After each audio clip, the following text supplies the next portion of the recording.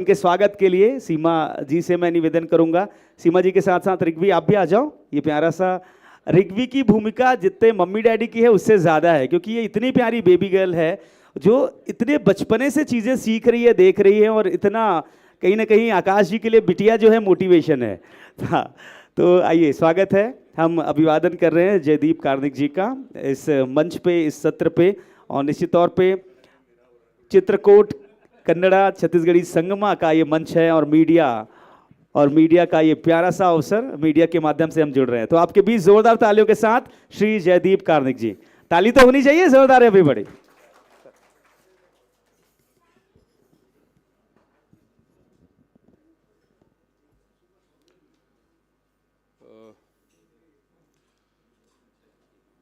माँ शारदा के चरणों में नमन करता हूँ। माँ दंतेश्वरी के समक्ष अपना शीश नवाता हूँ। माँ भारती जिनकी तस्वीर यहाँ लगी है और सुबह से जिनकी आराधना और माँ भारती और भारतवर्ष की जो बातचीत यहाँ चल रही है, माँ भारती के चरणों में नमन करता हूँ। सबसे पहले तो भोजन भी हो गया और चाय भी हो गई। कहा जाता है कि भोजन के ठीक बाद के जो सत्र होते हैं वो जनरली बहुत अच्छे नहीं होते हैं, क्योंकि भोजन के बाद थोड़ा सुस्ती होती है, लेकिन चाय हो चुकी है। उस चाय के बाद भी अगर थोड़ा पूर्ण चेतना आने में अगर वक्त है तो मैं कहूँगा जय जोहार, जय जोहार। मैं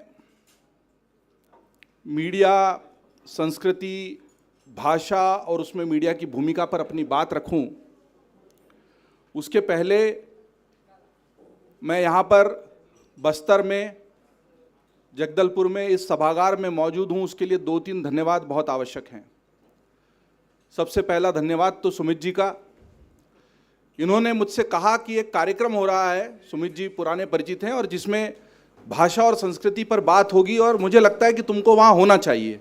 मुझे इस कार्यक्रम की कोई जानकारी नहीं थी। उन्होंने कहा कि आकाश है, पुराना साथी है, बड़ा पैशनेट है और बहुत उत्साह और उमंग के साथ ये आयोजन कर रहा है, तुम देखो। मैंने कहा यार राखी है, राखी के अगले दिन का इतवार है, मैं दिल्ली हूँ, परिवार इंदौर में है, एक दिन के लिए राखी पर घर जाऊँगा, तो कार्यक्रम तो इतने सारे होते रहते हैं। बोले देख लो, तुम्हारी जैसी मर्जी। मैं मुंबई में था, आकाश को इन्होंने नंबर दिया था, आकाश का फ़ोन आया और मेरे अपने हवाई अड्डे में प्रवेश से लेकर दरवाजे से हवाई जहाज़ में बैठने तक आकाश ने जो मुझसे बात की, तो ये तय हो गया था कि मुझे यहाँ पर बस्तर में होना ही है। और आज जब मैंने सुबह से कुछ, चूँकि हम सुबह ही रायपुर आए, रायपुर से जगदलपुर के प्रवास पर आए, मैं अपने जीवन में पहली बार बस्तर और जगदलपुर आया हूँ। रायपुर और बिलासपुर तो आने का अवसर मिला है। मैं सारे प्राकृतिक और मनोरम दृश्यों को देख रहा था और उसी के साथ साथ यहाँ जो सत्र हो रहे थे उनको देख रहा था, और मुझे लगा कि शायद मैं अगर यहाँ नहीं आता तो ये मेरा दुर्भाग्य होता। मैं यहाँ नहीं आ पाता तो मैं उस चीज़ से चूक जाता जो एक आने वाले भविष्य का भारत गढ़ने की शुरुआत मुझे दिखाई दे रही है। मैं आकाश को, सीमा जी को और प्यारी बिटिया रिग्वी को बहुत बहुत, जितने उत्साह से परिवार लगा हुआ है, इस परिवार के लिए जोर से तालियां बजा दीजिए। मैं बहुत देर से एक पत्रकार के नाते, हम लोग ऑब्जर्व करते हैं, एक्सपीरियंस करते हैं और लिखते हैं, यही काम है किसी भी पत्रकार का। सभी लोग ऑब्जर्व कर रहे होते हैं, वो लिख नहीं पाते, एक्सप्रेस नहीं कर पाते, वीडियो नहीं बना पाते, एक्सप्लेनर्स नहीं बना पाते। आजकल यूट्यूबर्स का और इन्फ्लुएंसर्स का ज़माना है। फ़र्क ये है कि आपको लगता हाँ यही तो मैं कहना चाह रहा था, अगर वो ऐसा कह दिया किसी लेखक ने और पत्रकार ने, तो वो फिर आपकी अभिव्यक्ति का माध्यम बनता है, यही फ़र्क है। तो मैं एक पत्रकार के नाते ये सोच रहा था कि जो काम हर छोटी से बड़ी इकाई, चाहे वो प्रशासन का तंत्र हो, चाहे शासन हो, चाहे सरकार हो, चाहे समाज हो, चाहे देश हो, उसको करना चाहिए, उसको एक परिवार क्यों ऐसे प्राणपण से जुट के कर रहा है? ये कहीं ना कहीं हमारे लिए भी आत्मचिंतन का विषय है। संस्कृति के वो पुल जिनको सदियों से तोड़ने की कोशिशें होती रही, उनको जोड़ने का प्रयत्न अगर एक परिवार कर रहा है तो इस परिवार के लिए साधुवाद है। मुझे नहीं पता कि ये चित्रकूट, कन्नड़ा, छत्तीसगढ़ संगमा जो है, इसकी मूल अवधारणा क्या है, इसके पीछे और कौन लोग हैं। मैं आकाश को नहीं जानता था, सुमित जी को जानता था, सुमित जी आकाश को जानते थे, ये मेरा संपर्क है यहाँ तक आने का। बहुत अच्छे अच्छे सुबह से सुने, कमल जी चले गए हैं, हम्पी से पधारे महाराज जी भी बैठे हुए हैं। और मुझे लगा कि मुझे यहाँ पर मीडिया और उसकी भाषा पर तो कुछ देर बोलना चाहिए, और चूंकि सुमित जानते हैं पहले से, मेरे को लगा कि शायद ये तो भारत के भविष्य को लिखने वाली वो इबारत है जिसको पढ़ने में लोग शायद चूक न कर जाएं, इसलिए उसको एक मीडिया कर्मी होने के नाते हाईलाइट करना मुझे ज़्यादा ज़रूरी लगता है मंच से। और ऐसे आयोजन अगर इस तरह के छोटे सभागारों में छोटे प्रयत्नों से ही शुरू हो रहे हों, लेकिन इसको बड़े स्तर पर नहीं ले गए, तो फिर समय लिखेगा हमारा भी अपराध। जो कह गए हैं राष्ट्र कवि हमारे, जो तटस्थ हैं, समय उनका अपराध लिखेगा, और वो इसलिए लिखेगा कि हम ऐसे मौकों पर भी चुप रहे। और इस आयोजन को केवल अगर एक परिवार का आयोजन, जिन्होंने इतनी मेहनत से हर एक को फोन कर करके बुलाया, जुटाया, भाग दौड़ कर रहे हैं, चाय मिली कि नहीं, खाना मिला कि नहीं, कमरा मिला कि नहीं, गाड़ी मिली कि नहीं, ये इनकी जिम्मेदारी नहीं है, ये तो राष्ट्र की जिम्मेदारी है। हमारे खोए हुए अतीत से हमारी पहचान कराने के जो पुल हमें बनाने चाहिए थे, वो हमने नहीं बनाए हैं। और इस अवधारणा पर जितनी जल्दी हम काम करना शुरू कर देंगे, हम अपने अस्तित्व के संकट से बाहर निकल आएंगे। भाषा की कोई लड़ाई है ही नहीं। लड़ाई तो हमारे उस अस्तित्व को पहचानने की जो 1000 साल की गुलामी में कहीं खो गया था, और नया भारत उसी को पहचानने के लिए बुरी तरह छटपटा रहा है। और जब भी इस तरह की छटपटाहट होती है तो एक संक्रमण काल आता है, और उस संक्रमण काल में जो आलोड़न होता है उससे डरना नहीं चाहिए, क्योंकि जो लोग इस को बांध बनाकर रोके हुए थे, उनका डर बाहर आता है कि अरे भारत तो सचमुच जाग रहा है, अरे भारत के लोग तो कन्नड़, तमिल, तेलुगु, हिंदी, अंग्रेजी, उर्दू के विवाद से ऊपर जा रहे हैं, अरे रोको। और इन रोकने वाले के षड्यंत्रों को हम समझ लेंगे तो आपको किसी मीडिया की भी जरूरत पड़ने नहीं वाली है इस सेतु को बनाने की। लेकिन जब तक आप इस चक्रव्यूह में, इस दुष्चक्र में फंसे रहेंगे, और इस तरह के समागमों के महत्व को हम इस सभागार से बाहर नहीं ले जा पाएंगे, तो इस तरह के कितने भी समागम कर ले, कुछ होने वाला नहीं, क्योंकि छोटे स्तर के प्रयत्न सदियों से हुए हैं। आज़ादी की लड़ाई सबने नहीं लड़ी, मुगलों के खिलाफ सब लोग नहीं लड़े, और इस देश का नागरिक, पत्रकार में बाद में बना होने के नाते मुझे सबसे बड़ा दर्द इस बात का है। आप जिस समावेशी संस्कृति की बात कर रहे हैं, मुझे बचपन से घुट्टी में मिली। मुझे बहुत अच्छा लगा जानकर कि आकाश यहीं जगदलपुर से, छत्तीसगढ़ से हैं, बेंगलोर में जाके इन्होंने पढ़ाई की और आगे कामकाज शुरू किया। मुझे लगा इनकी श्रीमती भी यहाँ की, वो बोले वो कश्मीर की हैं, वो डोगरा हैं, और दादी नानी भंडारा की, महाराष्ट्र की थी। तो इनके अंदर परिवार में ही पूरा छोटा भारत समाया हुआ है। और इस छोटे भारत की तस्वीर मैंने अपने जीवन में तब देखी जब मैं केंद्रीय विद्यालय का छात्र बना, और उसमें कहा ही जाता था हमको कि भारत का स्वर्णिम गौरव केंद्रीय विद्यालय लाएगा, तक्षशिला नालंदा का इतिहास लौट कर आएगा। हम सबको शपथ है वो तक्षशिला और नालंदा की उन जली हुई किताबों की, जहां बख्तियार खिलजी की लगाई हुई आग में 9 महीने तक वो ज्ञान जलता रहा, और उस ज्ञान के जलने का दर्द अगर हमारे सीने में नहीं है, तो फिर भारतेंदु हरिश्चंद्र भी क्या कर लेंगे, जो कहते हैं कि निज भाषा उन्नति आहे सब उन्नति को मूल। निज भाषा उन्नति आहे सब उन्नति को मूल, और बिनु निज भाषा ज्ञान के मिटत न हिय को शूल। और ये शूल अगर नहीं चुभ रहा है तो गलती हम में है, कमी हम में है। हम अपनी भाषा और संस्कृति की जड़ों को भूल चुके हैं। हम जो कहते थे कि अयम निज परोवेति गणना लघु चेतसाम उदार चरिता नाम तू वसुधैव कुटुंबकम, और वही मेरा तेरा करने लग गए।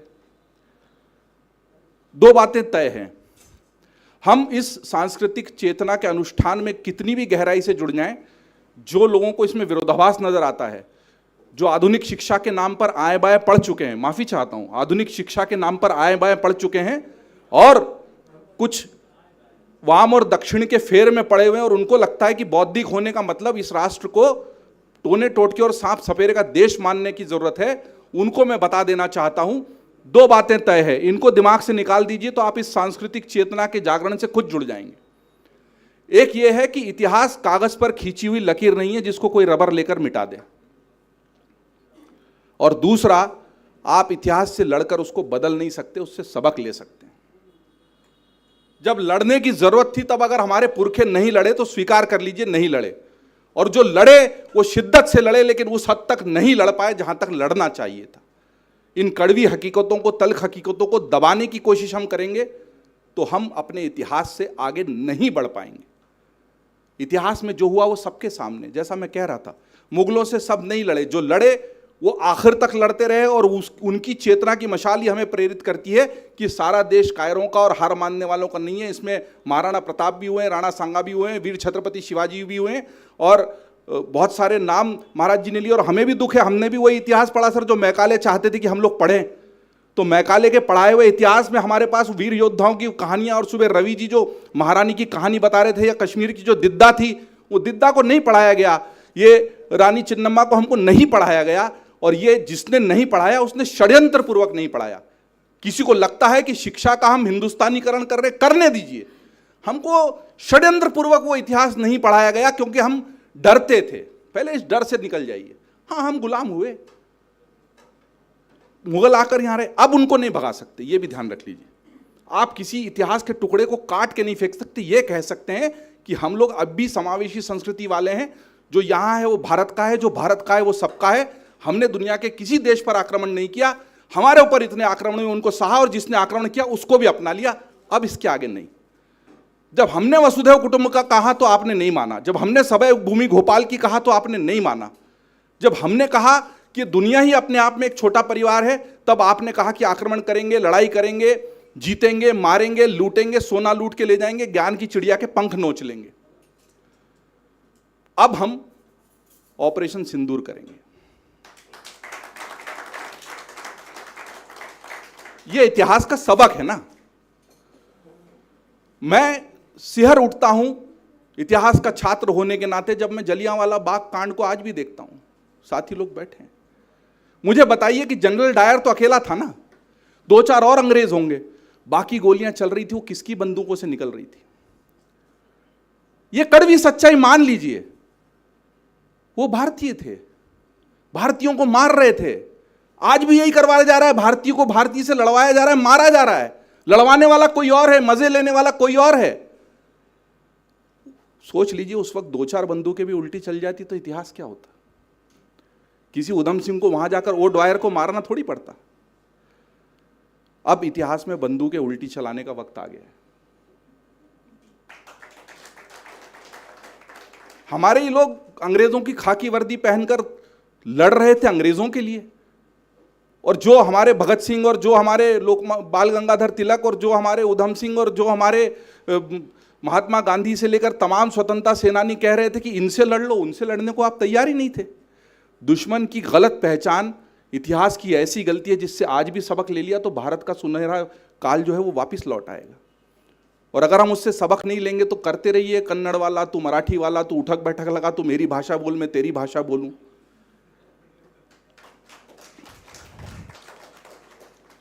फिर अंग्रेजी और दूसरी भाषाएं आपसे देखिए, किसी भाषा से परहेज नहीं। मुझे बहुत अच्छा लगा, द संवाद लिखा है। द भी है और संवाद भी है। भाषा का ज्ञान गलती नहीं है। भाषा तो वो झरोका है जो हमेशा खुला रहना चाहिए, ज्ञान की हवा आनी चाहिए। लेकिन घर का दरवाजा हमारी संस्कृति का दरवाजा है, उस पर अतिक्रमण करोगे तो फिर देखना पड़ेगा। ज्ञान का प्रवाह भाषा के माध्यम से होगा। ज्ञान की, अब आपको मेरी भाषा नहीं आती तो मैं आपकी भाषा सीखूंगा। जैसा मैं कह रहा था, केंद्रीय विद्यालय में छोटे भारत का इतना सुंदर स्वरूप मैंने देखा। कन्नड़, तमिल, तेलुगु, उड़िया के हमें गीत सिखाए गए, मलयालम के गीत, चलुविदम उद्दीन मक्कड़े, मुझे नहीं पता था लेकिन मुझे सिखाया गया।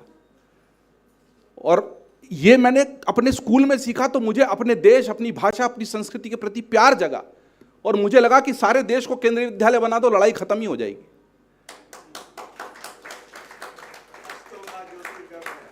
अस्तोमा सदगमय तमसोमा ज्योतिर्गमय, दया कर दान विद्या का हमें परमात्मा देना। खैर वो थोड़ा और ज़्यादा नॉस्टैल्जिया हो जाएगा, मैं अपने बात को लंबा नहीं खींचूंगा। पहला मुद्दा आपने जो मुझे बोलने के लिए दिया आकाश जी, आयोजक होने के नाते, कि भाषा और मीडिया और संस्कृति, मुझे लगता है बहुत बड़ा योगदान है। मैं इंदौर में पला बढ़ा हूँ और मेरे भाषिक संस्कार जितने मेरी पाठ्य पुस्तक से आए उससे कई गुना ज़्यादा मेरे को जो अखबार पढ़ने को मिलते थे। मेरे पिताजी भी पत्रकारिता से जुड़े थे, घर में कई सारे अखबार आते थे और सुबह विद्यालय जाने से पहले मेरी ड्यूटी होती थी कि सारे अखबार स्वस्वर उनको पढ़ के सुनाऊं। तो मेरी भाषा समृद्ध हुई उस तरीके से, अखबारों को पढ़ने से भाई साहब। तो मैं वहाँ पर जितने अखबार थे, खासतौर पर नई दुनिया अखबार जो अपने आप में एक मतलब नाम है पत्रकारिता में, और बड़ा सौभाग्यशाली हूँ कि उस अखबार की भी सेवा करने का मौका मिला। वो 5 जून 1947 को शुरू हुआ, आज़ादी के ठीक पहले और आज़ादी के साथ साथ बड़ा हुआ। ऐसे ही अमर उजाला से मैं भी जुड़ा हूँ, जो 18 अप्रैल 1948 को आगरा से शुरू हुआ, और उसी तरह की आज़ादी की मशाल, आज़ादी के मूल्य उसमें कायम है, सामाजिक मूल्य। तो मैं उस अखबार की भाषा को पढ़ के अपनी भाषा को बेहतर कर पाया। आज अगर अखबार की भाषा विकृत होगी, मीडिया की भाषा विकृत होगी, मीडिया में भाषा की शुद्धता का आग्रह नहीं रहेगा, तो भाषा का विकार पीढ़ी में जाना ही है। इसलिए अगर मीडिया में भाषा की शुद्धता का, आप समाज में जो बोला जाता है वही हमारी भाषा है। समाज में तो बहुत कुछ किया जाता है, सवाल यह है कि आप समाज में जो हो रहा है उसका अनुकूलन करेंगे या परिष्कार करेंगे। चौथा स्तंभ होने के नाते परिष्कार का दायित्व है। अनुकूलन करते चले जाएंगे तो फ्रंट पेज पर आप खराब फोटो, गंदे से गंदे फोटो छाप देंगे तो भी ये समाज उससे आगे की चाह रखेगा, क्योंकि वो डंबिंग डाउन है। उसके लिए एक फिनोमिना, उसका नाम है डंबिंग डाउन। आप अगर समाज को खराब परोसेंगे तो उसकी अगली आने वाली पीढ़ी उससे भी खराब की चाहत रखेगी, और फिर खराब से होते हुए हम पतन की ओर अग्रसर होंगे और हम पतनशील समाज की रचना कर रहे होंगे। अगर भाषा संस्कृति में शुद्धता का, समृद्धि का आग्रह नहीं होगा मीडिया में, तो ऐसा ही होगा। तो भाषा का बहुत बड़ा दायित्व है, लेकिन भाषा का उससे बड़ा मीडिया का दायित्व यह है कि इससे आगे बढ़कर देश में इस वैमनस्य को और कटुता को बढ़ाने की बजाय भाषा और संस्कृति के हम ऐसे पुल बनाएं, समाज के सकारात्मक और अच्छे विचारों को उस तरीके से सामने लाएं। लड़ाई की बजाय ये जो सेतु छत्तीसगढ़ कन्नड़ा संगमों के माध्यम से हो रहा है, इस तरह के सेतुओं को और मजबूत करें, जिस पर चलकर भारत अपने स्वर्णिम भविष्य की ओर बढ़ सके। तो मीडिया अपनी दायित्व को बेहतर तरीके से निभा रहा होगा, और अगर हम ऐसा नहीं कर रहे हैं तो हमें अपने भीतर झांकना पड़ेगा। तो ये मीडिया, भाषा और संस्कृति में जो दायित्व है मीडिया का, वो वाली बात हो गई। और दूसरा, जो यहाँ बैठकर मैं लगातार सुनता रहा, मैं इसलिए भी धन्यवाद दूंगा कि हम दरअसल छत्तीसगढ़ की उस धरती, जो कह रहे थे बिल्कुल बढ़िया, आप सही कह रहे थे, छत्तीसगढ़िया सबले बढ़िया, और बस्तर तो उससे भी अच्छा है, सबसे उत्तम है। हमारे जो सूत्रधार महोदय हैं बहुत अच्छी अच्छी बातें कह रहे हैं, स्थानीय छत्तीसगढ़ी भी बोल रहे हैं, और पांडा जी आए, उन्होंने भी बहुत अच्छी बातें भाषा को, छत्तीसगढ़ को लेके बताई कि छत्तीसगढ़ में सिर्फ प्रेम है, कोई प्राकृतिक आपदा नहीं है, कोई विपदा नहीं है। मैं इसलिए भी ज़्यादा रोमांचित महसूस करता हूँ इस धरती पर आकर कि हमारे देश की संस्कृति और धर्म की पताका को दुनिया में मजबूती के साथ फहराने वाले हम सब के पूजनीय, आदरणीय स्वामी विवेकानंद ने भी अपने उन्नयन के लिए, हम यहाँ भाषा की बात कर रहे हैं, उन्होंने हिंदी भाषा कहाँ सीखी? ये रायपुर में आके सीखी। रायपुर में 2 साल वो रहे, वो बंगाली परिवेश से आते थे, बंगाली उनकी प्रमुख भाषा थी, अंग्रेजी उनको ठीक आती थी, लेकिन उनको हिंदी भाषा नहीं आती थी।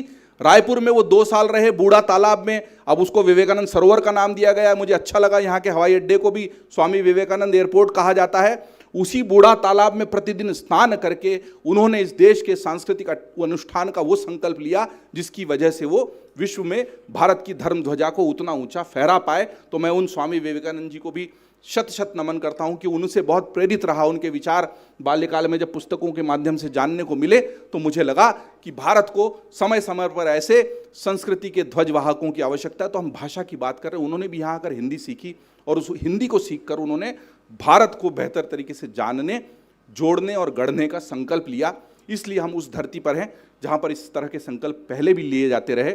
मुझे आखिर में सिर्फ इतना कहना है कि मुझे सामने बैठकर जो विचार मन में आए वो ये लगा, और रास्ते में मैं जो आ रहा था रायपुर से जगदलपुर के, बहुत सारे मॉडल चलते हैं दुनिया में। जैसे मैं मूलतः इंदौर से हूँ, भी दिल्ली में हूँ 7-8 साल से, क्योंकि मीडिया में आपको एक स्तर के ऊपर जाना है तो सारी ज़्यादा अपॉर्चुनिटीज़ दिल्ली में होती हैं। और मैं दिल्ली में रहकर अमर उजाला के माध्यम से कोशिश कर रहा हूँ कि पत्रकारिता में जो कुछ सीखा है उसको आगे बढ़ाते हुए नया नया सीखूँ। AI का ज़माना है, टेक्नोलॉजी का ज़माना है। मुझे बहुत शुरुआती दौर से डिजिटल से जुड़ने का अवसर मिल गया और उसमें मुझे बहुत रोमांच, बहुत आनंद भी आता है। एक अलग तरह का माध्यम है। तो मैं इंदौर से आता हूँ, इसलिए इंदौर का स्वच्छता का मॉडल बहुत मशहूर है। 8-8, 9-9 बार देश में नंबर 1 रहा। राज्य के विकास की बात करें तो गुजरात मॉडल फेमस है। ऐसे बहुत सारे मॉडल होते हैं। मुझे लगता है कि हमारी जो पुरानी संस्कृति है, आदिवासी संस्कृति है, हमारी जो त्यौहार हैं, हमारे जो अपनत्व वाली बातें हैं, आत्मीयता वाली बातें हैं, विश्व बंधुत्व वाली बातें हैं, उनके लिए आने वाले समय में कोई मॉडल बन सकता है तो वो दुनिया के लिए बस्तर मॉडल के रूप में जाना जा सकता है। मैं उसका आपको कारण बताता हूं। बेड़ेकर साहब शायद अभी सभागार में नहीं हो, बिल्कुल ठीक कह रहे थे। अभी भी समय पूरी तरह बदला नहीं है, परसेप्शन के माध्यम से कम से कम। अभी भी परिवार और मित्रों को बोलो कि बस्तर जा रहे हैं तो बोलते हैं देखना भाई ध्यान से जाना। उनको लगता है कहीं लैंडमाइन फट जाएगा, कहीं गोली चल जाएगी। वही दृश्य देखकर हम बड़े हुए हैं इतने सदियों से, मतलब सालों से, सॉरी दशकों से। तो हमको लगता है कि यहाँ पर अभी भी असुरक्षा है, नक्सलवाद है, विकास की गति नहीं पहुँच पाई है, और ये बुरा हुआ। इससे देश के इस हिस्से को पूरे देश से जोड़ने में, शिक्षा के आधुनिकीकरण में, चिकित्सा के आधुनिकीकरण में दिक्कतें हुई। लेकिन मैं सुमित जी से भी रास्ते में कह रहा था, कितना भी बुरा हुआ, नक्सलवाद तो बहुत ही खराब था, एक अच्छी बात ये रही कि यहाँ पर उम्मीद का दिया अभी भी इसलिए रोशन है कि संस्कृति जीवित है, दूषित नहीं हुई, मॉल कल्चर हावी नहीं हुआ। बाहर से आता तो क्या आता, डोमिनोज और पिज़्ज़ा हट ही तो आता, कॉन्वेंट स्कूल ही तो आते, आ गए, वो प्रतीक हैं। अगर हमारे बस्तर के भाई बहन उस हद तक की रक्षाबंधन गांव-गांव, देहात में, बस्ती में मन रहा है, माँ दंतेश्वरी के सामने इतनी आराधना पूजा हो रही है, बचा के रखिए, बच्चों को बता के रखिए। हम भूल रहे हैं, हम उन प्रतीकों को अपना रहे हैं जो हम पे थोपे गए हैं, और जिसको लगता है ये षड्यंत्र नहीं है, वो गहरी निद्रा में है। भगवान उसका भला करे। इस समूचे सांस्कृतिक षड्यंत्र को पहचानते हुए यहाँ पर अगर किसी भी कारण से सही, चाहे वो कारण बुरा हो, अगर संस्कृति जीवित है, संरक्षित है, तो अब बड़े शहरों में क्या हो रहा है, लोग बड़े बड़े होटल खोल रहे हैं, खूब इन्वेस्टमेंट करके खटिया बिछा रहे हैं, गांव जैसा माहौल कर रहे हैं, लिखा हुआ है गांव का खाना, घर का खाना, और लोग वहां पर हजारों रुपए दे के खाना खा रहे हैं जाके। तो हजारों लाखों रुपए कमा के महंगे आलीशान बंगलों में रह के भी आपकी उम्मीद और इच्छा तो उसी संस्कृति, उसी देशी देहात से, उसी गांव से, उसी अपनेपन से, मिट्टी की उसी खुशबू से, उसी रोटी से है ना वीर जी, जुड़ने की इच्छा तो उसी से है। और वो कहीं बची हुई है तो उसको ले जाके मॉल में स्थापित करने की बजाय जहां है वहीं संरक्षित रखिए। हम इस बस्तर मॉडल के माध्यम से दुनिया में भारत की संस्कृति को फिर से उस स्तर पर, बड़ा रास्ता है, लंबा रास्ता, एक दिन एक सभागार, एक सेमिनार, एक भाषण से नहीं होगा, बहुत सारी आहुतियां लगेगी। और इस बार खाकी कपड़े पहनकर अंग्रेज की नौकरी करने वालों को समझ लेना पड़ेगा कि भाई अब नहीं चलेगा। इतनी ही बात कह के, बात ज़्यादा लंबी भी जा सकती थी, आगे और सत्र होने हैं, सुमित जी को भी हमें सुनना है। मुझे पता नहीं था कि मुझे मीडिया वाले सत्र की शुरुआत में भेज दिया जाएगा। मैं कह भी रहा था मैं तो स्पिनर रहा हूँ भाई, ओपनिंग बैट्समैन का मुझे अनुभव नहीं है ज़्यादा, लेकिन बुला लिया तो मंच का सम्मान है, माँ शारदा का सम्मान है। एक बार फिर इस शानदार आयोजन में मुझे आमंत्रित करने के लिए, मुझे इन सारे अनुभवों से गुजरने के लिए और अपने ज्ञान में इजाफा करने के लिए जो अवसर मिला, उसके लिए बहुत बहुत धन्यवाद। जय हिंद, जय मां भारती, वंदे मातरम।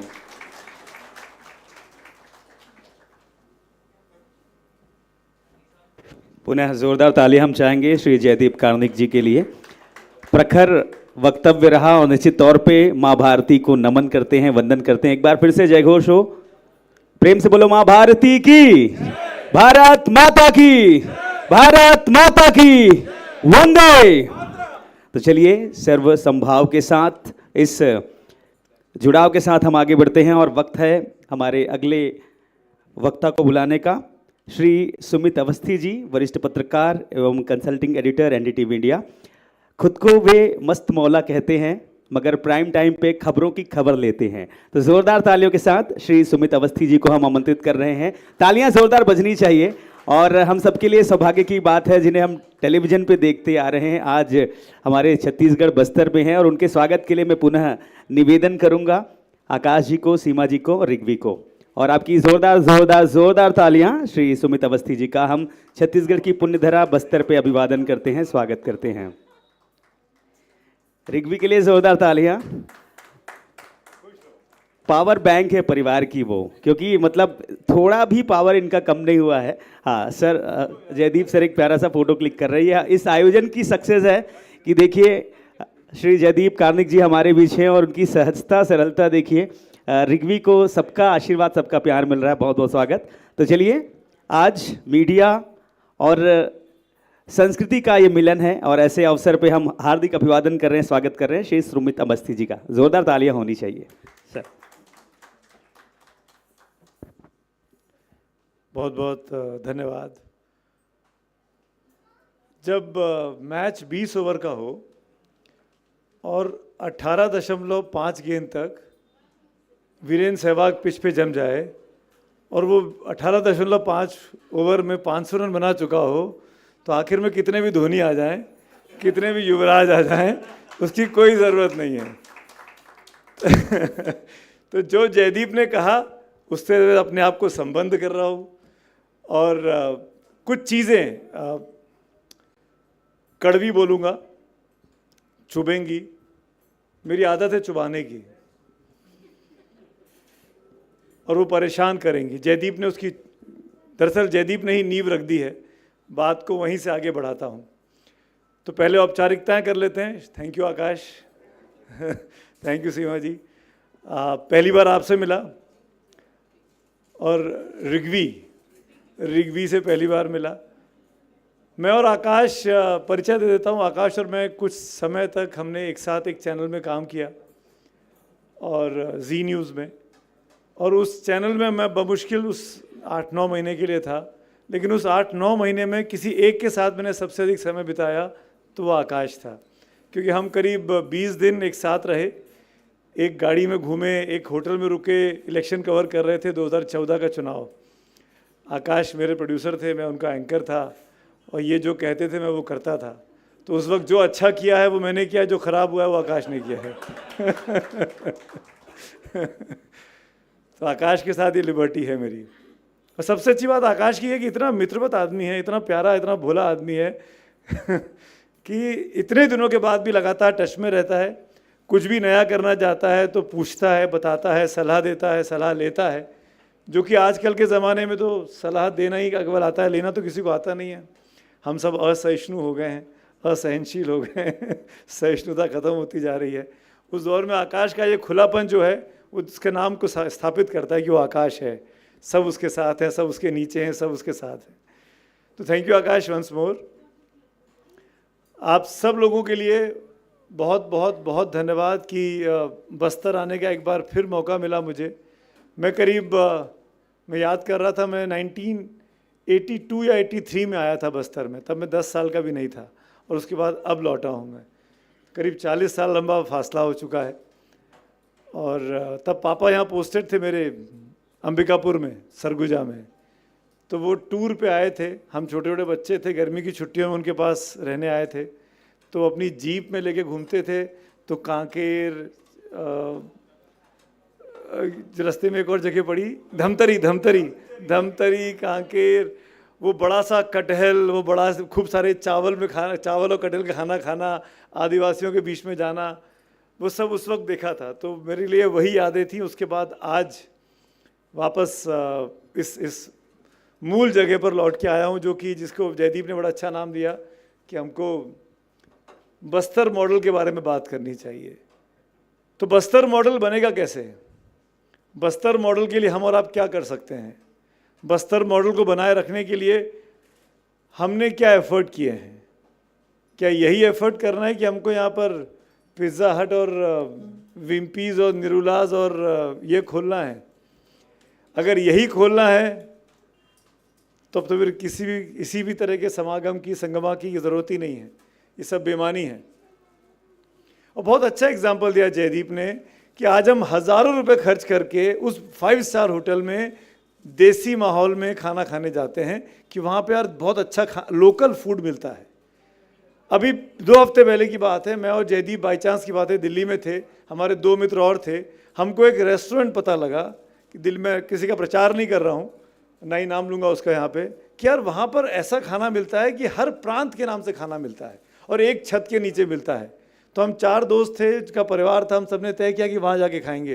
तो 7 आदमी खाना खाने गए और 7 ने 7 प्रांत का खाना मंगाया एक ही होटल में बैठ के, कि मैं बांग्ला खाऊंगा, मैं उड़िया खाऊंगा, मैं छत्तीसगढ़ी खाऊंगा, मैं साउथ इंडियन खाऊंगा, मैं जम्मू का खाऊंगा, मैं हरियाणा का खाऊंगा।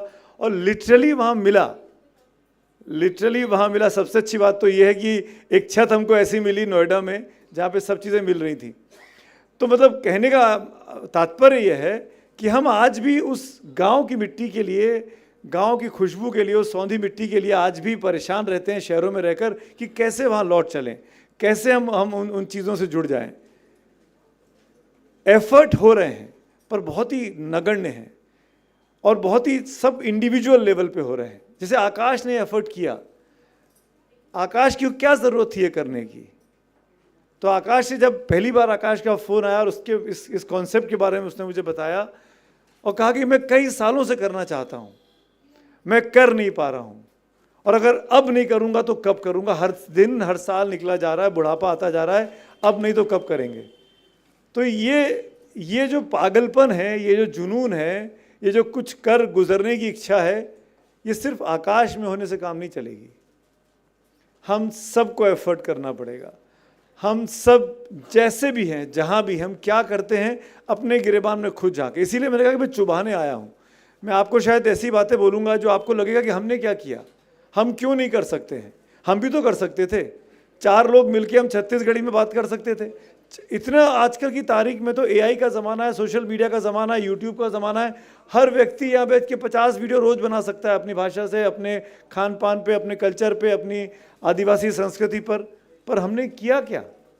क्या हम करते हैं? हम कोशिश क्यों नहीं करते हैं? हम सोचते क्यों नहीं हैं? हमको क्यों निरुलाज और मैकडोनल्ड्स और विम्पीज और ऐसे ऐसे रेस्टोरेंट का खाना खाने की ज़रूरत है? स्वाद बदल लीजिए, एक आध बार खा लीजिए, पर रोज़ वो यहाँ आ जाएं। हमारा खाना, छत्तीसगढ़ का खाना, बस्तर का मूल खाना खाने के लिए क्यों नहीं वो लोग यहाँ आए? क्यों नहीं हमारे कल्चर से मिलने? अभी हम रास्ते में आ रहे थे, मैं और जदी पे गाड़ी में थे, कल आदिवासी दिवस था और मेरे ख्याल से कांकेर क्रॉस इनफैक्ट यहाँ एंटर करने के पहले एक गांव पड़ा, छोटा सा, नाम नहीं देख पाए हम लोग। वहाँ पे आदिवासियों का एक जुलूस निकला और हम दोनों बेसुध से पड़े हुए थे, थके हुए थे, सुबह से जल्दी घर से निकले हुए हैं। तो जब तक हम होश में आते, अपना अपना फ़ोन उठाते और बाहर निकल के वीडियो बनाते, तब तक वो जुलूस आगे निकल गया। 50-60 आदिवासी युवक युवती डांस करते हुए सड़क के किनारे चले जा रहे थे, आगे पीछे उनके ट्रैक्टर चल रहा था। तो ये चीज़ हाँ, आदिवासी दिवस था, इसीलिए 9 अगस्त को होता है आदिवासी दिवस। ये इसीलिए हो रहा था और ये इसीलिए हमको, जो हम लोग दिल्ली से या बॉम्बे से या इंदौर से आए हैं, हमको इसलिए अच्छा लगा कि हमको वहाँ नहीं देखने को मिलता है। अगर हम वहाँ देखना चाहें तो हमको एफर्ट करना पड़ता है कि हम ऑफिस से निकलें, हम छुट्टी लें, हम अपने घर से 50 किलोमीटर दूर या 20 किलोमीटर दूर 2 घंटे 1.5 घंटे गाड़ी चला के जाएं, पार्किंग मिलेगी कि नहीं मिलेगी, ये तमाम समस्याएं हैं वहाँ पे। तो क्यों ना हम यहाँ पर वो चीज़ों को बसा दें? हम क्यों नहीं अपनी कल्चर को, अपनी संस्कृति को बढ़ावा देने के लिए यहाँ पे लोगों को बुलाकर लाएं, ऐसे एफर्ट करें? जो कुछ हो रहा है बहुत छोटे छोटे लेवल पे हो रहा है, इसको एक साथ मिलकर सबको एक दिशा में सोचना होगा। सबसे पहले तो सोच बदलनी पड़ेगी, विचार बदलना पड़ेगा, मन में ये ठानना होगा कि हाँ, मैं अपनी मातृभूमि से प्रेम करता हूँ, मुझे हिंदुस्तानी होने पे गर्व है, मैं भारतीय कहलाने पर, भारतीय भाषा में बात करने पे संकोच नहीं करूँगा, मुझे अंग्रेज़ी नहीं आती है तो मैं निम्न नहीं हो गया, मुझे स्पेनिश, चाइनीज़, जर्मन आती है तो मैं उच्च दर्जे का नहीं हो गया, मैं छत्तीसगढ़ी जानता हूँ तब भी मैं उच्च दर्जे का हूँ, मैं हिंदी में बात करता हूँ तब भी मैं उच्च दर्जे का हूँ। ये अपने अंदर आत्मसम्मान लाना पड़ेगा, आत्मस्वाभिमान लाना पड़ेगा, जिसकी सख्त कमी हो गई है। हम सब अंग्रेज़ी के मारे हुए लोग हैं, अंग्रेज़ी के कल्चर के, अंग्रेज़ी के स्वभाव के, अंग्रेज़ी के आसपास के माहौल के। जितनी जल्दी इससे निकलेंगे, अपने आप पे गर्व करेंगे। और अगर उसके लिए कोई कानून बनाना पड़े, मैं तो एक कदम और आगे जा रहा हूँ, अगर अपनी भाषा, अपनी संस्कृति को मानने और मनवाने के लिए किसी तरह के कानून की ज़रूरत पड़े तो उस बारे में भी सोचना चाहिए नीति निर्धारकों को कि किस बात का शर्म है आपको, क्यों संकोच कर रहे हो कि मुझे हिंदी में बात करना आता है या छत्तीसगढ़ी में आता है। मैं एक एग्जाम्पल देके बात करता हूँ। मैं एक संस्थान में काम कर रहा था। मैं अपने 30 साल के करियर में मैंने 6 या 7 नौकरियाँ बदली हैं और 3 या 4 नौकरियाँ दोबारा उसी संस्थान में जाके की हैं जहाँ मैं कर चुका हूँ। 2 बार जी न्यूज़, 2 बार नेटवर्क 18, 2 बार आज तक, 1 बार एबीपी न्यूज़ और अब एनडीटीवी। तो एक मैं पुराने संस्थान में था, हमने एक बहुत अच्छी परंपरा शुरू की, तब उन दिनों में जयदीप भी वहाँ पर थे। और हमने ये सोचा उस टीम में हमारी कि हमारे न्यूज़ रूम में एक डेमोक्रेटिक सेटअप होना चाहिए। हर एक जगह के लोग, एक कॉलेज के लोग, एक विचारधारा के लोग, एक भाषा के लोग नहीं होने चाहिए। हमको कोशिश करना चाहिए कि हम भले ही हिंदी का न्यूज़ रूम है, पर क्योंकि हम राष्ट्रभाषा को रिप्रेजेंट कर रहे हैं यहाँ पर, तो हमारे न्यूज़ रूम में कम से कम हर प्रांत का एक बच्चा ज़रूर हो, हर प्रांत का एक युवक ज़रूर हो, ताकि उस प्रांत से आने वाली खबरों के साथ हम इंसाफ कर सकें। क्योंकि हम दिल्ली में पले बड़े लोग या दिल्ली में रहने वाले लोग, हम भूल जाते हैं कि कर्नाटक में तुमकुर में क्या हो रहा है, तुमकुर का आदमी क्या जानता है, छत्तीसगढ़ के धमतरी में रहने वाले व्यक्ति को क्या चाहिए, या किसी भी राज्य का आप एग्जाम्पल ले लीजिए। हमने एफर्ट करके, और जहां हम एफर्ट में सक्सेसफुल नहीं हुए, फॉर एग्जाम्पल छत्तीसगढ़, उदाहरण के लिए बोल रहा हूं, हम छत्तीसगढ़ में स्पेशली कुशाभाऊ ठाकरे यूनिवर्सिटी आए, हमने एक MOU साइन किया। हमने MOU साइन किया कि हम आपके बच्चों को इंटर्नशिप, कुछ नहीं तो इंटर्नशिप करने के लिए, आपके जो भी बच्चे पास आउट होंगे उनके आप नाम हमको भेजिएगा। हम 2 से 4 बच्चे अपने साथ 2 महीने रखेंगे और उनमें से एक को एब्जॉर्ब करने की कोशिश करेंगे। और ये इसीलिए किया गया कि हम छत्तीसगढ़ के आदिवासी कल्चर को समझना चाहते थे। हमको नहीं पता था कि नक्सल समस्या, हम नक्सल मतलब कि जैसे सबने कहा ना कि परसेप्शन बना हुआ था कि बस्तर और दंतेवाड़ा का मतलब है कि सिर्फ नक्सली रहते हैं और जो जाएगा उसको गोली मार देंगे, जो जाएगा वो ब्लास्ट कर देंगे। हमारी सोच सिर्फ उतनी ही थी, क्योंकि इतना ही हमको सिखाया गया था। और उसके लिए मीडिया जिम्मेदार है। मैं अपने गिरेबान में झाँक कर देखता हूँ तो हम सब जिम्मेदार हैं उसके लिए कि हमने वो परसेप्शन बनाया, हमने उस सही तस्वीर को नहीं पेश किया जो करनी चाहिए थी। हमारे आसपास बहुत सी चीज़ें घट रही थी इस इलाके में जो प्रॉपरली नेशनल मीडिया में रिप्रेजेंट नहीं हो रही थी। यहां से अगर तीजन बाई निकलती थी तो वो तीजन बाई हमारी रोल मॉडल हो सकती थी। हम तीजन बाई को दिखाते थे, लेकिन तीजन बाई के पीछे जो पौध लगी पड़ी है हम उसको भूल जाते थे कि तीजन बाई ने कितना काम किया, कितनी एफर्ट किया, तब वो यहां तक पहुंची थी।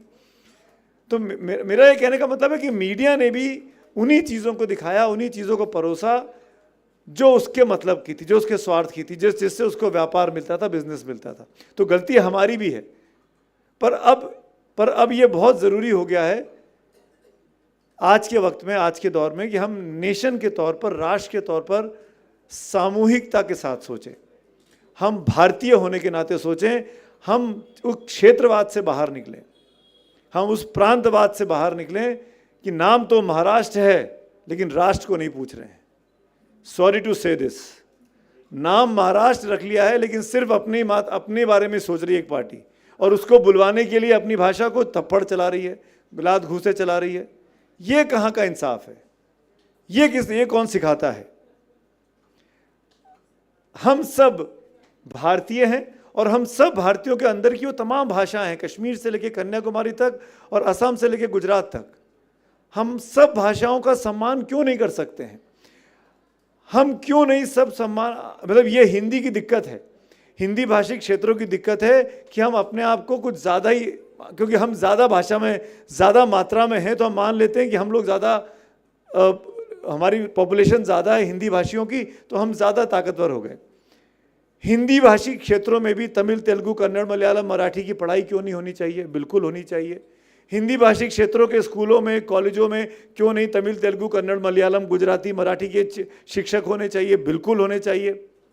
जयदीप कर्णिक बचपन से मेरे दोस्त हैं, हम स्कूल में रहे, मराठी के हैं। मैं मराठी इसलिए समझता हूँ कि मैं इनके घर में आता जाता रहा 40 साल से।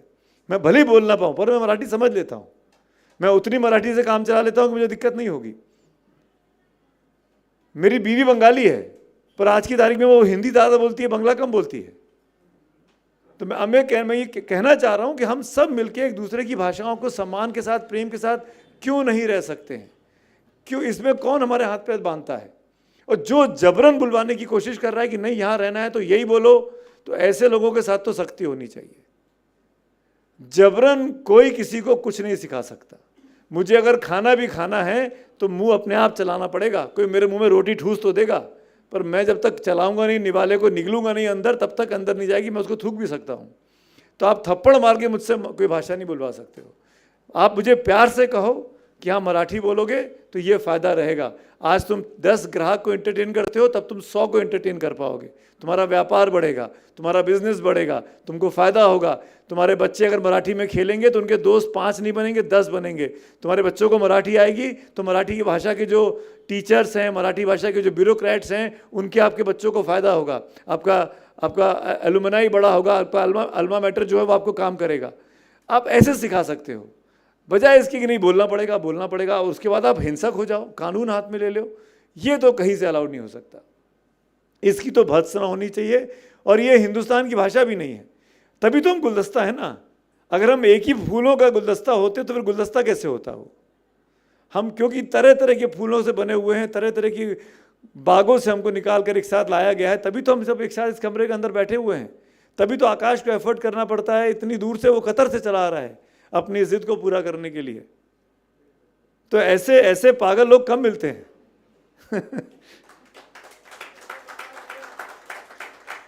और पागल में अच्छे सेंस में बोल रहा हूँ, तुम ये YouTube लाइव कर रहे हो, कल ये हो जाएगा कि सुमित अवस्थी ने को मन से पागल बोल दिया था और इसी पे ट्रोल हो जाऊंगा मैं।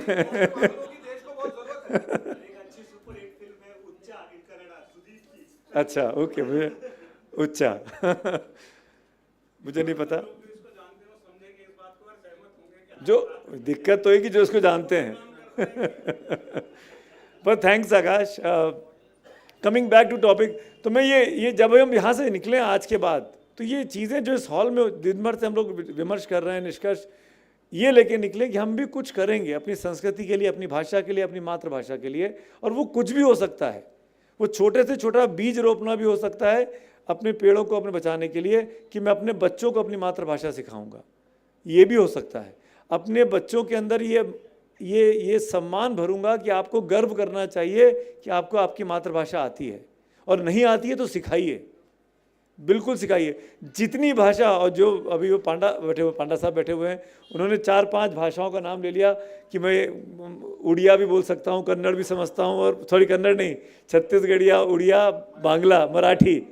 तो मुझे तो उनसे रश्क हो गया। मेरी सबसे बड़ी कमज़ोरी है कि मुझे भाषाओं मतलब मैं सीख ही नहीं पाता। मैं इतना एफर्ट करता हूँ लेकिन मुझे आती नहीं है, पर मैं हारा नहीं हूँ, सीखूंगा ज़रूर। तो मैं सबसे कहना चाहता हूँ कि हम सब एक भाषा, एक अतिरिक्त भाषा क्यों ना सीखें। हिंदी, अंग्रेजी और मातृभाषा के अलावा चौथी भाषा। लोग अब तीसरी भाषा की बात कर रहे हैं, तीसरी भाषा पर देश में बहस चल रही है कि तीसरी भाषा की क्या आवश्यकता है।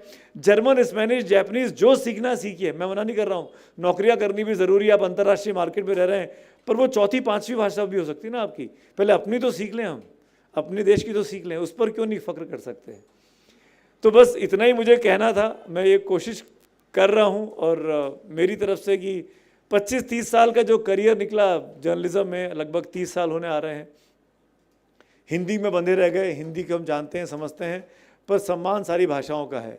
मन में प्रेम हर प्रांत के लिए, क्योंकि मैं आज भी मानता हूँ कि जब तक मैं भारतीय हूँ, और शायद इसीलिए क्योंकि मैं भारतीय हूँ, मैं यहाँ पे पला बड़ा हूँ, इसीलिए मैं सबका सम्मान करना जानता हूँ। अगर मैं चेकोस्लोवाकिया में पैदा होता तो मैं चेक जान रहा होता, अगर मैं पोलैंड में पैदा होता तो मैं पोलिश जान रहा होता, अगर मैं जर्मनी में पैदा होता तो मैं जर्मन जानता। पर क्योंकि मैं हिंदुस्तान में पैदा हुआ हूँ, क्योंकि मैं भारत में पैदा हुआ हूँ, तो मैं 29 प्रांतों को जानता हूँ, मैं 8 केंद्र शासित प्रदेशों को जानता हूँ, उनका सम्मान करना जानता हूँ। जय हिंद, जय भारत, धन्यवाद, थैंक यू सो मच। कुछ जी आप पूछना चाह रहे हैं? जी बताइए।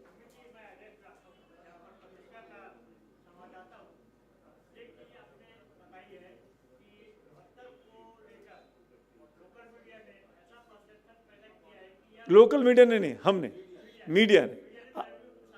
हाँ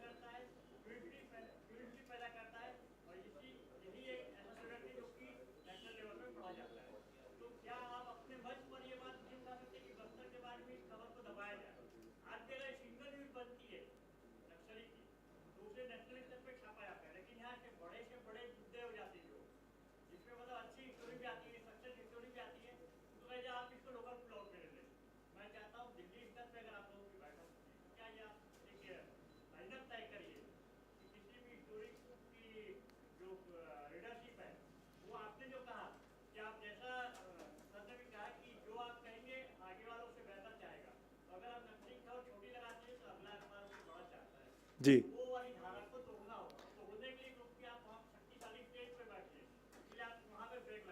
आपका सुझाव, बैठिए ना श्रीवास्तव जी, आपका सुझाव बहुत अच्छा है। अभी मैं नीचे बैठा था और हम यही बात कर रहे थे, मैं भूल गया किसके साथ में बात कर रहा था कि हम मीडिया के लोगों के साथ दिक्कत ये है कि सारी दुनिया का दर्द हम उठाते हैं, सारी दुनिया की खबरें दिखाते हैं, हम मीडिया के आपस में खबरें नहीं दिखाते हैं। हम आपस में कि किसी और पत्रकार के साथ क्या दिक्कत हो रही है इसलिए नहीं दिखाएंगे कि वो दूसरे संस्थान में काम कर रहा है, क्योंकि उसमें हमारा कोई निजी बायस सामने आ जाता है कि नहीं उसमें उस कंपटीशन है हमारा। तो ये एक सबसे बड़ा हमारा हाथ बांधता है, पहली चीज़।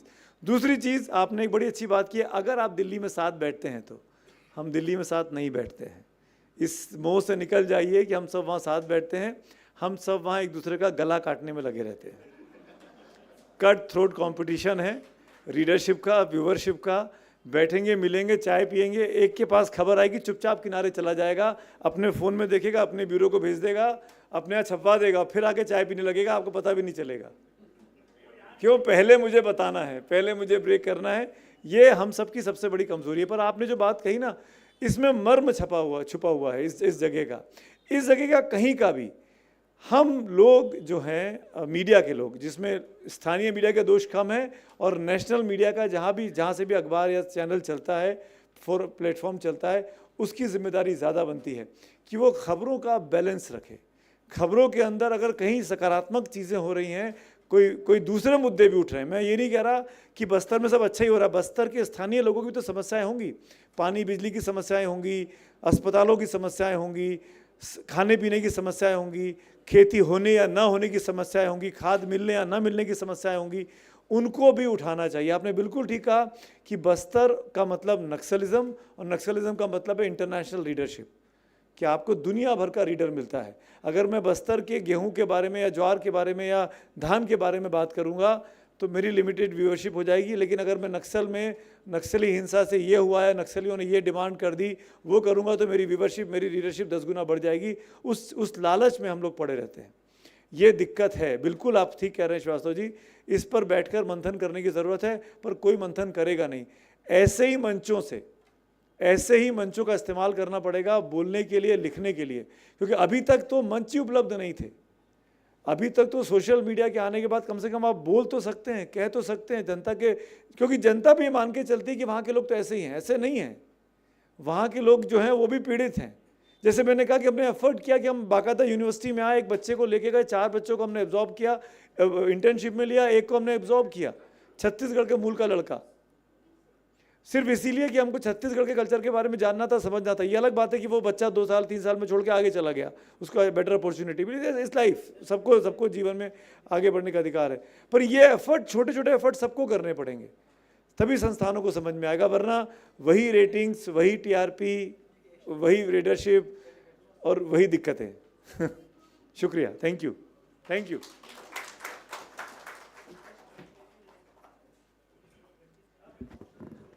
बहुत ही ये सारगर्भित, सार्वभौमिक और बेहतरीन सत्र रहा। निश्चित तौर पे एक ज़ोरदार तालियां हम फिर से चाहेंगे आदरणीय सुमित अवस्थी जी के लिए। और ये अवसर, जैसा कि आपने कहा कि ऐसे मंच कहीं ना कहीं एक सेतु, एक पुल का काम करते हैं, जो अब तक छुपे हुए हैं या जो बात लोगों तक आनी चाहिए, या मीडिया हाउसेस या मीडिया समूह में जो चर्चा या एक बात की बात हो। बहुत ही शानदार ये अनुभव हम सबका रहा। और अब हम आगे बढ़ते हैं। अभी कुछ और बातचीत का सत्र होगा, उसके बाद मनोरंजक, सिर्फ मनोरंजन नहीं होगा, क्योंकि ये भी हमारी कला संस्कृति से जुड़ी हमारी जो वृहद परंपरा है उसका एक अनुसरण होगा। यक्षगना की प्रस्तुति होगी, जो कि कर्नाटका के सांस्कृतिक वैस्तृत्व को हमें रेखांकित करेंगे। उसके बाद हमारे छत्तीसगढ़ की प्रस्तुति पंडवानी। कहीं ना कहीं ये दोनों जो प्रस्तुतियाँ होंगी, पंडवानी तो महाभारत के विविध पर्वों की भाव भंगिमापूर्ण प्रस्तुति है, यक्षगणा भी रामायण और महाभारत से जुड़ी प्रस्तुति है। उससे पहले रायपुर से हमारे बीच पत्रकार महोदय पधारे हुए हैं, उन्हें मैं संक्षिप्त उद्बोधन के लिए, इस आयोजन से जुड़ी अपनी मनोभाव व्यक्त करने के लिए आमंत्रित करना चाहूँगा। स्वतंत्र पत्रकार हैं श्री सुधीर तंबोली आज़ाद, सुधीर भाई को मैं आमंत्रित करना चाहूँगा। उसके पश्चात पीसी रथ जी से हम निवेदन करेंगे, वे भी आमंत्रित होंगे अपनी बात रखने के लिए। श्री सुधीर तंबोली जी के लिए जोरदार तालियां, खासतौर पे इस आयोजन के लिए रायपुर से हमारे बीच पधारे।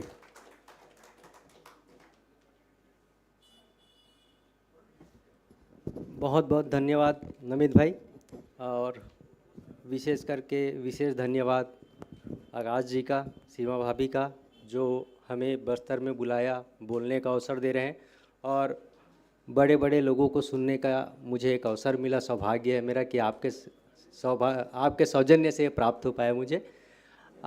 मीडिया की भूमिका पर बात हो रही है, बड़े लोगों ने सब कह दिया है, कुछ हमारी गलतियां भी रहती है, कुछ सीनियर्स जो बैठते हैं डेस्क में उनकी भी अपनी मजबूरी रहती है कि वो किस तरीके से खबरों को लेते हैं। हम पत्रकार हैं, खबर लिखते हैं, भेज देते हैं, डेस्क पे वो जो समझते हैं वो छपता है, वो दिखता है। तो ये तकलीफ़ जो है बस्तर की है, और मुझे उसमें लगता है कि मीडिया आज की तारीख में जो मीडिया है, मीडिया की भूमिका है, वो अब जो जितने भी व्यक्ति यहाँ पे बैठे हैं वो सब मीडिया से जुड़े हुए हैं। अब सभी के पास एक प्लेटफॉर्म है, चाहे वो फेसबुक का हो, चाहे यूट्यूब का हो। आप अपने हिसाब से जो अपनी चीज़ है, अपने विवेक से, अपने बौद्धिक स्तर से जो आप चीज़ समझ रहे हैं वो प्रस्तुत कर सकते हैं। कितने लोगों तक पहुंचता है ये आपके लेखन शैली, आपका प्रस्तुतिकरण, ये मायने रखता है उस पर। और पत्रकारिता जो है नज़रिए का प्रस्तुतिकरण ही है कि कौन कैसे देख रहा है, कौन कैसे समझ रहा है, सबका अपना अपना तरीका होता है देखने का। बस्तर को लोग नक्सल के रूप में देखते थे, अभी कई जो है अच्छी जगह जो है हमारे पत्रकार साथियों ने ढूंढी है, यहाँ पे जो घूमते हैं उन लोगों ने ढूंढी है। ढोलकल जैसे एक नई चीज़ जो है जहाँ लोग घूम रहे हैं अब, लेकिन उस जगह को ढूंढने के बाद उसकी जो दुर्दशा होती है उस पर भी चिंतन करते हैं जब लोग। तो जिन्होंने ढूंढा उनको तकलीफ़ हो रही है आज की तारीख में, वो हमारे साथ जब बैठते हैं तो बोलते हैं कि हम लोगों ने इसको ढूंढ कर गलत कर दिया। तो पॉजिटिव और निगेटिव दोनों चीज़ होती है। तो बाकी जो हमारे सीनियर्स ने कहे हैं, मैंने उन्हें सुना है, उन्होंने बहुत सारगर्भित बातें की है। मैं छोटा हूं और मेरे से वरिष्ठ जन अभी मौजूद हैं, तो मैं चाहूँगा कि मैं उनको और सुनूं ताकि मैं और कुछ जानूं समझूं। इसलिए मैं नमित भाई को निवेदन करूंगा कि बहुत बहुत धन्यवाद अवसर देने के लिए, और आयोजक गणों का विशेष धन्यवाद कि आपने हमें अवसर दिया। Thank you.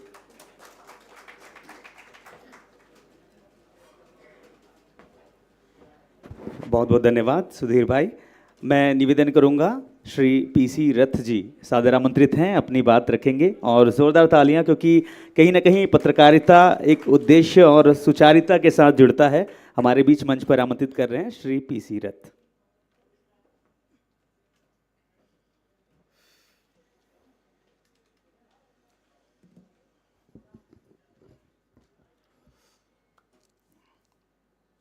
आप सभी प्रबुद्ध जनों का धन्यवाद, और ख़ास तौर पे आकाश, जिससे मेरी अभी तक मुलाकात नहीं हुई थी, फ़ोन पे ही बात हुई थी, और हमारे मित्र हैं अनुपम जी, उनके साथ हमारी चर्चा चल रही थी, तो इनका जिक्र आया और इनके कार्यक्रम के बारे में बात हुई, और फिर ये इनका इनविटेशन आ गया, और बाद में पता चला कि हम लोग 25-30 साल पहले मिले थे, हम लोग साथ में काम किए थे।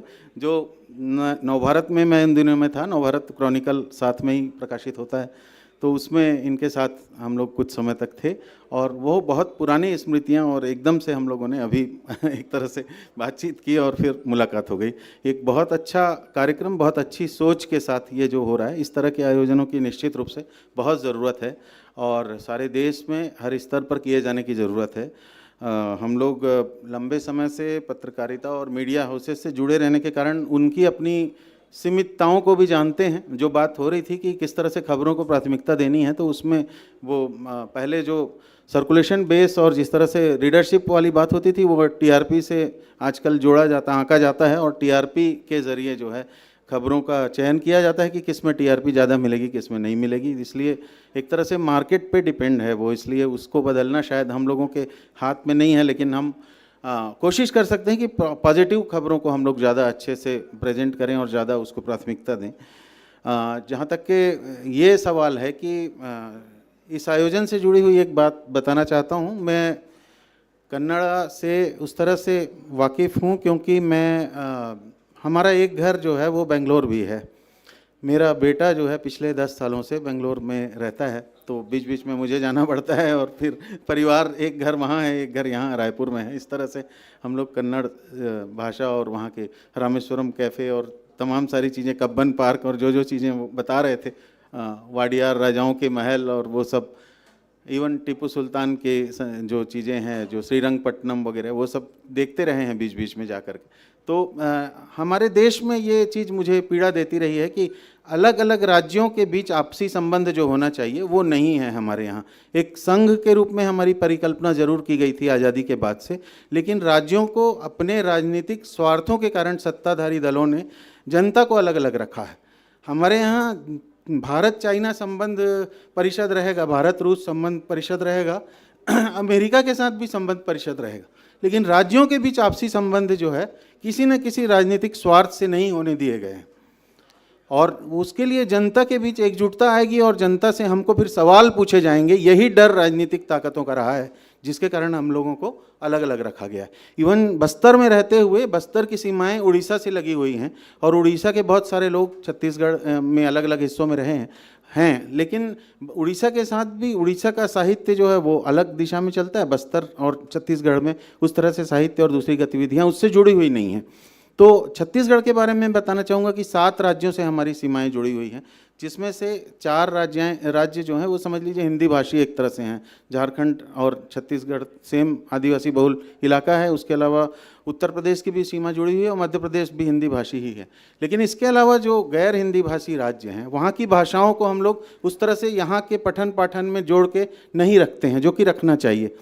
तेलंगाना और आंध्र प्रदेश एक तेलुगु भाषी राज्य है जो जुड़ा हुआ है बस्तर से, छत्तीसगढ़ से। उसी तरह से हमारे से जुड़ा हुआ उड़ीसा तो है ही, महाराष्ट्र भी है, लेकिन बहुत कम ऐसे स्कूल या शैक्षणिक संस्थान है जो मराठी और उड़िया को उस तरह से, तेलुगु को उस तरह से छत्तीसगढ़ में पढ़ाते हैं या महत्व देते हैं। तो सांस्कृतिक एकता जो हमारे देश की जो खासियत है, जो विविधता में एकता, वो तभी आएगी जब हम भाषाओं के जरिए भी जुड़ेंगे।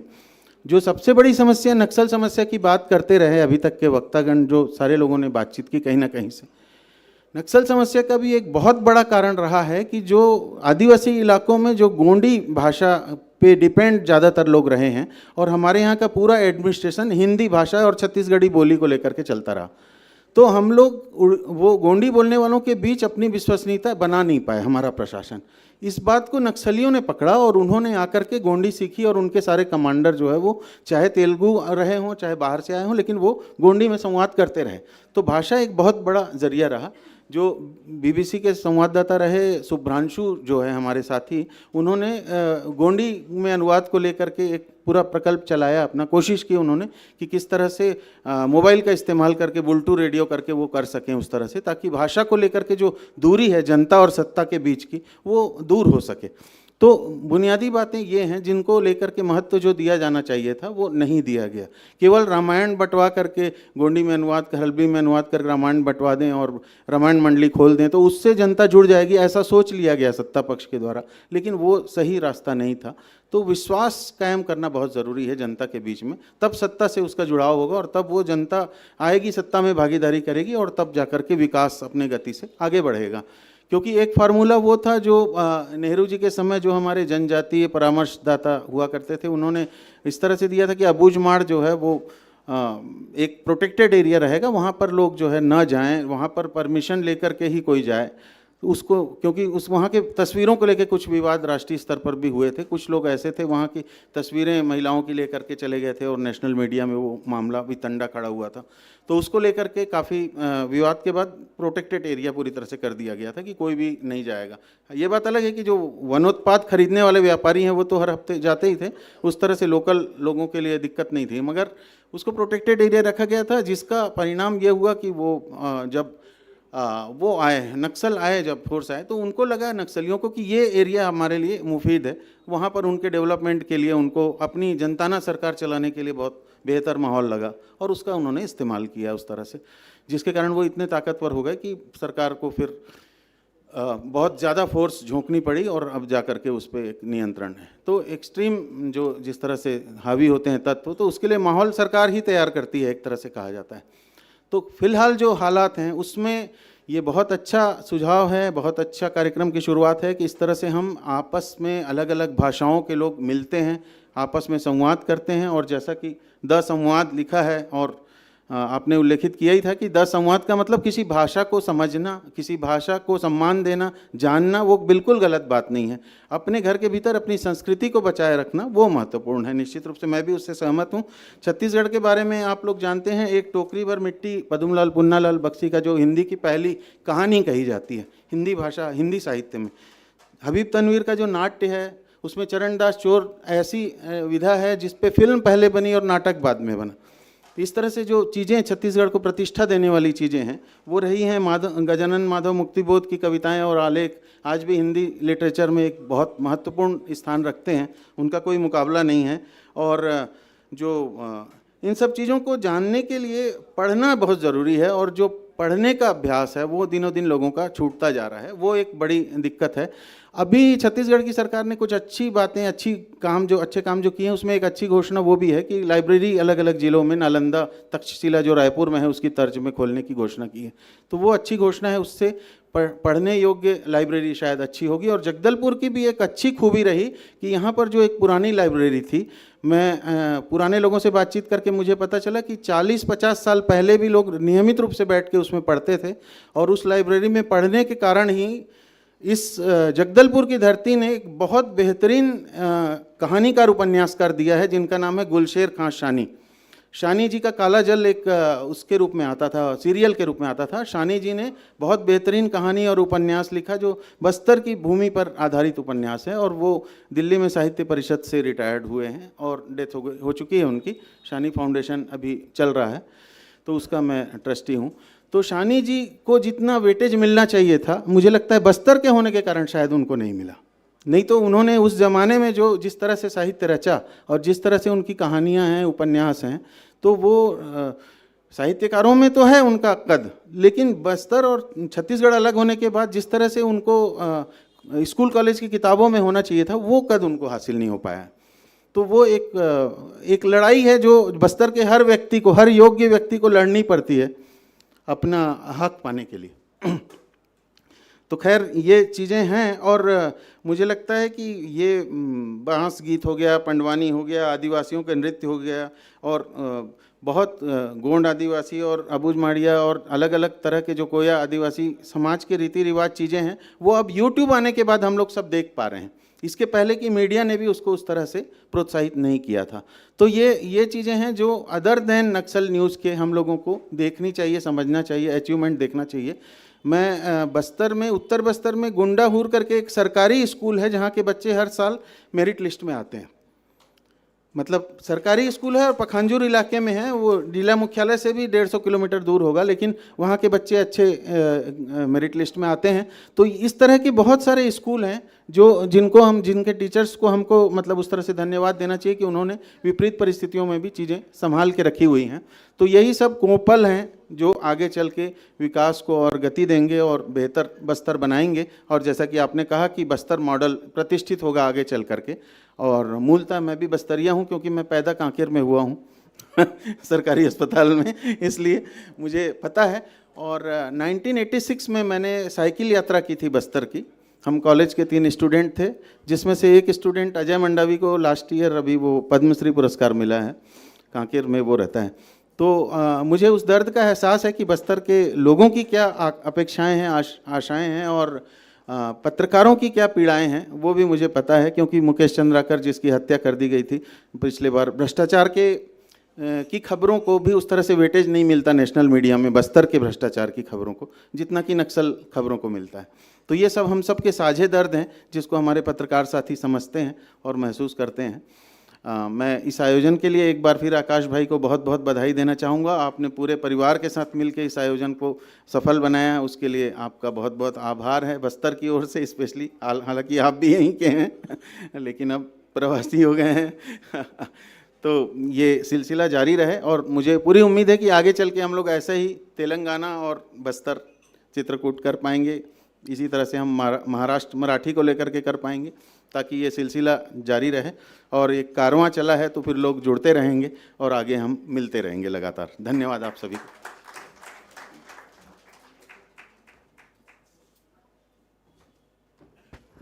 पीसी रथ जी को हृदय से धन्यवाद, जिन्होंने बस्तर और बस्तर की जो मूल समस्या है और अपनी मनोभाव इन्होंने व्यक्त की। प्लीज़ ज़ोरदार तालियां हो जाए, क्योंकि जिस प्रखरता मुखरता के साथ इन्होंने बात रखी, और बस्तर को सिर्फ नक्सल जो समस्या है उसके लिए ना देखा जाए। यहाँ पे हमारे छत्तीसगढ़ में ऐसी ऐसी जगह हैं, जैसे कि उस समय गंगासागर पांडा जी बता रहे थे कि रायगढ़ में जो सबसे प्राचीनतम नाट्य शास्त्र है, सीता बेंगरा गुफा है, वहाँ पे है, रामगढ़ की पहाड़ियों में है। साथ ही साथ यहाँ पे पिंडरा रोड में जो है हिंदी साहित्य की जो प्रारंभिक जो रचनाओं की जो बात आती है, वो भी अपने आप में अनूठा है।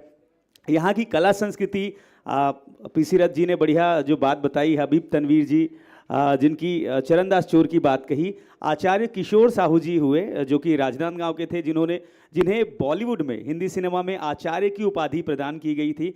दिलीप कुमार साहब के डूबते करियर को उन्होंने नदिया के पार फिल्म से बराबर आगे किया था, और उस समय ऐसा था कि इंटरनेशनल जितने भी अवार्ड कुछ हुए हैं उसमें प्रतिनिधित्व बॉलीवुड का रहा। तो छत्तीसगढ़ की जो भूमिका है, योगदान है, हर मामले में रही है। कला संस्कृति, यहाँ की जीवंतता, यहाँ की खुशियों के साथ आगे बढ़ते हैं। यहाँ पे हम बस्तर में हैं। बस्तर में एक बहुत ही प्यारी संस्था है जो संस्कृति, साहित्य और कला के लिए काम कर रही है, बादल, जिसका नाम है, बादल का पूरा अर्थ है Bastar academy of dance, art and literature.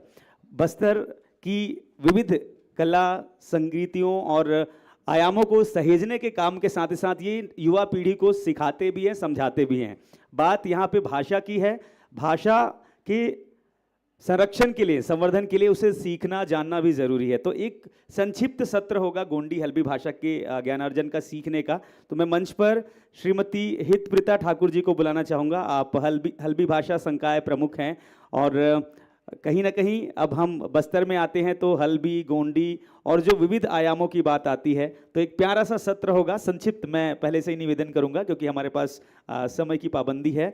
Shrimati हितप्रीता Thakur ji मंच पर आमंत्रित हैं। हल्बी भाषा का एक शिक्षाप्रद सत्र ये होगा। स्वागत है। जोरदार तालियां होनी चाहिए। बस्तर की नारी आगे बढ़ रही है और बच्चों को, युवाओं को मोटिवेट कर रही है।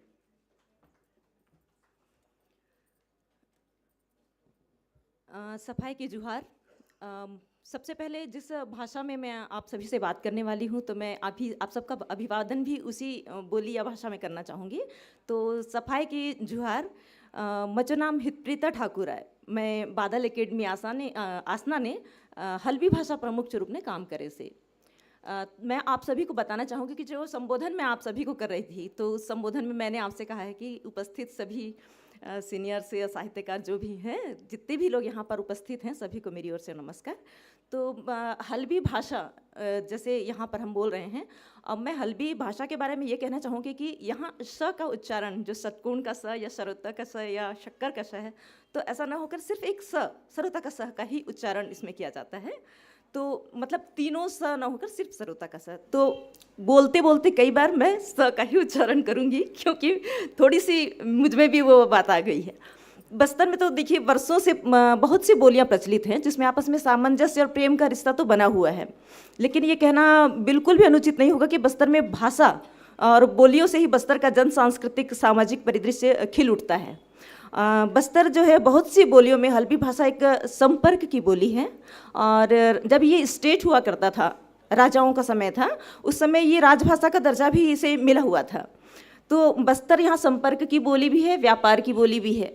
और बहुत अच्छी और ख़ास बात यह है हल्बी की कि हल्बी भाषा में जब भी हम संपर्क करते हैं, जैसे यहाँ पर बहुत से जनजातीय समुदाय है, यहाँ हमारा आपस में प्रेम का रिश्ता ये है कि अगर हम एक दूसरे से मिलते हैं या बात करते हैं, अगर एक गोंडी भाषी या गोंडी संप्रदाय से व्यक्ति है, जाति से बिलोंग करता है, तो वो भी हल्बी में ही आपसे बातचीत करेगा। आप किसी बाज़ार में निकल जाते हैं तो आप उनसे हल्बी में संपर्क कर सकते हैं। मैं बताना चाहूँगी कि जैसे हमारा ये जो बस्तर संभाग है, 7 जिलों का एक समाहित हुआ जिला है, 7 जिले इसमें हैं, और सभी जिलों में हल्बी बोली और समझी जाती है। और ये एक ऐसे प्रेम की भाषा है जिसमें आप आंध्र प्रदेश से भी ये जुड़ा हुआ है, तो आंध्रा में भी कई लोग हल्बी बोलते और समझते हैं। ओडिशा की कई सारी जो शब्द हैं वो भी हल्बी में समाहित हैं। तो कोई एक, जैसे वैसे तो कई लोग इसे हल्बा जनजाति की भाषा समझते हैं हल्बी को, लेकिन अब आप ऐसा नहीं कह सकते कि केवल हल्बा जनजाति की ही ये भाषा है। अब ये पूरे बस्तर की भाषा है, सभी की भाषा है, ये संपर्क की भाषा है, तो आप हर कोई इसके बारे में बोलता समझता है। और लोक साहित्य के क्षेत्र में अपूर्व रचना करने वाले कई साहित्यकारों ने भी इसके लिए काम किया है। मैं कुछ साहित्यकारों का भी नाम लेना चाहूँगी कि जैसे लाला जगदलपुरी जी हैं, रुद्रनारायण पाणिग्राही जी भी हैं, और उनसे भी पहले 1931 में ठाकुर पूरन सिंह जी भी थे, जिन्होंने हल्बी में, मैं एक बुक उनकी लेकर आई हूँ, हल्बी भाषा बोध करके उनकी एक किताब है, जिसमें इन्होंने हल्बी भाषा के लिए बहुत अच्छा काम किया है, बहुत कुछ इन्होंने शुरू से ही काम किया। और जैसे ये भी मैं बताना चाहूँगी आप सभी को कि बहुत पहले इस विषय में जब हमारे बलिराम कश्यप जी थे, मंत्री जी हमारे आदिम जाति कल्याण विभाग के ये हुआ करते थे, मध्य प्रदेश था उस समय में, ये हमारा छत्तीसगढ़ बना हुआ नहीं था उस समय में भी, इन्होंने 28 फरवरी 1991 में क्षेत्रीय बोली या भाषाओं में शिक्षा देने के लिए भी इन्होंने बात की थी। और उस समय में 1913-14 में जब गोपाल कृष्ण गोखले जी और गांधी जी ने कहा था कि सभी प्रांतों में, जैसे भारत बहुत सारे भाषाओं बोलियों का देश है, तो उन सभी भाषाओं बोलियों जगह में फिर जब सभी प्रांत के लोग अलग अलग बोली भाषा बोलते हैं, तो उस जगह की जो शिक्षा है वो उनकी मातृभाषा में होनी चाहिए। तो ऐसा बलिराम कश्यप जी ने भी कोशिश किया था कि बस्तर में हल्बी, गोंडी, इन भाषाओं में भी शिक्षा बच्चों को दी जाए, जिससे बच्चे जो है क्षेत्रीय बोली में ज्ञान प्राप्त कर सकें, शिक्षा ले सकें और आगे बढ़ सकें, जो आज भी हो रहा है। और कई पाठ्यक्रम जो हैं बच्चों को शिक्षा दिया जा रहा है, उसमें हल्बी में सिखाया जा रहा है। और वही काम अभी सर ने, अभी नमित ने जो बताया, तो मेरा बादल एकेडमी आसना, जहाँ पर मैं अभी हल्बी भाषा प्रमुख के रूप में काम कर रही हूँ, तो हम लोगों ने वहाँ पर एक हल्बी भाषा का कोर्स भी रखा हुआ है, जिसमें जिनको हल्बी भाषा सीखनी है, समझनी है, जाननी है, तो आप उसमें 1 माह का कोर्स कर सकते हैं। इसमें हमने अलग तरीके से तैयार की है इसके लिए, मतलब आप 1 महीने का पूरा एक कोर्स उसमें आकर कर सकते हैं। तो 30 दिनों के लिए हमने बांटा है। इसमें आप पूरे ग्रामर का भी आपको सिखाया जाएगा, हल्बी में पूरे ग्रामर है उसमें, आपको अगर संपर्क की बोली है तो। और अभी हम लोग प्रशिक्षण जैसे दे रहे हैं, तो जैसे फील्ड में कई लोग काम करते हैं, तो उनको कई परेशानियाँ आती हैं, चाहे आप किसी भी विभाग से रहे हों, तो हम उसमें आप लोगों को प्रशिक्षण देते हैं। आइएगा आप हमारे बादल एकेडमी में, तो हम आपको 15 दिवसीय, अगर आपको ज़्यादा दिन का समय नहीं है आपके पास, तो आप 15 दिवसीय, 7 दिवसीय या 1 महीने का, 3 महीने का ऐसे कोर्स आप कर सकते हैं। और आपकी सुविधा के अनुसार बादल एकेडमी आपको इन सारी चीज़ों में ज्ञान प्रशिक्षण देता है, तो इसमें आप सारी चीज़ों का ज्ञान ले सकते हैं। और जैसा कि आप सभी जानकारों ने, शिक्षाविदों ने, मीडिया के प्रभारियों ने, सभी ने भाषा के विषय में बहुत कुछ कहा, बहुत अच्छा कहा। मैं आप सभी से चाहूँगी कि जैसे 1977 में आकाशवाणी जब यहाँ पर स्थापना हुई जगदलपुर में, तो वहाँ पर हल्बी भाषा को लेकर बहुत से कार्यक्रम प्रसारित होते हैं। तो उसमें बहुत जो क्षेत्रीय बोलियों में कार्यक्रम होते हैं, उसमें हल्बी को बहुत प्राथमिकता दी गई, हल्बी, गोंडी, धुरवी, भत्री में। तो उसमें हल्बी एक मुख्य रूप से प्रसारित यहाँ होता है आज भी, और कई सारे लोग अभी भी उसे बहुत प्रेम से सुनते हैं। और मैं खुद वहाँ पर एक कैजुअल कंपेयर हूँ, न्यूज़ भी मैं देती हूँ, मैं हल्बी में समाचार वाचन करती हूँ, हल्बी में ही जो छत्तीसगढ़ राज्य से हमारे लिए जो समाचार राज्य के लिए प्रसारित होता है, उसे मैं हल्बी में अनुवाद करके उसे फिर प्रसारित भी करती हूँ खुद ही। तो ये सारी बातें कहीं ना कहीं हल्बी भाषा को आगे बढ़ाने के लिए है। और जो भी कार्य अभी हमारे प्रशासन के द्वारा या देश के द्वारा भी हल्बी भाषा के लिए, क्षेत्रीय बोलों को प्राथमिकता देने के लिए की जा रही है, मैं चाहूँगी कि ये और आगे होना चाहिए, और क्षेत्रीय बोलियों को और प्राथमिकता देनी चाहिए, उनको प्यार सम्मान मिलना चाहिए। और कहीं ना कहीं हल्बी बोली इसके लिए बहुत कुछ आगे आ चुकी है। और इसके लिए मैं, जैसे मराठी में भी कई सारी भाषाएं हैं, जैसे एक शब्द मैं सुनी थी कि चांगले, तो वैसे ही शब्द हल्बी में भी है चंगचंगा होले। तो दोनों का शब्द का अर्थ ये की होती है कि अच्छा होना। चांगले का मराठी में होता है अच्छा, और चंगचंगा मतलब हल्बी में भी अच्छा हो गया। तो ऐसी सारी भाषाएं हैं, और ऐसी भाषाएं मतलब उड़िया की भी कई सारी भाषाएं हैं। और धार्मिक तौर से भी अगर आप देखते हैं, तो कई भी पुराने जो हल्बी वाले भाषी लोग हैं या हल्बी समझने जानने वाले लोग हैं, वो भी उड़िया समझते हैं। और उड़िया में जो एक तो हल्बी की लिपि नहीं है स्वयं की, वो देवनागरी लिपि में ही लिखी और बोली जाती है, और ये आर्य समाज से ही है। इंडो आर्यन बोल सकते हैं आप इसको। तो ये आर्य समाज से आती है और उसको सब कुछ हम देवनागरी लिपि में ही लिखते हैं, इसकी अलग से कोई लिपि अभी है नहीं। तो इतना कहकर मैं अपना स्थान ग्रहण करती हूँ और मैं चाहूँगी कि बादल एकेडमी का इस जो प्रयास है इसे आप सभी सफल बनाएं और हल्बी भाषा या इसी प्रकार की, वैसे अभी हम वहाँ पर काम कर रहे हैं हल्बी, गोंडी, धुरवी और भत्री के लिए। और हमने वहाँ पर क्या है हल्बी और धुरवी या गोंडी जितनी भी भाषाएं लोकल भाषाएं हैं उसमें गीतों का संरक्षण संवर्धन किया है, भाषाओं का विलुप्त हो रही कहानियों का, किस्सों का, मुहावरों का, कहावतों का, सभी का हमने संरक्षण और संवर्धन करने का काम किया है। और आप सभी से, हमारे मीडिया जी से, प्रभारी से, सभी से मैं चाहूँगी कि आप सभी का सहयोग रहा तो हम स्थानीय बोलियों को जिंदा रख पाएंगे और अगर हम भाषाओं को जिंदा रख पाएंगे तो हम संस्कृति को भी जिंदा रख पाएंगे। धन्यवाद। जी जी सर, मेरे सहयोगी आपके पास आए हैं, वो गोंडी भाषा का अपना वक्तव्य लेकर आएंगे और उनके लिए भी जो मैंने आपसे कहा कि 5 दिवसीय, 7 दिवसीय, 15 दिवसीय और एक माह 30 दिवसीय ऐसा हमने कार्य योजना तैयार की है सर। और आप अगर गोंडी सीखना चाहते हैं तो बिल्कुल सर, आप सहर्ष आमंत्रित हैं। जी सर।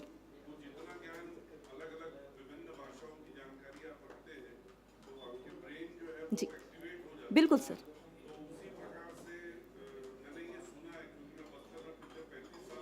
जी जी जी सर। अरे बिल्कुल बिल्कुल सर, बिल्कुल सर, बिल्कुल द्रविड़ भाषा से, बिल्कुल सर, द्रविड़ जी बिल्कुल बिल्कुल सर, बिल्कुल सर, बिल्कुल। शुक्रिया सर। जोरदार तालियां हो जाए श्रीमती हितप्रीता ठाकुर जी के लिए। और बहुत ही शानदार काम कर रहा है बादल। और मैं निवेदन करूंगा इस बीच रवि जी से, रवि कुमार अय्यर जी से, हमारे गुरु जी से। हम गुरु जी इसलिए बोल रहे हैं क्योंकि आपका होना हम सबके लिए, एक विद्यार्थी के लिए गुरु का आशीर्वाद का पल होता है। Everybody please put your hands together. Ravi sir के लिए हम आप सभी से चाहेंगे स्वागत।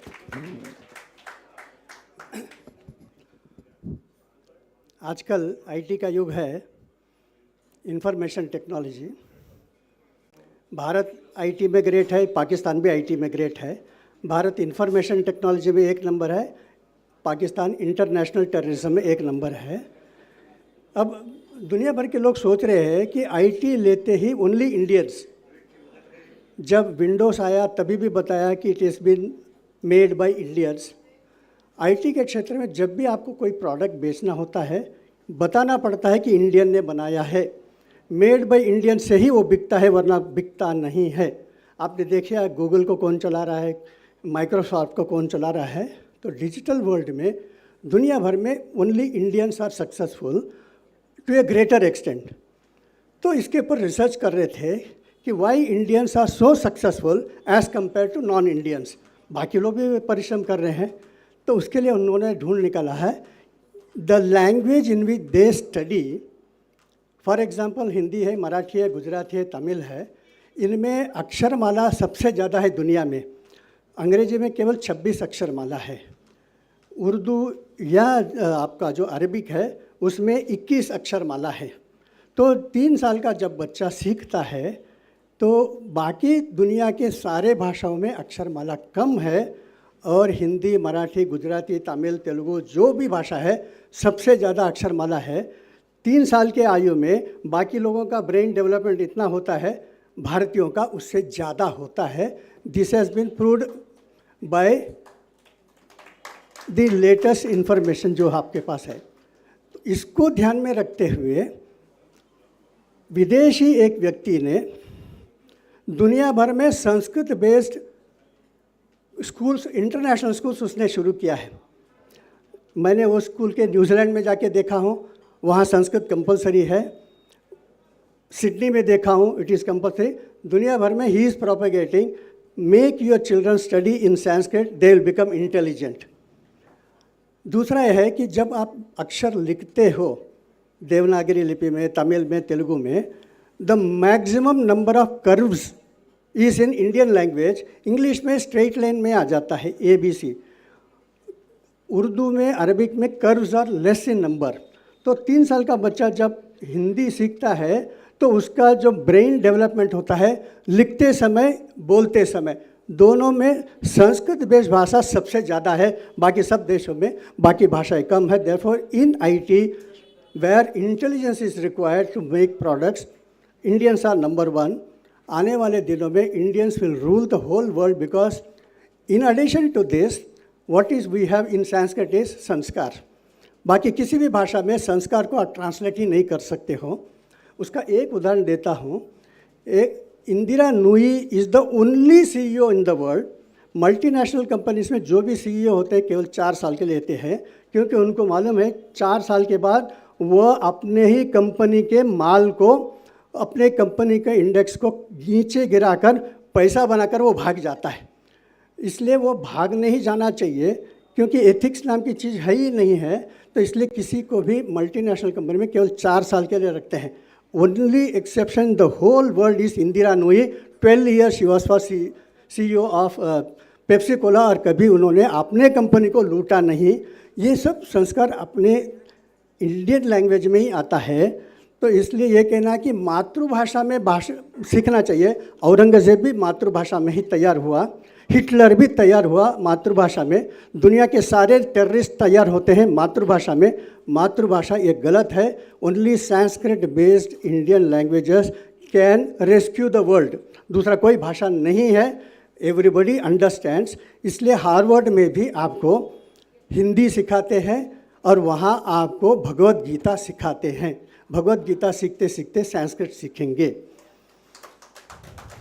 दूसरी एक भाषा के बारे में आपने जानते हो कि स्पेनिश लोगों ने, पोर्चुगीज़ लोगों ने बहुत सारे अत्याचार करके सब लोगों के मूल भाषा को नष्ट करके आज पूरे साउथ अमेरिका में, सेंट्रल अमेरिका में, नॉर्थ अमेरिका में केवल अंग्रेजी या फ्रेंच या वो लोग स्पेनिश भाषा बोलते हैं। अर्जेंटीना में, चिली में, सब जगह पर। अब एक नया खोज निकला है जो कि इंडो यूरोपियन लैंग्वेजेस और Indo Persian languages, they cover 40% of world population, they cover 40% of the spoken languages of the world। ये सब संस्कृत से निकला है। इसके लिए एक उदाहरण मैं बताकर बंद करता हूँ। 2007 में अब्दुल कलाम जी गए थे ग्रीस में। हमें शुरू में अंग्रेज़ लोग यही बताते थे कि भारत के पास जो कुछ है वो ग्रीस के कारण आया है, अलेक्जेंडर ने ला के दिया है। आपकी भाषा, आपकी संस्कृति, everything is from Greece. Mathematics है, एस्ट्रोनॉमी है, एस्ट्रोलॉजी ग्रीस से आया है। जब अब्दुल कलाम ग्रीक देश में पहुँचे तो वहाँ के राष्ट्रपति कार्लोस पैपिलोव ने उनका स्वागत करते हुए 20 मिनट संस्कृत में भाषण दिया। उन्होंने बोला, अतिथि देवो भव, अध्यक्ष महोदया स्वागतम यवन देशे। तो लोगों को आश्चर्य लगा कि 20 मिनट इन्होंने संस्कृत में क्यों भाषण दिया। तो उनको पूछा गया, तब उन्होंने बताया कि Greek language, ancient Greek language जो आज कोई बोलता नहीं है, वह जो है यूरोप के सारे भाषाओं की माँ है। तो वो सीखने के लिए मैं जब जर्मनी में गया तो जर्मन प्रोफेसर ने बताया कि ये भाषा सीखकर तुमको कोई फ़ायदा नहीं है। तो उसने बताया कि ये भाषा यूरोप के सारे भाषाओं की माँ है, इसलिए मैं सीख रहा हूँ। तो फिर उन्होंने बोला है कि इसकी भी एक माँ है, वो है संस्कृत, वो भी सीखेगा क्या। तो इसलिए आई लर्न संस्कृत। तो आज दुनिया भर के 40% लोग घर में जो भाषा बोलते हैं, नोइंगली और unknowingly, they are using Sanskrit words.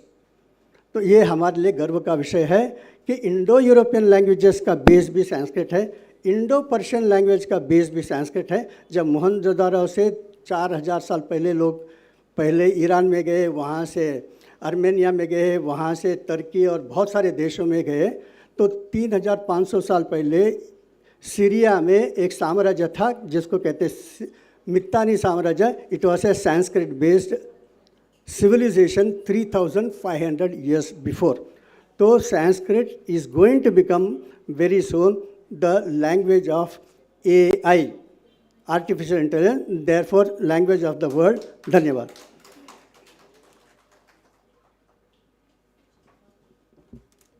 हृदय से धन्यवाद करते हैं आदरणीय रवि कुमार अय्यर जी को। भारतीय संस्कृति की बात हो, वैदिक गणित की बात हो या योग की बात हो, आप एक प्रणेता के रूप में, एक अध्येता के रूप में हमारे बीच हैं और कुशल प्रमुख या प्रखरता आपकी जो वाणी की है, हम नमन करते हैं। आगे बढ़ें। आपने इतनी अच्छी बात कही, मैं कहना चाहूँगा सुक्ति सुभाषित संस्कृति संस्कृत, यानी कि जो हमारी संस्कृति है संस्कृत है और इस सुक्ति के रूप में, सुभाषित के रूप में अगर जोड़ी जाए तो वो हर काम आती है, जैसे कि आपने हमारे आदरणीय गुरुजी ने कहा। आगे बढ़ें। हल्बी की हमने बात कर ली है, गोंडी पे आते हैं। नीलूराम कुर्राम जी को मैं आमंत्रित करना चाहूँगा, जो बादल में गोंडी भाषा के शिक्षक हैं। आपने एमफिल की है और पीएचडी स्कॉलर के रूप में अभी आप जुड़े हुए हैं। आप सभी के बीच एक संक्षिप्त सत्र के लिए, गोंडी भाषा की जानकारी के लिए नीलूराम कुर्राम जी, जोरदार तालियों के साथ मैं आमंत्रित करता हूं। कृपया, समय की बाध्यता है, हम कृपया विशेष ध्यान देंगे। जोरदार तालियों के साथ श्री नीलूराम कुर्राम जी।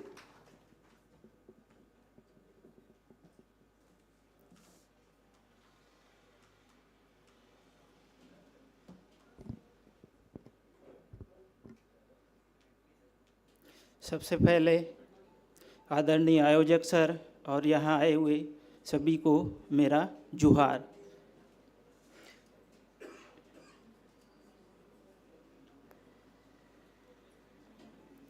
सबसे पहले मैं अपना परिचय देना चाहता हूँ। तो मैं जो गोंडी भाषा का परिचय देने के लिए आया हूँ, तो सबसे पहले मैं यहाँ गोंडी भाषा में परिचय दूंगा और ये मेरी मातृभाषा है जो गोंडी है। अणदाम दिगवत्तोड़किन सोबेड़किन नायाकिट जुहार और नावा पेद्देड़ नीलूराम कोराम नन्ना चिंद बहार नारतीना और नन्ना बस्तर जिला तिन्ना वत्तान मेंदेना और नन्ना Bastar academy of dance art and literature आसना जगदलपुर तग्गा कोया माटाते गोंडी भाषा माटाते काम किया मुतान। जो मैं गोंडी में बोला हूँ उसी को मैं अलवी में थोड़ा सा संक्षिप्त में बताऊंगा कि मैं Bastar academy of dance art and literature बादल आसना से जुड़ के, जो बादल है जो यहाँ की जो आदिवासी संस्कृति को लेके संरक्षण और संवर्धन का काम कर रहा है, उससे जुड़कर मैं भी जो गोंडी भाषा जो यहाँ की जो गोंड जनजाति की है, वो भाषा धीरे धीरे विलुप्त की कगार पे पहुँच चुकी है, उसको किस प्रकार से हम लोग संरक्षण करें और उसका संवर्धन करें, यानी जो आने वाली पीढ़ी है उस तक किस प्रकार से हस्तांतरित करें, उसके संबंध में बादल एकेडमी आसना काम कर रहा है। तो मैं आज यहाँ आप लोगों के सामने उपस्थित हुआ हूँ गोंडी भाषा की जानकारी देने के लिए। जिस प्रकार से देखा जाए तो भारत एक विभिन्न भाषाओं और विविधताओं से भरा हुआ देश है, उसी प्रकार से भारत के अलग अलग राज्यों में जो आदिवासी जो भाषा है या बोली है, कई जो ऐसी बोली है जो भाषा का दर्जा नहीं मिला है, उसे सिर्फ बोली तक ही सीमित रखा है। उसी प्रकार से जो गोंडी जो जनजाति है, गोंड समुदाय की, ये सिर्फ बोली ही रह गई है, इसे भाषा का दर्जा नहीं मिला है। तो उसी का मैं परिचय देने जा रहा हूँ। जो गोंड जनजाति है यहाँ जो बस्तर में, तो उनकी जो मुख्य भाषा है, उनकी बोली है गोंडी है। और जब भी ये जो गोंड समुदाय है आपस में एक दूसरे से संपर्क करते हैं तो गोंडी बोली में ही बोलते हैं। जैसे गोंडी में होता है किसी का नाम पूछना है तो आपका क्या नाम है, तो गोंडी में बोलते हैं नीवा बाता पेद्देड़, आपका क्या नाम है। और ये जो गोंडी है, जिस प्रकार से यहाँ जो भाषा परिवार है, ये द्रविड़ भाषा परिवार के अंतर्गत आता है। जो गोंडी भाषा, जितने भी जो द्रविड़ भाषा जो साउथ से है वो सबसे मिलती जुलती है। जैसे यहाँ गोंडी में एक शब्द है तम्मूर, यानी मेरे से छोटा भाई, उसी प्रकार जो तमिल में बोलते हैं तमड़ू, उसी कुछ कुछ जो साउथ की जो द्रविड़ भाषा है गोंडी से मिलती जुलती है। और जो गोंड जनजाति है उसकी जो भौगोलिक स्थिति देखा जाए तो छत्तीसगढ़ के अलावा उड़ीसा, तेलंगाना, आंध्र प्रदेश, महाराष्ट्र, मध्य प्रदेश आदि राज्यों में गोंड जनजाति पाई जाती है। और जहाँ जहाँ गोंड जो जनजाति है उनकी जो मुख्य बोली भाषा गोंडी है।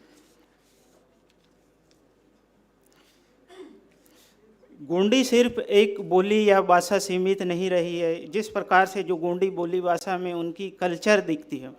लेकिन देखा जाए तो आज हिंदी या इंग्लिश जिस प्रकार से प्रचलन तेजी से बढ़ते जा रहा है, तो गोंडी क्या हो रहा है, विलुप्त होते जा रहा है।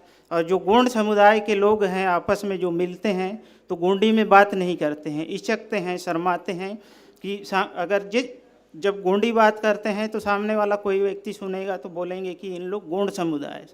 इसलिए जब भी जो गोंड समुदाय के लोग आपस में बाहर मिलते हैं तो गोंडी नहीं बात करते हैं, यानी कि अलवी बात करेंगे या हिंदी बात करेंगे। गोंडी इसी प्रकार से धीरे धीरे विलुप्त होते जा रही है। लेकिन जब किसी भी भाषा का निर्माण होता है तो कम से कम हजारों साल लगता है, और जब आज देखा जाए तो गोंडी भाषा विलुप्त होने में एक पीढ़ी नहीं लग रहा है, धीरे धीरे विलुप्ति की कगार पर जा रहे। इस ओर यहाँ जितने भी जो लोग बैठे हैं इस पे जो भी जितने जो आदिवासी समुदाय की बोलियाँ हैं, भाषाएँ हैं, उनको संरक्षण संवर्धन का काम करना चाहिए। उसी प्रकार से जो यहाँ की जो जनजाति समुदाय है या विश्वविद्यालय है या शोध केंद्र है, ये सभी जितने भी जो ट्राइबल या आदिवासी जो बोली भाषाएं हैं उनको लेके संरक्षण संवर्धन का काम कर रहे हैं।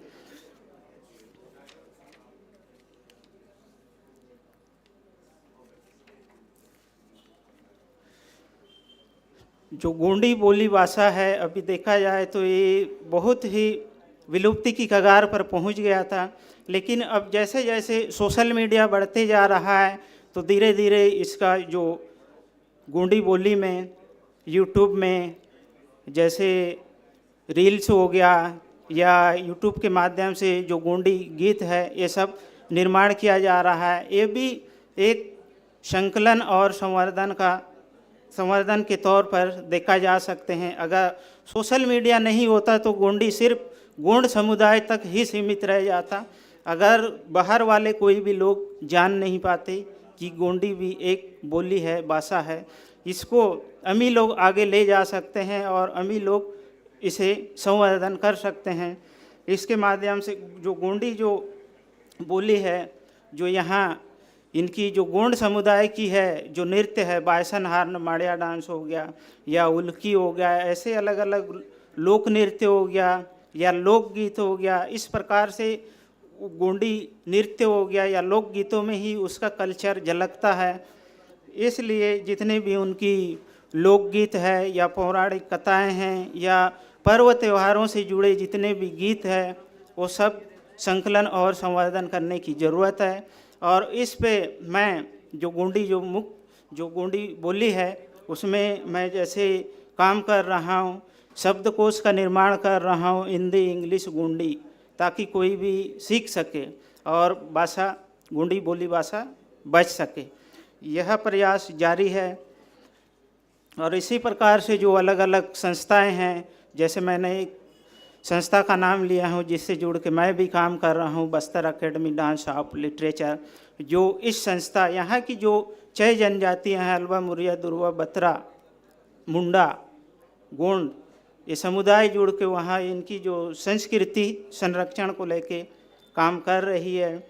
और गोंडी में कुछ किताब भी प्रकाशित हुआ है। और जो गोंड समुदाय में जन्म से लेके मृत्यु तक कौन कौन सी गीत होती है उनको प्रकाशित किया गया है।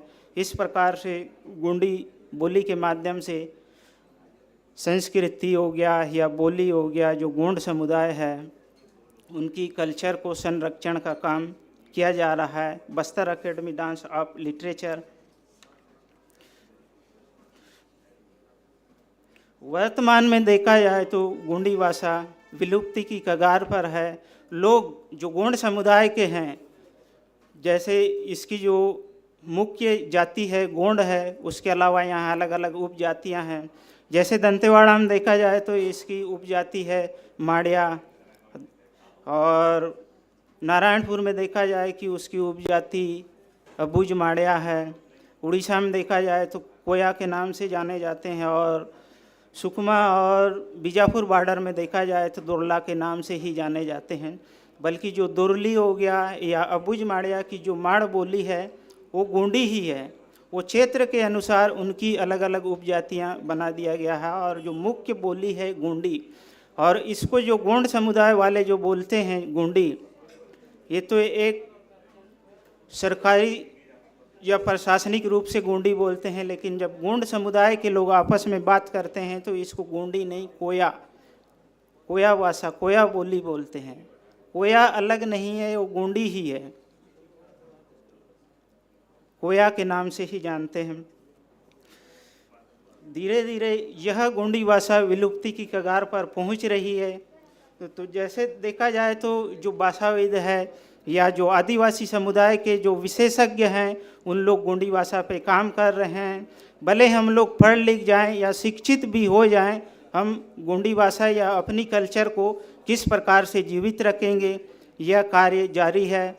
और मैं बहुत बहुत धन्यवाद देता हूं कि जो बादल एकेडमी आसना जो इस प्रकार की संस्कृति को लेकर संरक्षण संवर्धन का काम कर रही है और मुझे यहाँ बोलने के लिए समय दिया, तो आयोजक टीम को बहुत बहुत धन्यवाद देता हूँ। और आप लोग भी मेरी जो भाषा है उसको बात को सुने, इसलिए आप सभी को बहुत बहुत जोहार, धन्यवाद।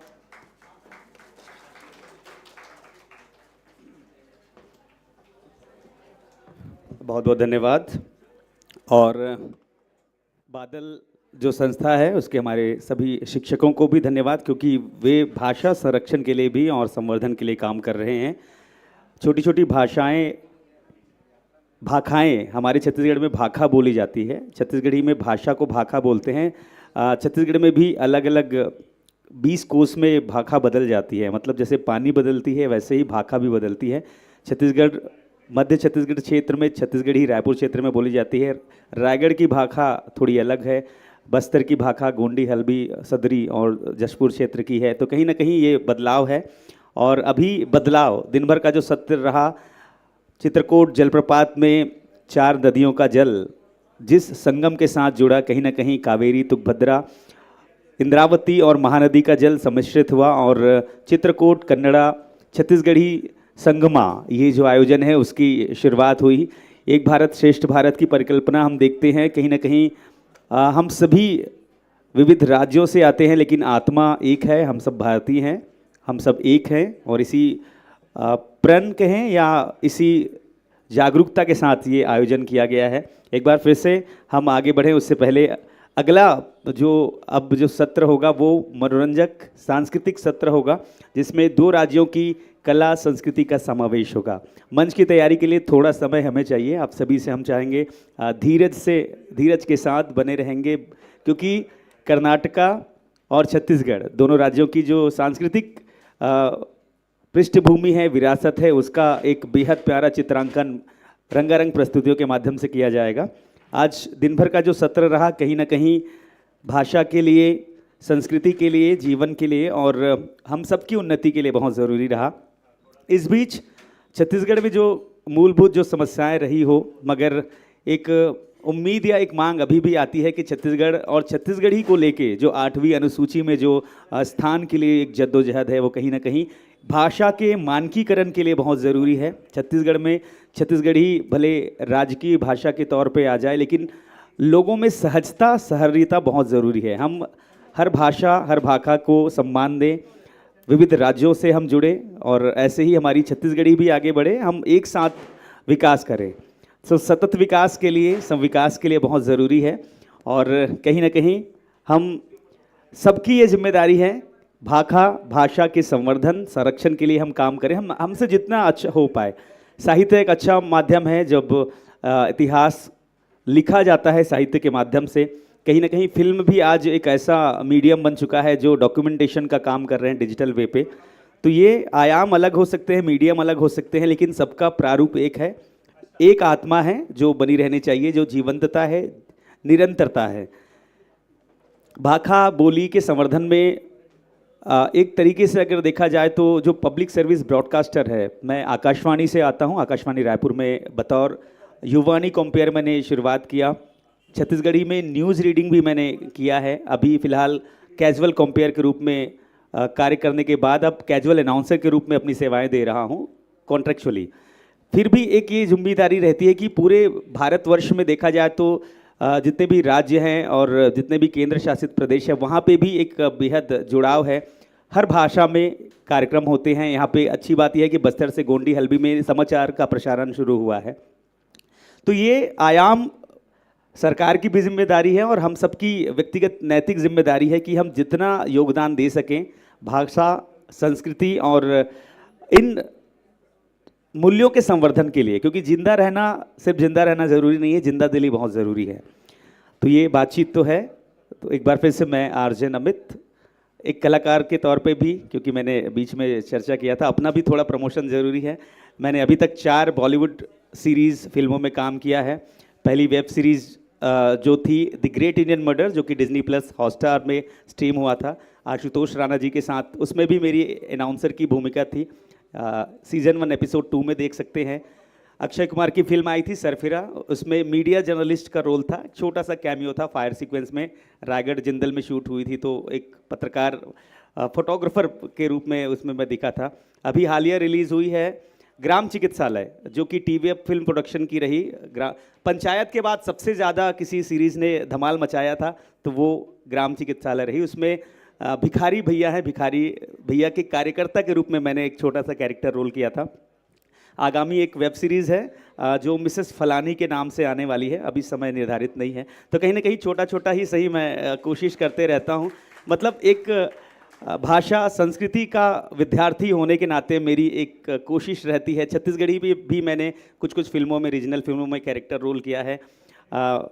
सागर भैया अभी बोले थे, नमित भाई अगले फिल्म में पक्का आपको कास्ट करूँगा। तो कहीं ना कहीं छत्तीसगढ़ी के लिए भी एक योगदान, मैं एक अपना पर्सनल वक्तव्य बिल्कुल बताना चाहूँगा। छत्तीसगढ़ में राष्ट्रीय अंतर्राष्ट्रीय आदिवासी नृत्य महोत्सव हुआ था। तो ये एक ऐसा मंच था जहाँ पे हर राज्यों की संस्कृति का जुड़ाव हुआ था। अलग अलग राज्यों, कर्नाटका से भी हमारे कलाकार साथी आए थे, पूरे भारतवर्ष से, भारत के अलावा दूसरे देशों से, लगभग इंडोनेशिया और दूसरे युगांडा से भी हमारे कलाकार साथी आए थे। तो इंटरनेशनली ट्राइबल फेस्टिवल हुआ था जिसमें डांस, कला, संस्कृति का संगम हुआ था। वहाँ पे भी सूत्रधार की भूमिका निभाने का मुझे अवसर मिला था। मंच में समय है इसलिए मैं एक बेहद प्यारी जुड़ाव के साथ बना हुआ हूँ। हाँ,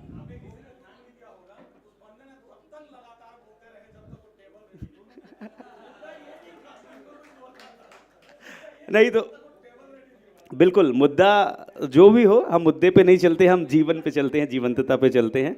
और मैं पर्सनली आकाश जी, सीमा जी और ऋग्वी को धन्यवाद कहना चाहूँगा। आकाश जी से मेरी मुलाकात यथार्थ जी के माध्यम से, आमना जी के माध्यम से हुआ। हाँ, सिर्फ एक बार टेलीफोनिक बात हुआ कि नमित जी हमारा ऐसा ऐसा विज़न है, हम कर रहे हैं। मैंने बोला सर बिल्कुल मैं आऊँगा, क्योंकि जहाँ भी भाषा, संस्कृति की बात आती है, मेरा एक पर्सनल लालच है। मतलब मैं लालची किस्म का इंसान हूँ। ऐसे आयोजनों में प्रस्तोता के रूप में, निवेदक के रूप में, उद्घोषक के रूप में रहना मेरी खुशकिस्मती होती है। और आज ऐसे आप सभी गुणीजनों का सानिध्य मिल रहा है। तो एक बार फिर से हो गया नहीं, बस संवाद, द संवाद के लिए एक बार जोरदार तालियां, जो लाइव स्ट्रीमिंग के माध्यम से हमें देख पा रहे हैं यूट्यूब पर, ये कहना भी ज़रूरी है। तो मंची तैयारियां हो चुकी है, बिल्कुल।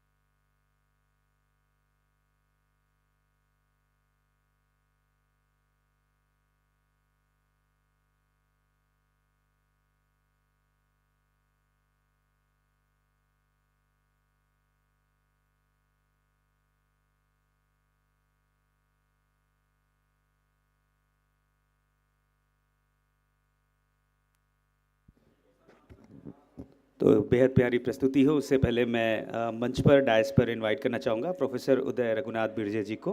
अपनी बात रखेंगे और एक बेहद प्यारा जुड़ाव। एवरीबडी प्लीज पुट से hands together for professor Uday Raghunath Birje sir.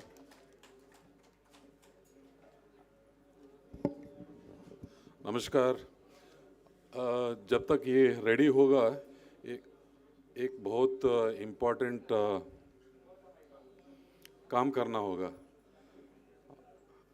मैं सुबह भी बताया, देखिए हम हफ्ते में एटलीस्ट एक ऐसा कार्यक्रम करते हैं बेंगलोर में, दिल्ली में, बॉम्बे में, बड़े बड़े शहर में, लेकिन ऐसे जगह बस्तर जैसा रिमोट जगह इतने सब लोगों को मिला के करना बहुत ही मुश्किल है।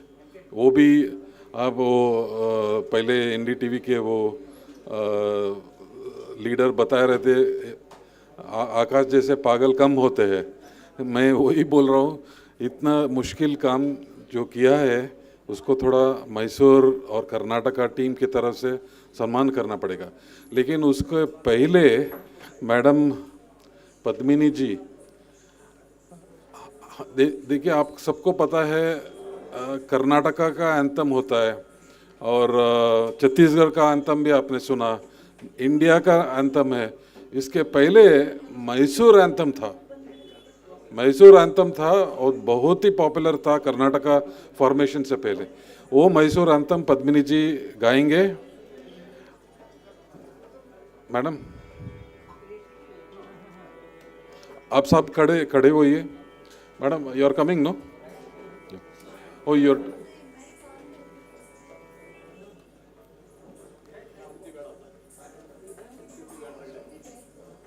मैसूर एंथम का ये गीत है, उसको कायोश्री गौरी है। It is the honouring of Maa Chamundeshwari. Okay Padmini जी।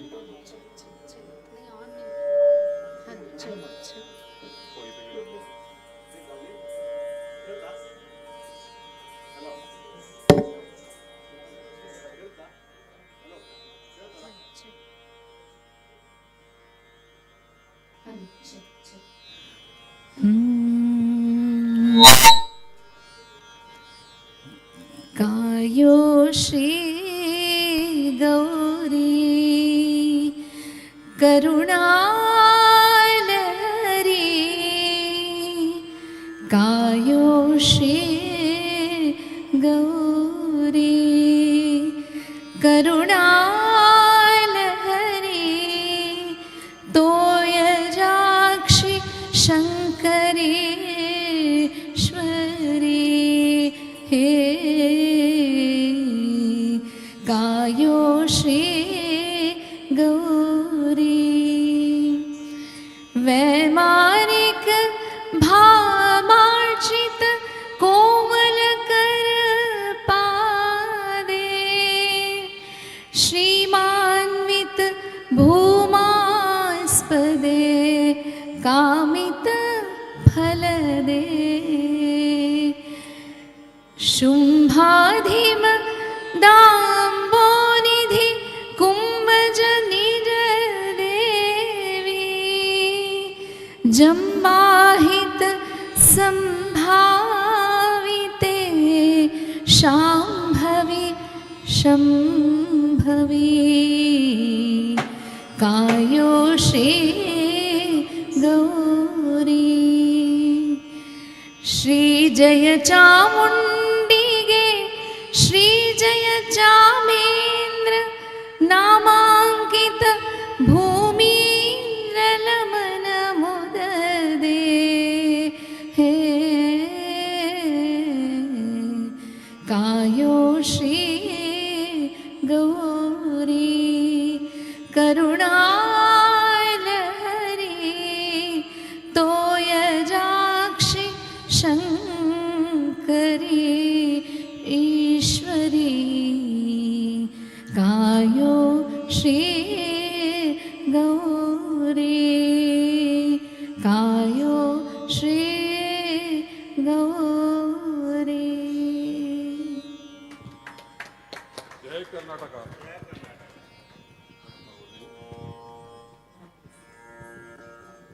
सो सीमा जी और आकाश जी आप आगे आइए।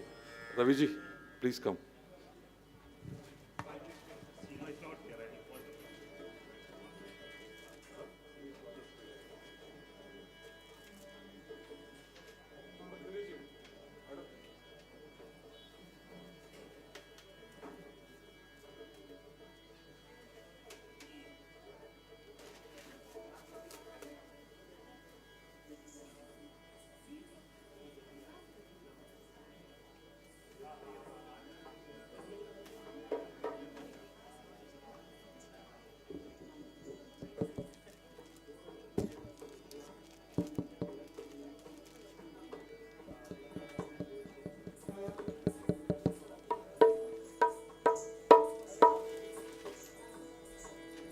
Paper here. Just hold this.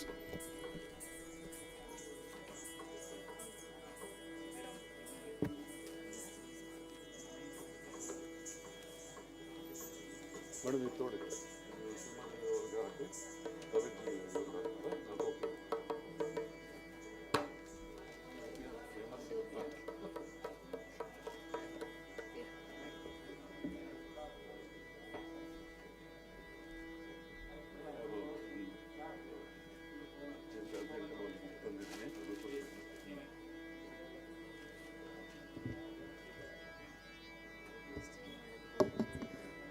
We're just waiting for सीमा जी के लिए वेट कर रहे हैं 2 मिनट।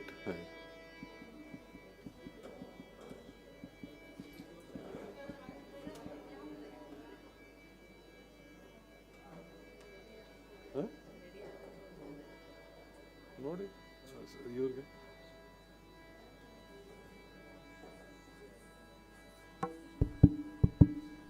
ಹಾಗೆ ಹಾಗೆ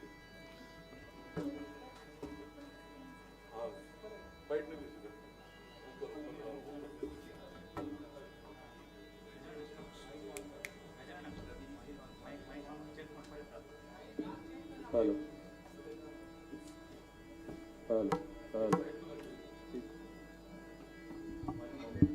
hello hello hello hello hello hello hello monitor पे hello hello hello hello hello hello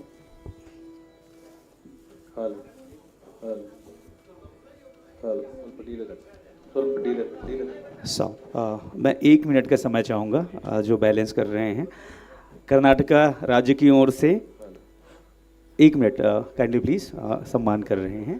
तो ये कर्नाटका राज्य की ओर से आकाश वर्मा जी और सीमा वर्मा जी का ये अभिवादन कर रहे हैं, स्वागत कर रहे हैं। निश्चित तौर पे ऐसे अद्भुत आयोजन के लिए ये सरलता है, सहजता है और बहुत बहुत धन्यवाद आप सभी के आशीर्वाद के लिए, आतिथ्य के लिए। निश्चित तौर पे आकाश वर्मा जी, सीमा मल्होत्रा वर्मा जी और ऋग्वी भी साथ में हैं। एक बार जोरदार तालियां इस अभूतपूर्व आयोजन के लिए। ये कर्नाटका की संस्कृति है सम्मान का, स्वागत का। और एक प्यारा सा किताब स्वामी विवेकानंद जी के जीवन आदर्शों पर आदरणीय रवि कुमार अय्यर जी का आशीर्वाद लिया गया, एक ग्रुप फोटो सेशन। और इस बीच में हमारी कर्नाटका की टीम जो आगंतुक हैं उनसे निवेदन है।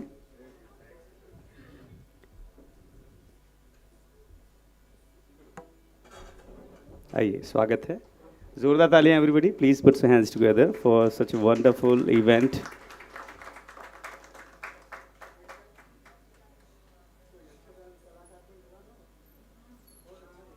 हम निवेदन करेंगे, यक्षगान हमारे कलाकार दल सादर मंच पर आमंत्रित हैं। मैं अभिवादन के लिए निवेदन करूंगा निर्मला हेगड़े जी हमारे बीच सिरसी कर्नाटका से।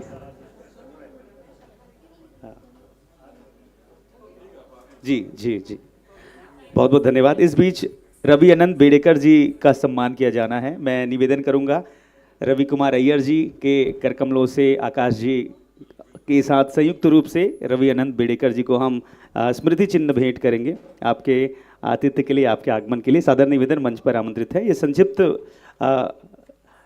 हमारे मंच की गरिमा है, ये पूरा कर लें, उसके बाद फिर बेहद प्यारी प्रस्तुति होगी। मैं निवेदन करूँगा आकाश जी, सीमा जी, रवि जी, रवि अनंत बेड़ेकर जी को अनंत धन्यवाद, साधुवाद।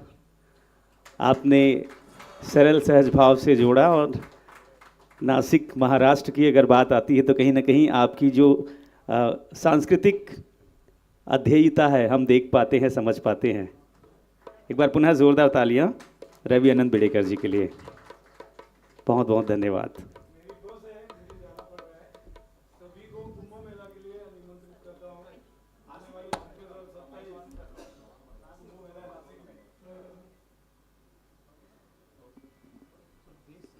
प्रणाम।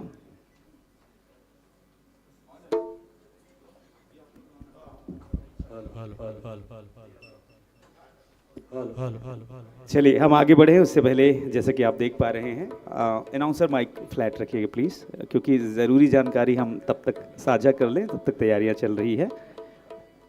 अगली प्रस्तुति हम निवेदन और माफ़ी चाहेंगे क्योंकि ये मंच की औपचारिकता थी, इसे पूरा करना ज़रूरी था, हमारे पास समय की बाध्यता थी। यक्षगणा की प्रस्तुति कर्नाटका राज्य से हमारे कलाकार जो देश दुनिया में इस सांस्कृतिक विरासत को न केवल प्रस्तुति कर रहे हैं बल्कि एक सांस्कृतिक सेतु का कार्य कर रहे हैं। यक्षगणा एक ऐसा प्रस्तुति है जिसमें हमारी जो काव्यों की अभिव्यंजना है, चाहे वो महाभारत हो, रामायण हो, और भावभंगिमा इसमें देखिए, गीत, संगीत और जो एक प्रस्तुतिकरण का जो तरीका है इतनी ऊर्जा के साथ होती है और ये प्रस्तुति बहुत ही शानदार मानी जाती है। हमारे कलाकारों का सबसे पहले मैं परिचय आपको बता दूं, फिर यक्षगणा की जो संक्षिप्त जानकारी है शेयर करूंगा। भाव पक्ष में जो हमारे साथ होने वाले हैं, जो मंच पर प्रस्तुतियों के साथ होंगे, मोहिनी के रूप में श्रीमती निर्मला हेगड़े जी सिरसी कर्नाटका से हमारे बीच यक्ष गज्जे के साथ, तालियां जोरदार अभी आने वाली हैं। भस्मासुर के स्वरूप में हमारे बीच होंगी श्रीमती मयूरी उपाध्याय जी बेंगलोर से, एक बार उनके लिए भी जोरदार ताली। विष्णु के रूप में कुमारी रक्षिता हेगड़े सिरसी से हमारे बीच पधारे हुए हैं। ये वे कलाकार हैं जो भाव पक्ष के रूप में होंगे। कला पक्ष जो वाद्य पक्ष है उनका भी हम आपसे परिचय करा दें।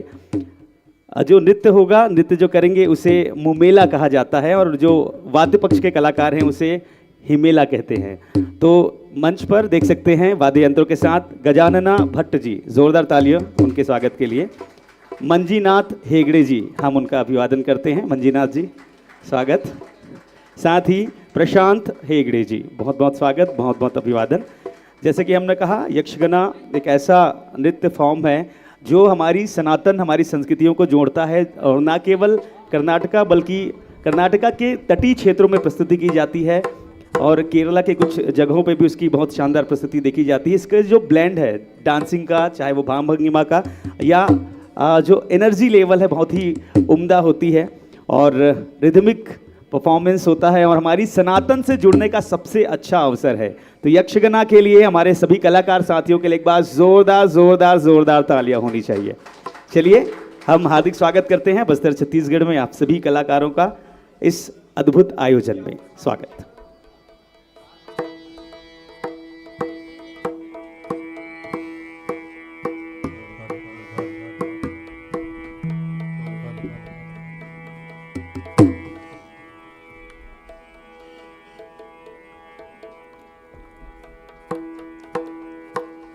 गजमुखने मेरे वेगदंतने निज गुणान्वित परशुधारणे रजत गिरि वडयन कुमारने विद्ये वारिधि अजनवरि रुद्रादिगळु तले भजितुतिय नवरत निन्ननु त्रिजगवंदित गणप मार्पुदुमतिगे मंगललो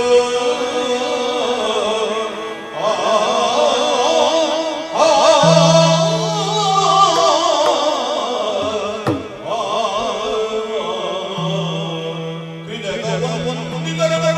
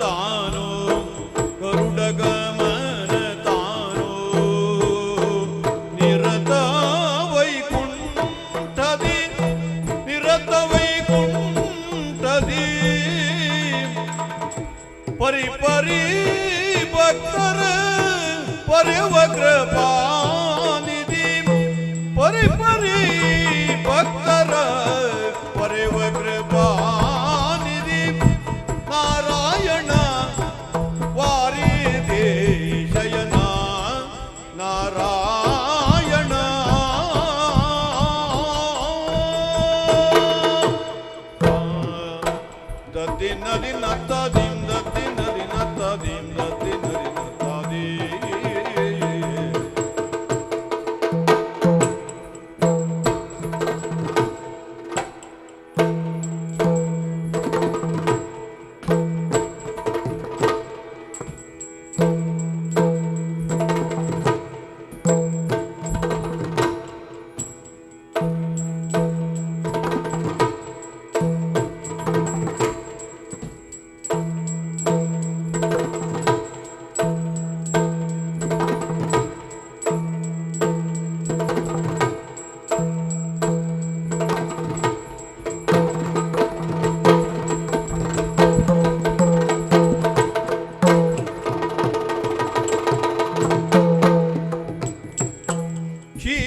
ಕ್ಷೀರವರಿಧಿ ಜಯನ ನಾರಾಯಣ ಕ್ಷೀರವರಿಧಿ ಜಯನ ನಾರಾಯಣ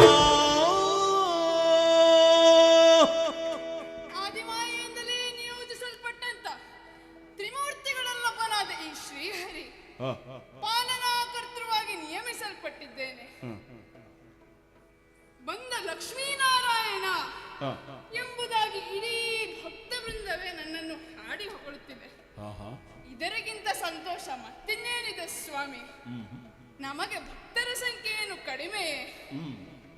ಅವರ ಭಕ್ತಿಗೆ ಅನುಚಿತವಾಗಿ ಅವರ ಕರ್ಮ ಫಲದ ಅನುಸಾರವಾಗಿ ವರಗಳನ್ನು ನೀಡುವವನು ನಾನು.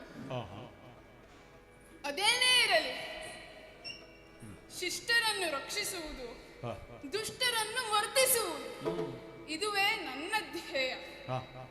ಕಾಲನ ಹಿಡಿತಕ್ಕೆ ಎಲ್ಲವರು ಒಳಗಾದವರಲ್ಲವ ಸ್ವಾಮಿ. ಇವತ್ತಿದ್ದಂತೆ ನಾಳೆ ಇರಬೇಕು ಎನ್ನುವುದನ್ನು ಯಾರೂ ಕೂಡ ಪ್ರತೀಕ್ಷಿಸಬಾರದು. ಹಾಗೆಯೇ ಇದೀಗ ಬಂದ ಸುದ್ದಿ, ಈಶ್ವರನ ಮಗನಾದಂತಹ ಭಸ್ಮಾಸುರ ಇದ್ದಾನಲ್ಲ, ಅವನಿಗೆ ಮದ ಏರಿದೆಯಂತೆ. ಹಾಗಾಗಿ ದುರ್ಳ ಭಸ್ಮಾಸುರನು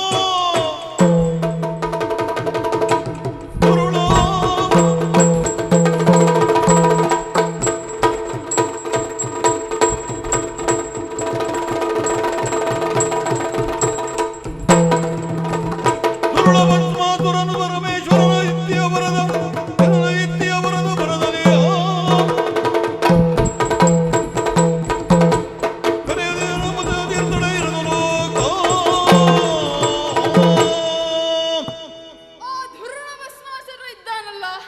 ಅವನಿಗೆ ಹೆಣ್ಣಿನ ಮೇಲೆ ಮೋಹ ಹೆಚ್ಚಾಗಿದೆಯಂತೆ.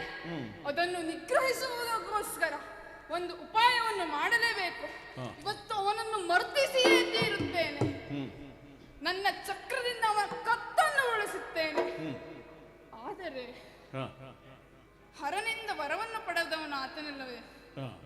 ಆ ವರಕ್ಕೂ ಒಂದು ಗೌರವವನ್ನು ನೀಡಬೇಕು. ಸಿಟ್ಟಿನ ಕೈಯಲ್ಲಿ ಬುದ್ಧಿಯನ್ನು ಕೊಡಬಾರದು. ಹಾಗಾಗಿ ಇದಕ್ಕೊಂದು ಒಳ್ಳೆ ಉಪಾಯವನ್ನು ಮಾಡ್ತೇನೆ.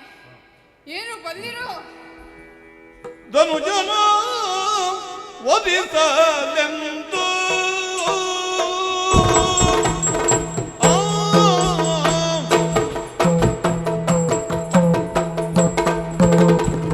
ಧನುಜನ ವಧಿಸಲೆಂದು ಆ ಧನುಜನ ವಧಿಸಲೆಂದು ಆ ಧನುಜನ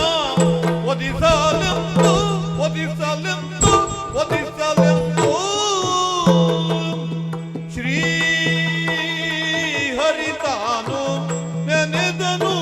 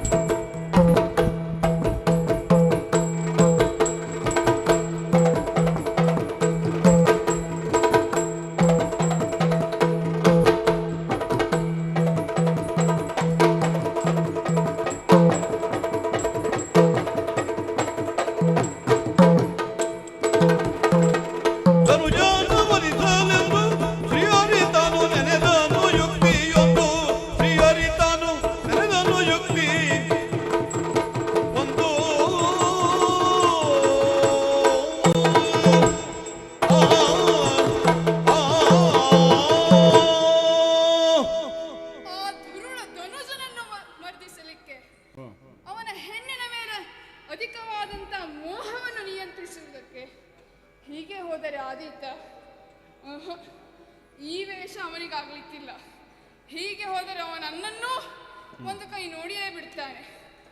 ಹಾಗಾದರೆ ಹೋಗುವುದು ಹೇಗೆ? ಹಾ, ಅದಕ್ಕೂ ಯೋಚನೆ ಮಾಡಾಗಿದೆ ಸ್ವಾಮಿ. ಎಲ್ಲದಕ್ಕೂ ನನ್ನ ಹತ್ರ ಒಂದು ಪರಿಹಾರ ಇರ್ತದೆ. ಹಾ, ಅವನನ್ನು ಮರ್ದಿಸಲಿಕ್ಕೆ ಯಾವ ವೇಷದಲ್ಲಿ ಹೋಗ್ತೇನೆ, ಹೇಗೆ ಹೋಗ್ತೇನೆ ಎಂಬುದನ್ನು ನೀವೇ ನಿರೀಕ್ಷಿಸಿ. ಸಕಲ ಲೋಕಾಧೀಶ ಶ್ರೀಹರಿ, ಸಕಲ ಮಾನಸ ಮೂರ್ತಿ ಶ್ರೀಹರಿ, ಸಕಲ ಜೀವ ವರಣ ಅಣು ಅಣು ಕಣ ಕಣ ಮೇ ಶ್ರೀಹರಿಯೋ, सकल संकट हरण श्रीहरि, सकल संकट हरण श्रीहरि, सकल संमंगलवु श्रीहरि,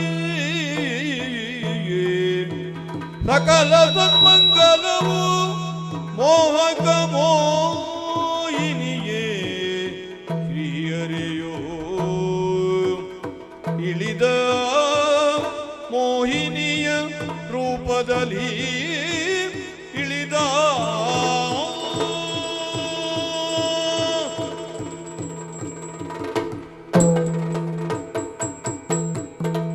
ಬಂದಳಾಗ ಮೋಹಿನಿ ಆನಂದದಿ ಗಿಡದ ಗಿಡದ ಬದಿನ ಕದಿಕುದ ಬಂದಳಾಗ ಮೋಹಿನಿ, ಬಂದಳಾಗ ಬಂದಳಾಗ ಮೋಹಿನಿ ಆನಂದದಿ ಬಲು ಚಂದದಿ ರತಿಯಂದದಿ ಬಂದಳಾಗ ಬಂದಳಾಗ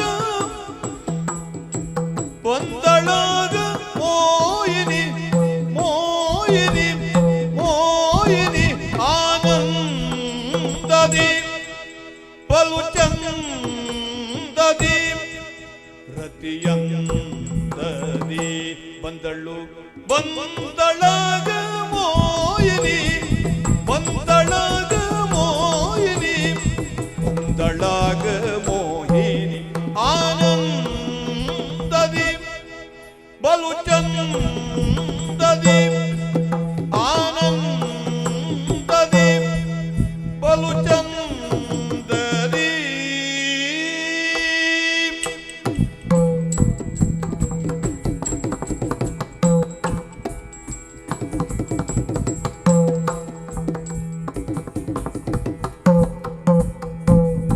ಸುಂದರ ರೂಪದಿ ಮಂದ ಗಮನದಿ,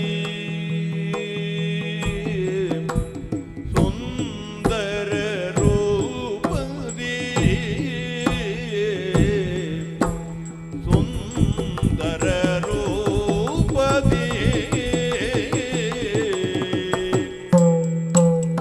ಸುಂದರ ರೂಪದಿ ಮಂದ ಗಮನದಿ ಸುಂದರ ರೂಪದಿ ಸುಂದರ ರೂಪದಿ ಸುಂದರ ರೂಪದಿ ಮಂದ ಗಮನದಿ ಮಂದ ಗಮನದಿ ಮಂದ ಗಮನದಿ ಅಂದುಗೆಗಳು ಜುಣು ಜುಣು ಜುಣು ರೇನು ತಲೆ ಅಂದುಗೆಗಳು ಜುಣು ಜುಣು ಜುಣು ಜುಣು ಜುಣು ಜುಣು ಜುಣು ಜುಣು ಜುಣು ರೇನು ತಲೆ ಸುಂದರ ರೂಪದಿ ಸುಂದರ ರೂಪದಿ ಸುಂದರ ರೂಪದಿ ಮಂದ ಗಮನದಿ ಮಂದ ಗಮನದಿ ಮಂದ ಗಮನದಿ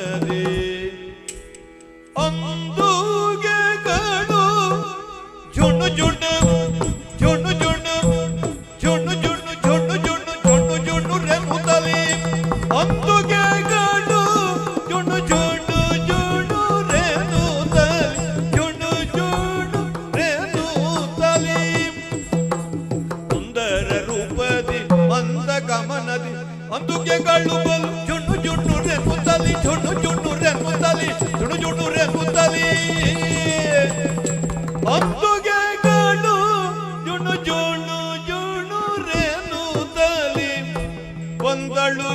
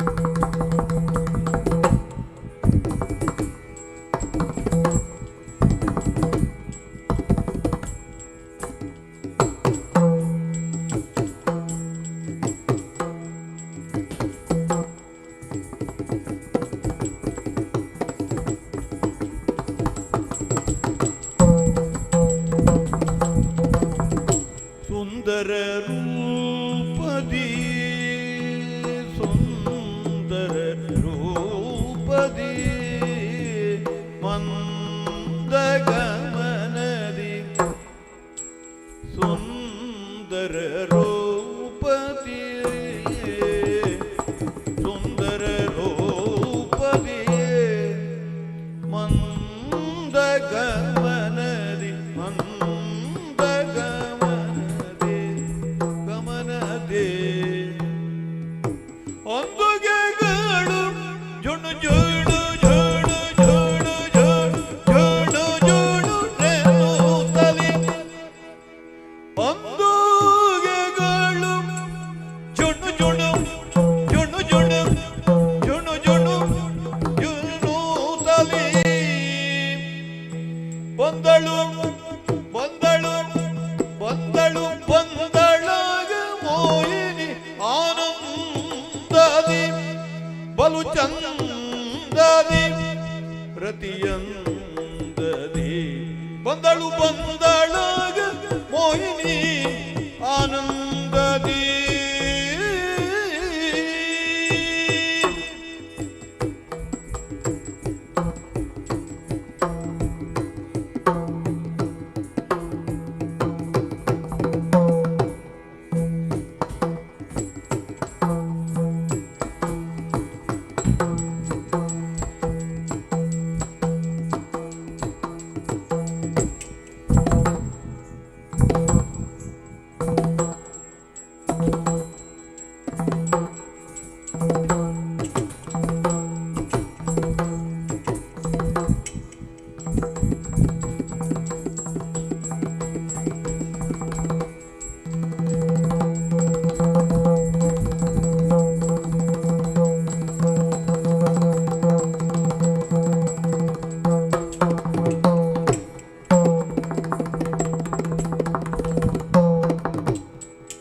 ಬಂದಳಾಗ ಮೋಹಿನಿ ಆನಂದದಿ ಬಂದಳಾಗ ಮೋಹಿನಿ ಆನಂದದಿ ಆನಂದದಿ ಬಂದದ್ದು ಬಂದದ್ದೇ ಯಾಕಾಗಿ ಹೇಳಿ ಅಲ್ಲಿಂದ ಇಲ್ಲಿಯವರೆಗಾಗಿ ಬರಬೇಕು ಎನ್ನುವ ಹಾಗೆ ಪ್ರತ್ಯೇಕವಾಗಿ ಆಹ್ವಾನ ಕೊಟ್ಟು ಕರೆಸಿಕೊಂಡಿದ್ದೀರಲ್ಲ ಸ್ವಾಮಿ, ಅದಕ್ಕಾಗಿಯೇ ಬಂದಿದ್ದೇವೆ. ನಮ್ಮ ವ್ಯಾಪ್ತಿ ಆಕಾಶದಷ್ಟು ವಿಸ್ತಾರ, ಹಾಗೆಯೇ ಸೀಮೆ ಮೀರುವಷ್ಟು ನಮ್ಮ ವ್ಯಾಪ್ತಿ ಉಂಟು. ಅದಕ್ಕಾಗಿಯೇ ಅಲ್ಲಿಂದ ಇಲ್ಲಿಯವರೆಗಾಗಿ ಬಂದಿದ್ದೇವೆ ಸ್ವಾಮಿ. ಇಂತಹ ಒಂದು ಕಾರಣದಿಂದ ನಮ್ಮ ಸಂಕಟದಿಂದ ದೂರ ಮಾಡಬೇಕು ಎನ್ನುವ ಹಾಗೆ ಕೇಳಿಕೊಂಡಾಗ ಆಗುವುದಿಲ್ಲ ಎನ್ನುವಂತಹ ಸ್ವಭಾವ ನಮ್ಮದು ಖಂಡಿತ ಅಲ್ಲವೇ ಅಲ್ಲ. ನನ್ನ ಪರಿಚಯ ಆಯ್ತಾ ನಿಮಗೆ? ಸರಿಯಾಗಿ ಗೊತ್ತಾಗಲಿಲ್ಲ. ನನ್ನ ಪ್ರವೇಶ ಆಗುವುದಕ್ಕೂ ಮೊದಲು ಇಲ್ಲಿ ಯಾರಿದ್ದರು ಹೇಳಿ? ಅವರು ವಿಷ್ಣು. ಹೌದು, ಶ್ರೀಮನ್ ಮಹಾವಿಷ್ಣು. ಹೌದು. ಆ ವೈಕುಂಠಪತಿಯ ಮತ್ತೊಂದು ರೂಪ ಅಥವಾ ಮತ್ತೊಂದು ವೇಷವೇ ಇದು. ಓ ಹಾ, ಹಾ. ಈಗ ರೂಪ ಹಾಗೆ ಮೋಸ ಮಾಡುವುದಕ್ಕಾಗಿ ವೇಷ ಧರಿಸಿದ್ದಲ್ಲ ಸ್ವಾಮಿ. ಮತ್ತ್ಯಾಕೆ? ತಪ್ಪು ತಿಳಿಯುವುದು ಬೇಡ. ಏನಾಗಿದೆ ಬಲ್ಲಿರ? ಏನಾಗಿದೆ? ಲೋಕದಲ್ಲಿ ಅತಿಯಾಗಿದೆ ಭಸ್ಮಾಸುರನ ಆವೇಶ. ಅದಕ್ಕಾಗಿ ಆತನನ್ನು ನಿಗ್ರಹಿಸಬೇಕು ಎನ್ನುವುದು ಈಶ್ವರನ ಆದೇಶ. ಹಾಗಾಗಿ ಹಾಕಬೇಕಾಗಿದೆ ಆತನ ಮೋಹಕ್ಕೆ ಪಾಶ. ಹಾಗಾಗಿಯೇ ಧರಿಸಿ ಬಂದಿದ್ದೇನೆ ಮೋಹಕ ಮೋಹಿನಿ ವೇಷ. ಹೇಗಿದೆ ಹೇಳಿ ವೇಷ? ತುಂಬಾ ಸುಂದರವಾಗಿದೆ. ಹೌದಲ್ಲ? ಲೋಕದಲ್ಲಿ ಯಾವಾಗ ಯಾವುದು ಅತಿಯಾಗುತ್ತದೆಯೋ ಅಂಥದ್ದನ್ನ ನಿಗ್ರಹಿಸುವುದಕ್ಕಾಗಿ ಹೀಗೊಂದು ವೇಷವನ್ನು ನಾವು ಮೊದಲೂ ತಳೆದದ್ದುಂಟು. ಸಮುದ್ರ ಮಥನ ಕಾಲದ ಸಂದರ್ಭದಲ್ಲಿಯೂ ಸಹ ದೇವತೆಗಳಿಗೆ ಅಮೃತ ಸಿಗಬೇಕು ಎನ್ನುವ ಕಾರಣಕ್ಕಾಗಿ ಮೋಹಿನಿ ವೇಷವನ್ನು ಧರಿಸಿದವಳಿದ್ದೇನೆ. ಈಗಲೂ ಸಹ ಭಸ್ಮಾಸುರನ ನಿಗ್ರಹಕ್ಕಾಗಿ ಅಥವಾ ಆತನ ನಾಶಕ್ಕಾಗಿ ಇಂತಹ ಒಂದು ವೇಷವನ್ನು ಧರಿಸಿ ಬಂದಿದ್ದೇನೆ. ಹೀಗೆಯೇ ಪ್ರಕೃತಿಯಲ್ಲಿ ಓಡಾಡುತ್ತಾ ಆತನನ್ನು ಮೋಹದಿಂದ ಬಂಧಿಸುವುದಕ್ಕಾಗಿ ಮೋಹ ಪಾಶವನ್ನು ಹಾಕುವುದಕ್ಕಾಗಿ ಅತ್ತ ಸಾಗುತ್ತೇನೆ. ತಾದೀಂ ತಾತೈದ ತಾದೀಂ ತಾತೈದ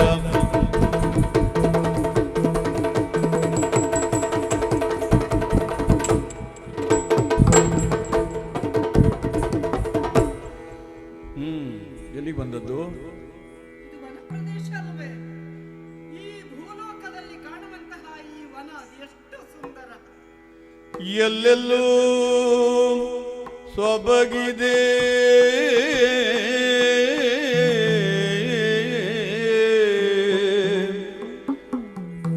ಎಲ್ಲೆಲ್ಲೂ ಸೊಗಸಿದೆ ಮಾಮರವು ಹೂತಿದೆ ಹೂತಿದೆ ಸೊಬಗೇರಿ ನಿಂತಿದೆ ಮಾಮರವು ಹೂತಿದೆ ಸೊಬಗು ಸೊಬಗು ಸೊಬಗೇರಿ ನಿಂತಿದೆ ನಿಂತಿದೆ ಸೊಬಗೇರಿ ನಿಂತಿದೆ ತತ್ತಿಂ ತಗದಿನ ಎಲ್ಲೆಲ್ಲೂ ಸೊಬಗಿದೆ ಎಲ್ಲೆಲ್ಲೋ ಸೊಗಸಿದೆ ಎಲ್ಲೆಲ್ಲೋ ಸೊಬಗಿದೆ ಎಲ್ಲೆಲ್ಲೋ ಸೊಗಸಿದೆ ಎಲ್ಲೆಲ್ಲೋ ಸೊಬಗಿದೆ ಎಲ್ಲೆಲ್ಲೋ ಸೊಗಸಿದೆ ಮಾಮರವು ಹೂತಿದೆ ಸೊಬಗೇರಿ ನಿಂತಿದೆ ಮಾಮರವು ಹೂತಿದೆ ಸೊಬಗೇರಿ ನಿಂತಿದೆ ಮಾಮರವು ಹೂತಿದೆ ಮಾಮರವು ಹೂತಿದೆ ಸೊಬಗೇರಿ ನಿಂತಿದೆ ಮಾಮರವು ಹೂತಿದೆ ಸೊಬಗೇರಿ ನಿಂತಿದೆ ಎಲ್ಲೆಲ್ಲೂ ಸೊಬಗಿದೆ ಎಲ್ಲೆಲ್ಲೂ ಸೊಗಸಿದೆ ಮಾಮರವು ಹೂತಿದೆ ಸೊಬಗೇರಿ ನಿಂತಿದೆ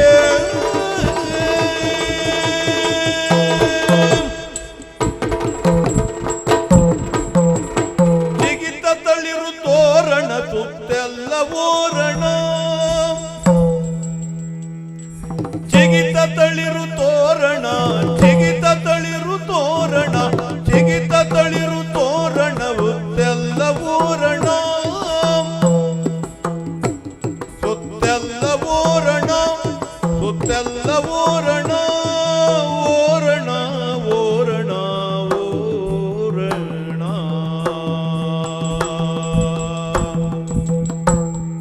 ಜಿಗಿತ ತಳಿರು ತೋರಣ ಸುತ್ತೆಲ್ಲ ಓರಣ ಸುತ್ತೆಲ್ಲ ಓರಣ ಸುತ್ತೆಲ್ಲ ಓರಣ ಭೂಮಾತೆ ಉಡುಪಿದಾಯ್ತು ಚೆಲುವಿನ ಅರಸಿನ ಭೂಮಾತೆ ಉಡುಪಿದಾಯ್ತು ಭೂಮಾತೆ ಉಡುಪಿದಾಯ್ತು ಚೆಲುವಿನ ಅರಸಿನ ಭೂಮಾತೆ ಉಡುಪಿದಾಯ್ತು ಚೆಲುವಿನ ಅರಸಿನ ಎಲ್ಲೆಲ್ಲೂ ಸೊಬಗಿದೆ ಎಲ್ಲೆಲ್ಲೂ ಸೊಗಸಿದೆ ಮಾಮರವು ಹೂತಿದೆ ಸೊಬಗೇರಿ ನಿಂತಿದೆ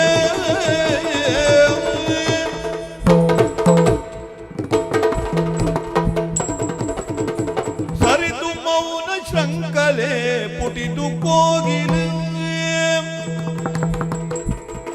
ಸರಿದು ಮೌನ ಶೃಂಗಲೆ ಪುಟಿದು ಕೋಗಿಲೆ ಮೌನ ಪುಟಿದು ಕೋಗಿಲೆ ಮೌನ ಪುಟಿದು ಕೋಗಿಲೆ ಕುಹು ಕುಹು ಕುಹು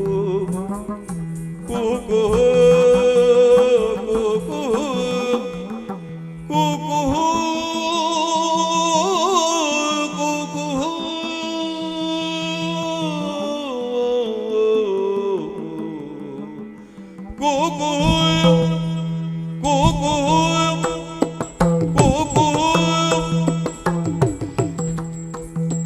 ಸರಿದು ಮೌನ ಶೃಂಗಲೆ ಪುಟಿತು ಕೋಗಿಲೆ ಪುಟಿತು ಕೋಗಿಲೆ ಪಂಚಮದ ಇಂಚರದಿ ಕೋಗಿಲೆ ಪಂಚಮದ ಇಂಚರದಿ ಕೋಗಿಲೆ ನೀ ಕೋಗಿಲೆ ಓ ಕೋಗಿಲೆ ಪಂಚಮದ ಇಂಚರದಿ ಕೋಗಿಲೆ ಎಲ್ಲೆಲ್ಲೂ ಸೊಬಗಿದೆ ಎಲ್ಲೆಲ್ಲೂ ಸೊಗದಿದೆ ಮಾಮರವು ಕೂತಿದೆ ಸೊಬಗೇರಿ ನಿಂತಿದೆ ಮಾಮರವು ಕೂತಿದೆ ಸೊಬಗೇರಿ ನಿಂತಿದೆ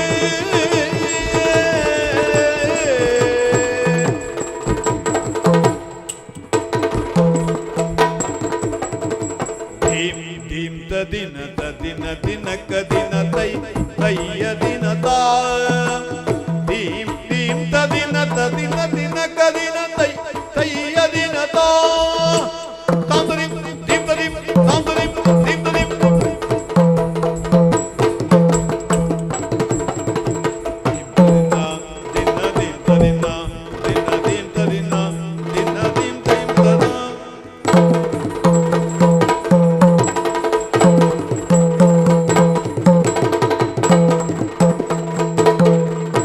ತಾದೀಂ ತಾತೈ ತಾದೀಂ ತಾತೈ ತಾದೀಂ ತಾತೈ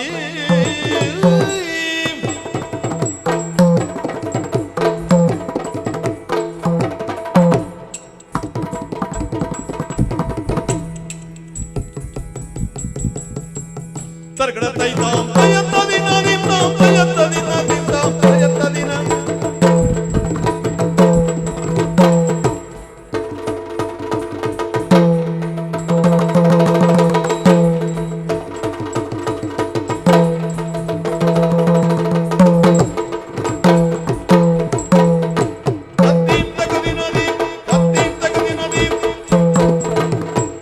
ಎಲ್ಲೆಲ್ಲೂ ಸೊಬಗಿದೆ ಎಲ್ಲೆಲ್ಲೂ ಸೊಗಸಿದೆ ಮಾಮರವು ಕೂತಿದೆ ಸೊಬಗೇರಿ ನಿಂತಿದೆ ಹೊರಸುತ್ತ ಪಂತನಗ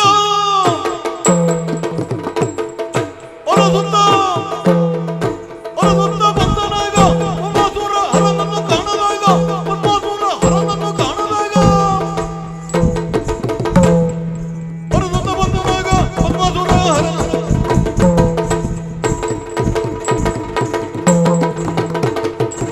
ಶಂಕರ ಎಲ್ಲಿದ್ದಾನೆ ನನ್ನ ಅಪ್ಪ ನನ್ನ ಅಪ್ಪನನ್ನು ಹುಡುಕುತ್ತಾ ಬಂದಿದ್ದೇನೆ ಓಹೋ ಯಾಕೆ ಯಾಕೆ ಅಪ್ಪ ಮನೆಯಲ್ಲಿಲ್ಲ ಹಾ ಅಪ್ಪ ಮನೆಯನ್ನ ಬಿಟ್ಟಿದ್ದಾನೆ ಹಾ. ಯಾಕೆ ಬಿಟ್ಟಿದ್ದಾನೆ ಹಾ. ಅವ ಕೊಟ್ಟಿದ್ದಾನೆ ನನಗೆ ಉರಿ ಹಸ್ತವನ್ನ ಹಾ, ಹಾ. ಅವನ ತಲೆ ಮೇಲೆ ಕೈ ಇಡ್ಲಿಕ್ಕೆ ಹೋದೆ ಹಾ. ನೋಡಿ ಹೋದೆ ಅಪ್ಪನನ್ನ ಹುಡುಕ್ತಾ ಬಂದಿದ್ದಾನೆ ಬಂದಿದ್ದೇನೆ ಎಲ್ಲಿದ್ದಾನೆ ಓ ಶಂಕರ ಇದೇನು? ನಾನು ಕಾಡಲ್ಲಿ ಹೊರಟಿದ್ದು ಹಾ ಎಲ್ಲ ಕಾಡು ಎಲ್ಲೆಲ್ಲಿಯೂ ಮರಗಳು ಒಣಗಿ ಹೋಗಿದೆ ಆದ್ರೆ ಇಂದು ಈಗ ನೋಡ್ತಾ ಇದ್ದೇನೆ ಹಾಗಲ್ಲ ಪರಿಸರವೇ ಬೇರೆ ಎಲ್ಲೆಲ್ಲೂ ಸೊಬಗಿದೆ ಎಲ್ಲೆಲ್ಲೂ ಸೊಗಸಿದೆ ಹೌದು ನಾನು ಬರ್ತೇನಂತಲೇ ಪ್ರಕೃತಿ ಈ ವ್ಯವಸ್ಥೆಯನ್ನು ಮಾಡಿದೆಯೋ ಅಂತ ಹೌದು ಇರ್ಲಿ ಅಪ್ಪ ಎಲ್ಲಿದ್ರೇನು ಕಾಡಲ್ಲಿದ್ದಾನೋ ನಾಡಲ್ಲಿದ್ದಾನ ಹುಡುಕ್ತೇನಂತೆ ಅವನನ್ನು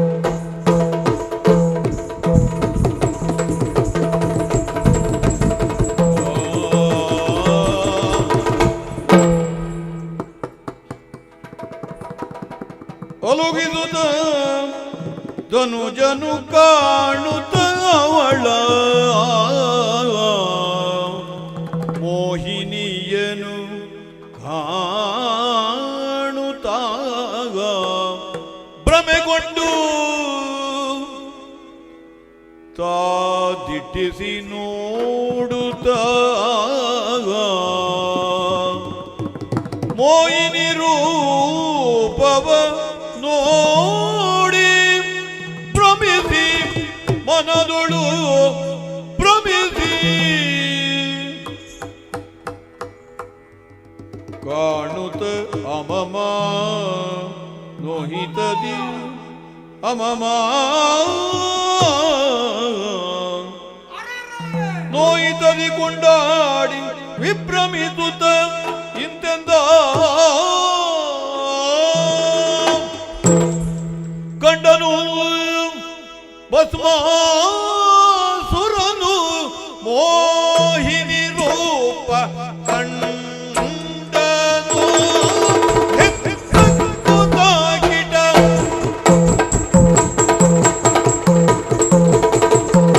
ಕಂಡನು ಕಂಡನು ಕಂಡನು ಕಂಡನು ಭಸ್ಮಾಸುರನು ಮೋಹಿನಿಯನ್ನು ಭಸ್ಮಾಸುರನು ಮೋಹಿನಿಯನ್ನು ಕಂಡನು ಮೋಹಿನಿಯನು ಕಂಡನು ಮೋಹಿನಿಯನು ಭಸ್ಮಾಸುರನು ಮೋಹಿನಿಯನ್ನು ಕಂಡನು ಕಂಡನು ಕಂಡನು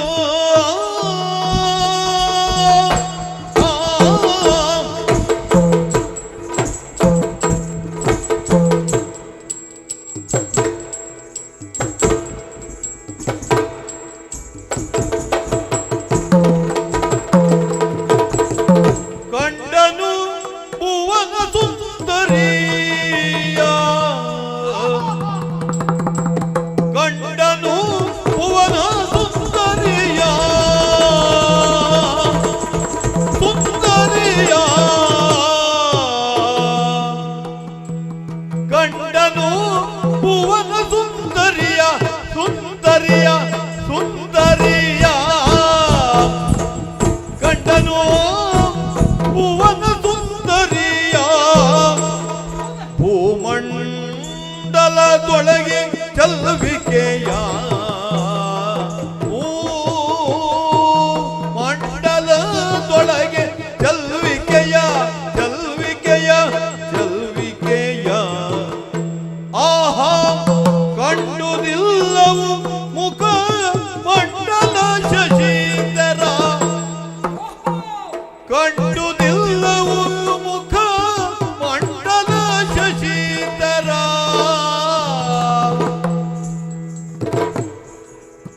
ದುಂಡು ಕುಜಾಂಗನೆಯೇ ದುಂಡು ಕುಜಾಂಗನೆ ದುಂಡು ಕುಜಾಂಗನೆ ಕಣ್ಣೆ ಆನಂದವು ದುಂಡು ಕುಜಾಂಗನೆ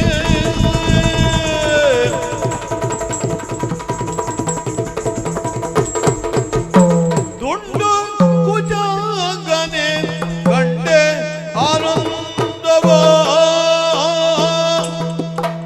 ಸತ್ಯಂ ಸತ್ಯಂ ದುಂಡು ಕುಜಾಂಗನೆ ಕಂಡೆ ಆನಂದವ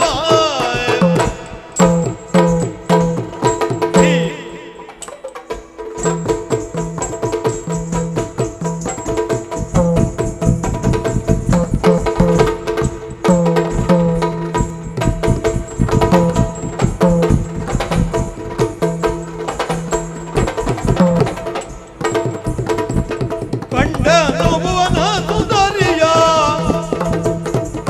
ಭೂಮಂಡಲದೊಳಗೆ ಚಲ್ವಿಕೆಯ ಕಂಡನು ಕಂಡನು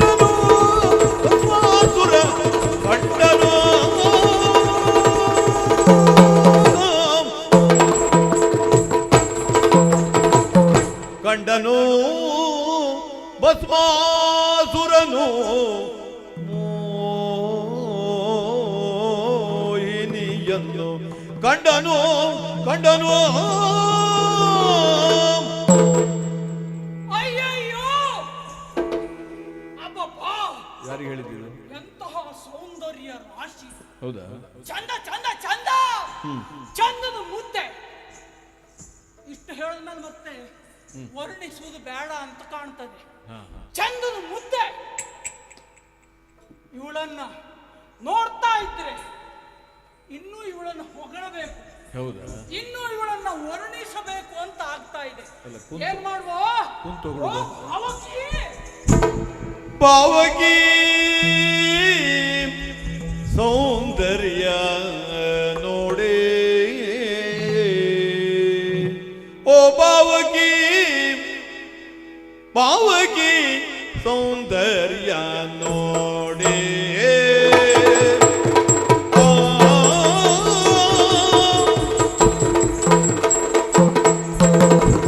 ಪಾವಕಿ ಸೌಂದರ್ಯ ನೋಡೇ ಪಾವಕಿ ಪಾವಕಿ ಸೌಂದರ್ಯ ನೋಡೇ ಸೌಂದರ್ಯ ನೋಡೇ ಸೌಂದರ್ಯ ನೋಡೇ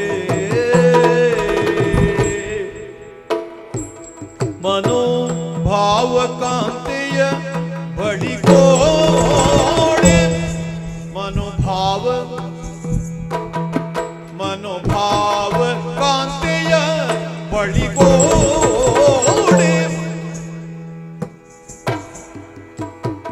ಮನೋಭಾವ ಕಾಂತೆಯ ಬಳಿಗೋಡೆ ಎನ್ನ ಜೀವನಯನ ನಲಿದಾಡೆ ನಲಿದಾಡೆ ನಲಿದಾಡೆ ನಲಿದಾಡೆ ಭಾವನಯನ ಎನ್ನ ಜೀವನಯನ ಎನ್ನ ಜೀವನಯನ ನಲಿದಾಡೆ ನಲಿದಾಡೆ ನಲಿದಾಡೆ ನಲಿದಾಡೆ ಇವಳ್ಯಾವಳೆಂಬುದ ಮಾತನಾಡಿ ಆಹಾ ದೇವಿಯ ಬಳಿಗೈದಿ ಸಾವಧಾನದಿ ಇವಳ್ ಅವಾರ್ತಗಮವೆಲ್ಲ ನಾವಿ ಬರೆದು ಕೇಳ್ವೆ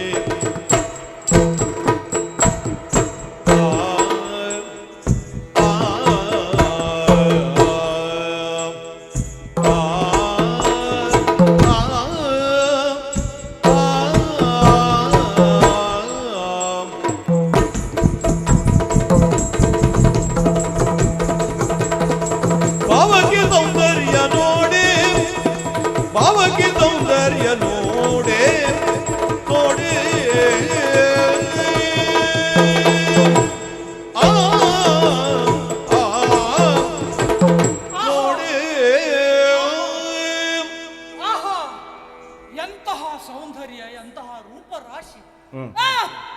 ಆ ಬ್ರಹ್ಮ ಇವಳನ್ನು ಸೃಷ್ಟಿ ಮಾಡಬೇಕಿದ್ರೆ ಎಲ್ಲಿನಿದ್ದು ಕೊಂಕು ತೋರಲಿಲ್ಲ.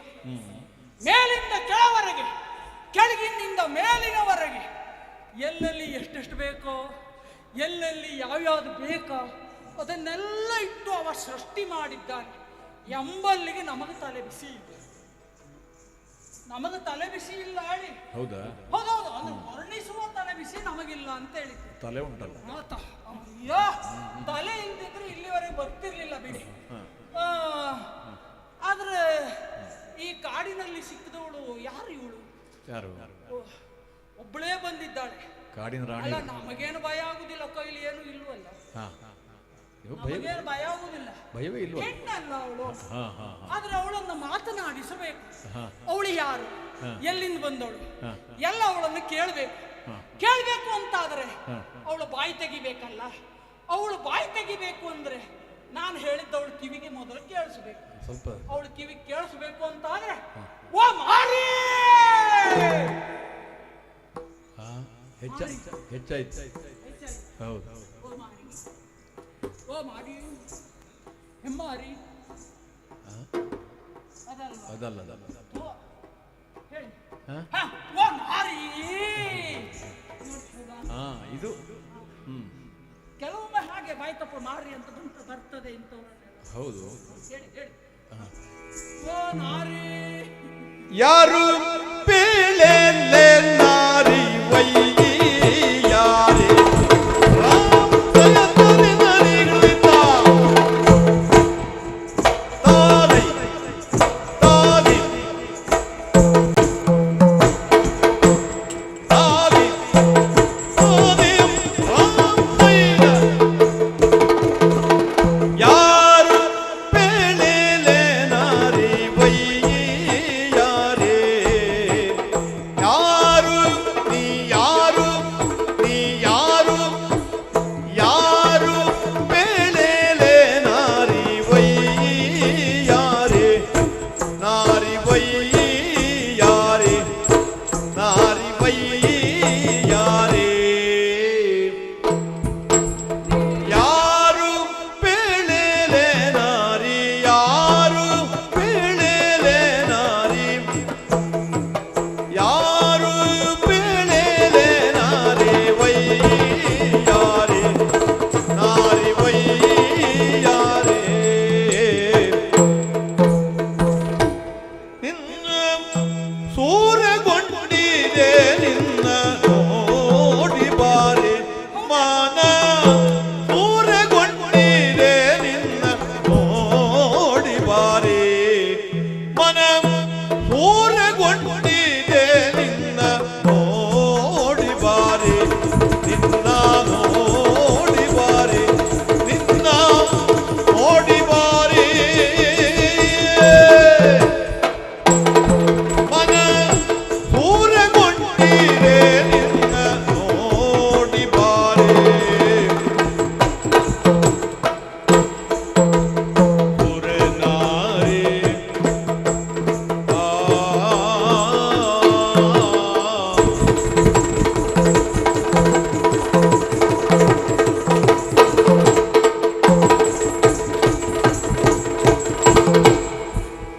ತುರನಾರಿಯಳು ಕಾಣೆ ಗುಣಶೀಲೆ ಇಲ್ಲ ಇಲ್ಲ ಇಲ್ಲ ತುರನಾರಿಯೋಳು ಕಾಣೆ ಗುಣಶೀಲೆ ಕಾಣೆ ಗುಣಶೀಲೆ ಸುರನಾರಿಯರೋಳು ಕಾಣೆ ಗುಣಶೀಲೆ ನಿನ್ನ ವರನಾರೂಪಿತ ನಾಮ ಕೇಳುವಾಲೆ ನಿನ್ನ ವರನಾರೂಪಿತ ನಾಮ ವರನ್ಯಾರು ನಿನ್ನ ವರನಾರೂಪಿತ ನಾಮ ಬೇಳುವಾಲೆ ನೀ ಬೇಳುವಾಲೆ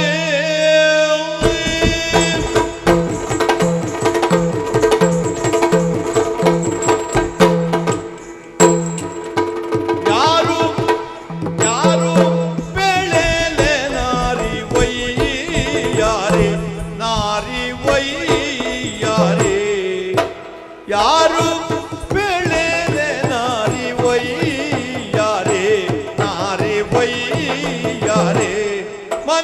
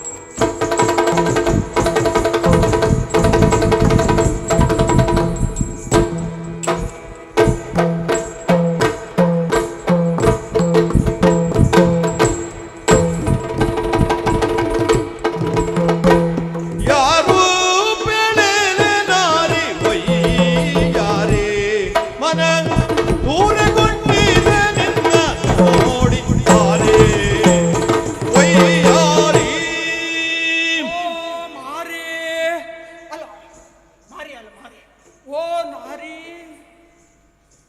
ಓ ನಾರಿಮಣಿ, ಓ ನಾರಿ, ಓ ವಯ್ಯಾರಿ, ಓ ವಯ್ಯಾರಿ ಮಾತೇ ಆಡೋದಿಲ್ಲ. ಎಷ್ಟು ಕಿವಿ ಕೇಳಿಸೋದಿಲ್ವಾ ಅಂತ. ಹೆಚ್ಚಾಯ್ತು ಮಾತು. ಏನಾಯ್ತು? ಯಾರು ನೀನು? ನಗು ಬಿಟ್ಟರೆ ಬೇರೆ ಏನಿಲ್ಲ. ನೀನು ಯಾರು? ನಿನ್ನನ್ನು ಹಡೆದಂತಹ ಅಪ್ಪ ಅಮ್ಮಂದಿರು ಯಾರು? ನಿನ್ನನ್ನು ನೀನು ಮದುವೆ ಆದದ್ದು ನಿನ್ನ ಗಂಡ ಯಾರು? ಅವ ಇದ್ದಾನ ಹೋಗಿದ್ದಾನ ಗೊತ್ತಿಲ್ಲ. ನಿನ್ನನ್ನು ಕೇಳಿದ್ದು ನಾನು. ಒಟ್ಟು ನಿನ್ನ ಹೆಸರು ಏನು? ನೀನು ಎಲ್ಲಿಂದ ಬಂದವಳು? ಯಾಕಾಗಿ ಬಂದವಳು? ಇಲ್ಲಿಗೆ ಬಂದವಳು ಎಷ್ಟು ದಿನ ಇರ್ತಿ ಎಲ್ಲ ಹೇಳ್ತೀಯಾ? ಯಾರಯ್ಯ ಎನ್ನ ವಿಚಾರಿಸುತ್ತ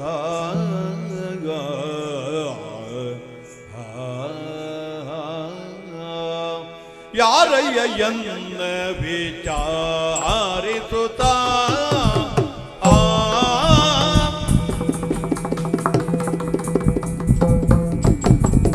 ಯಾರಯ್ಯ ಎನ್ನ ವಿಚಾರಿಸುತ್ತ ಪರನಾರಿಯೋಳು ಆಡುವೆ ಬರಿದು ಪ್ರಾಂತ ಪರನಾರಿಯೋಳು ಆಡುವೆ ಬರಿದು ಪ್ರಾಂತ ನೀನು ಬರಿದು ಪ್ರಾಂತ ಎನ್ನ ವಿಚಾರಿಸುತ್ತ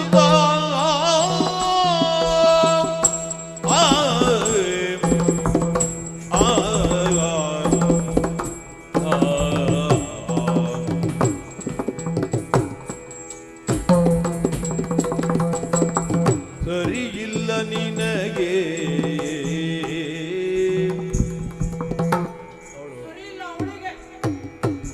ಸರಿಯಿಲ್ಲ ನಿನಗೆ ಸರಿಯಿಲ್ಲ ನಿನಗೆ ಸರಿಯಿಲ್ಲ ನಿನಗೆ ಈ ತೆರನ ಮಾತು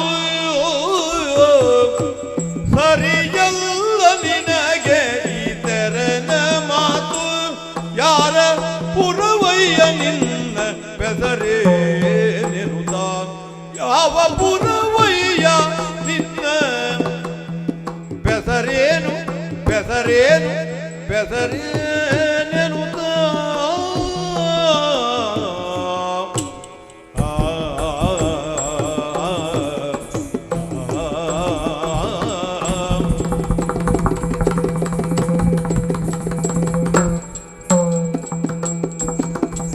ಸರಿಯಲ್ಲ ನಿನಗೆ ಈ ತೆರನ ಮಾತು ಯಾರ ಪುರವಯ್ಯ ನಿನ್ನ ಬೆದರೇನೆನುತ ಯಾವ ಪುರವಯ್ಯ ನಿನ್ನ ಬೆದರೇನೆನುತ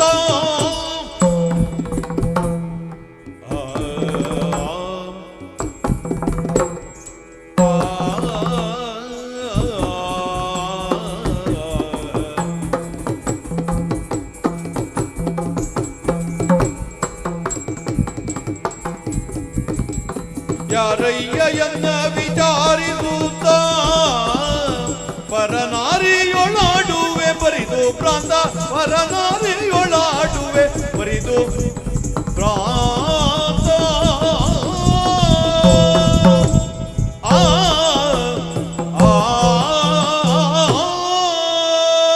ಯಾರಯ್ಯ? ಬಿತ್ತು ಕೈಯಲ್ಲಿ ಬಿತ್ತು ನಿನ್ನ ಮಾತೆಂಬ ಮುತ್ತು ಅದನೀಗ ನನ್ನ ತಲೆಯಲ್ಲಿ ಹೊತ್ತು ನನಗೆ ನಿನ್ನನ್ನು ನೋಡಿ ಬಂದದ್ದು ಮತ್ತು ಗೊತ್ತಾಯ್ತು. ಹಾ ಗೊತ್ತಾಯ್ತು. ಅದೆಲ್ಲ ನಿನಗೆ ಗೊತ್ತು. ನೀನು ಯಾರು? ನನ್ನ ಪರಿಚಯ ಕೇಳಿದೆ ಅಲ್ಲ.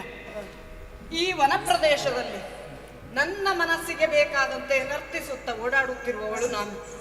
ಹೀಗೆ ಹಾದಿ ಬೀದಿಯಲ್ಲಿ ಓಡಾಡುವವರಿಗೆಲ್ಲ ಪರಿಚಯ ಹೇಳುವುದಕ್ಕಾಗ್ತದ? ಓ, ನಿನಗೆ ಮನಸ್ಸಿಗೆ ಬಂದ ಹಾಗೆ ನೀನು ಮನಸ್ಸಿಗೆ ಬಂದ ಹಾಗೆ ಅಲ್ಲ, ಇದು ನಮ್ಮ ಪ್ರದೇಶ, ನಾವು ಬೇಕಾದ್ರೂ ನಿಮ್ಮದೇ ಕ್ಷೇತ್ರ ಇದು. ನಮ್ಮ ಮನಸ್ಸಿನ ಸಂತೋಷಕ್ಕಾಗಿ. ಹಾಗೆ ನೋಡಿದ್ರೆ ನಾವು ಅತಿಥಿಗಳ ಅಲ್ವಾ? ಅಲ್ಲಪ್ಪ, ಅಪ್ಪನ ಹುಡ್ತಾ ಬಂದವ ನಾನು. ಯಾರು ಅಂತ ಬೇಕಲ್ಲ. ಅಲ್ಲ, ಸಿಗಲಿಲ್ಲ ಅಷ್ಟೇ. ಯಾರು? ಅಲ್ಲ, ನಾನು ಯಾರು ನಿನ್ನ ಹೆಸರು ಹೇಳಬೇಕು ಅಂತಂದ್ರೆ ನನ್ನ ಹೆಸರು ಮೊದಲು ಹೇಳ್ಬೇಕು. ನಿಮ್ಮ ಪರಿಚಯ ಮೊದಲಾಗಬೇಕು. ನಾವು ಸಾಮಾನ್ಯದವರಲ್ವೇ? ವೀರ ಪದ್ಮಾಸುರನಾಗಿಯನು ವೀರ ಪದ್ಮಾಸುರನಾಗಿಯನು ಎನ್ನ ಶೌರ್ಯಕ್ಕೆ ತ್ರಿಮೂರ್ತಿಗಳ ಪುರವನ್ನು ಎನ್ನ ಶೌರ್ಯಕ್ಕೆ ತ್ರೈಮೂರ್ತಿ ಪುರಗಳನ್ನು ಎನ್ನ ಶೌರ್ಯಕ್ಕೆ ತ್ರೈಮೂರ್ತಿ ಪುರಗಳನ್ನು ಹೌದೇ? ನನ್ನ ಹೆಸರು ಮೊದಲು ಹೇಳಬೇಕಲ್ವಾ? ಹೌದೌದು, ಪರಿಚಯ ನಾವು ಬೇಕು. ಸಾಮಾನ್ಯದವರಲ್ಲ. ವೀರ ಧೀರ ರಣ ಕೋಲಾಹಲ ರಣ ಪ್ರಚಂಡ ಅರಿತಿಮೀರ ಮಾತಾಂಡ ರಣ ಧೀರ. ಇಷ್ಟೊತ್ತದ್ದು ನಿನ್ನ ಹೆಸರ ಅಲ್ಲಪ್ಪ, ಮತ್ತೆ ಇವೆಲ್ಲ ನನ್ನ ವಿಶೇಷಣಗಳು. ಓಹೋ. ಇಷ್ಟೆಲ್ಲ ವಿಶೇಷಣಗಳನ್ನ ಅಂತ ಆ. ವೀರ ಧೀರ ಭಸ್ಮಾಸುರ. ನಾವೇ ಯಾರು ಅಲ್ಲ. ಭಸ್ಮಾಸುರ ಅಂದ್ರೆ ನೀನೇಯ? ಅಲ್ಲ, ಇಷ್ಟೆಲ್ಲ ಹೇಳ್ತಾ ಇದ್ದೇನೆ ಇವಳಿಗೆ. ಭಸ್ಮಾಸುರ ಅಂದ್ರೆ ನೀನೇಯ? ಹಂಗಂದ್ರೆ ಏನು? ಭಸ್ಮಾಸುರ. ಭಯ ಆಗ್ಲಿಲ್ವ ನಿನಗೆ? ತಲೆ ಸರಿ ಇಲ್ಲ. ಹೋಗ್ಲಿ, ಹೇಳಿದೆನಲ್ಲ ಈಗ ನನ್ನ ಪರಿಚಯವನ್ನ. ಅಯ್ಯ, ನಿನ್ ಪರಿಚಯ ಹೇಳ್ಬೋದಾ? ಭಸ್ಮಾಸುರ ಭಸ್ಮಾಸುರ ಹೆಸರು ಮೊದಲು ಕೇಳ್ಕೊಳ್ಬೇಕು. ಹೌದು, ಮೊದಲು ಸಿಕ್ಕಿದ ತಕ್ಷಣ, ಇಂಥವ್ರು ಸಿಕ್ಕಿದ ತಕ್ಷಣ ಮೊದಲು ಹೆಸರು ಏನು ಅಂತ ಕೇಳ್ಕೊಳ್ಬೇಕು. ನಿಂತಲ್ಲೇ ನಿಂತ್ಕೊಳ್ಬೇಕು. ಅಲ್ಲಿ ನೀನು ನಿಂತಲ್ಲಿ ನಿಲ್ಲಕ್ಕೆ ನಂಗೆ ಆಗುದಿಲ್ಲ. ಗೊತ್ತಾಯ್ತು ನಾವು ನನಗೆ. ಇಲ್ಲಿ ಇವತ್ತು ಇಲ್ಲಿದ್ರೆ ಮತ್ತೊಂದು ದಿನ ನಾಳೆಗೆ ಮತ್ತೊಂದು ಎಲ್ಲೋ ಇರ್ತೇವೆ. ಹೌದೌದು. ನಿನ್ನ ಹೆಸರು? ನಾನು ಭಸ್ಮಾಸುರ. ಪ್ರಪಂಚದಲ್ಲಿ ಭಸ್ಮಾಸುರ ಅಂದ್ರೆ ಒಬ್ಬನೇ. ನೀನೇನು ಭಸ್ಮಾಸುರನ? ಭಸ್ಮಾಸುರಯ್ಯ. ಯಾಕೆ ಮಾತು ಮುಗಿಯುವುದಕ್ಕೆ ಮೊದಲೇ ಅವಸರ ನಿನಗೆ? ಅಲ್ಲ, ಮತ್ತೆ ಅವಕಾಶ ಇಲ್ಲ, ಬೇಗ ಮುಗಿಸಪ್ಪ. ಮೆಚ್ಚಿದೆ ನಿನ್ನಯ ಶೌರ್ಯಕೀಗ ರಾಮೈರವಿನರೇ ನಾ ಮೆಚ್ಚಿದೆ ನಾ ಮೆಚ್ಚಿದೆ ನಾ ಮೆಚ್ಚಿದೆ ಮೆಚ್ಚಿದೆ ನಿನ್ನಯ ಶೌರ್ಯಕೀಗ ಮನದಿಚ್ಛೆಯೇ ನೀವುದನ್ನು ಬೀಳು ಬೇಗ ಮನದಿಚ್ಛೆಯೇ ನೀವುದೆಂದು ಬೀಳು ಬೇಗ ಬೀಳು ಬೇಗ ಬೀಳು ಬೇಗ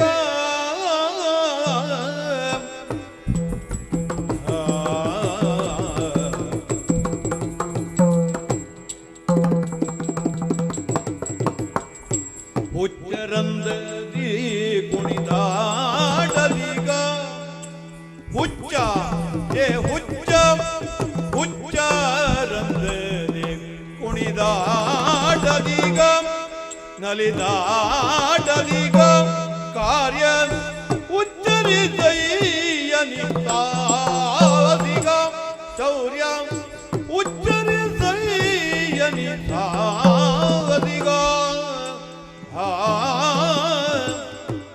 ಮೆಚ್ಚಿದೆ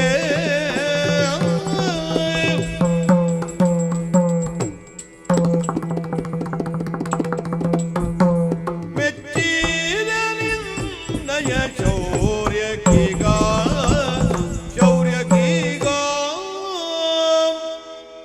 ಮೆಚ್ಚಿದೆ ಮೆಚ್ಚಿದೆ ಮೆಚ್ಚಿದೆ ಮೆಚ್ಚಿದೆ. ಎಂತದ್ದು? ಮೆಚ್ಚಿದೆಯಾ ಬೆಚ್ಚಿದೆಯಾ? ಇಲ್ಲಪ್ಪ, ಬೆಚ್ಚಿದ್ದಿಲ್ಲ. ಮೆಚ್ಚಿದೆ. ಆಗ್ಲಿ, ಯಾವುದಕ್ಕೆ? ಎಲ್ಲ ಹೆಸರು.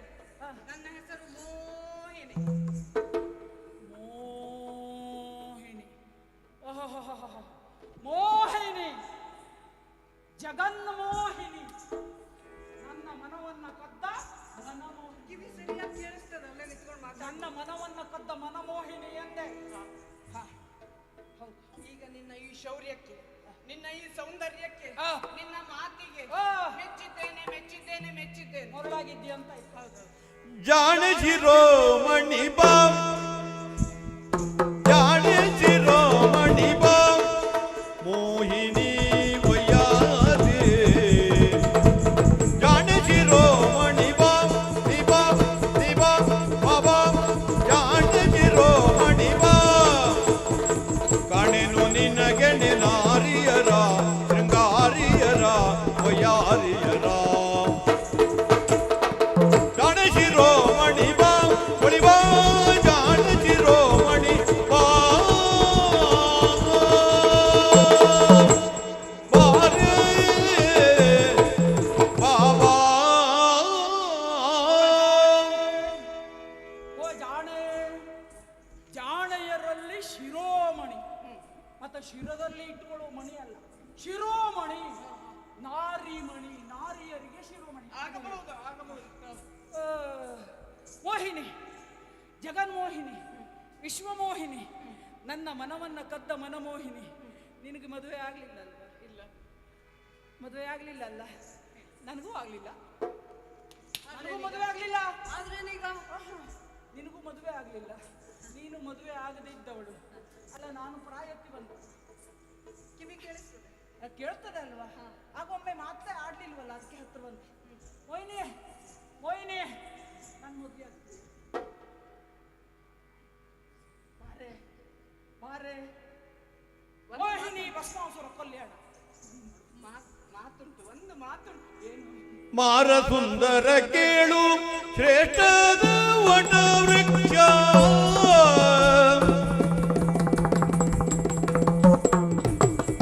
ಮಾರ ಸುಂದರ ಕೇಳು ಶ್ರೇಷ್ಠದ ವಟ ವೃಕ್ಷ ಶ್ರೇಷ್ಠದ ವಟ ವೃಕ್ಷ ತೋರುವು ಅದರೊಳಗೆ ವಟ ವೃಕ್ಷ ತೋರುವುದರೊಳಗೆ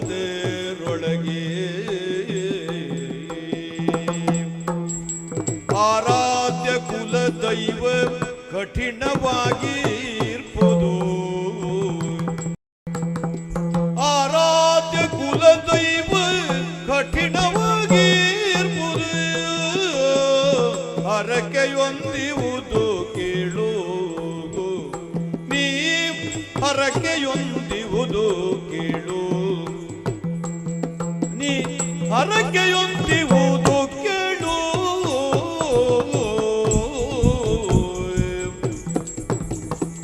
ಮಾರ ಸುಂದರ ಕೇಳು ತೋರುವ ವಟವೃಕ್ಷ ತೋರುವುದರೊಳಗೆ ವಟವೃಕ್ಷ ತೋರುವುದರೊಳಗೆ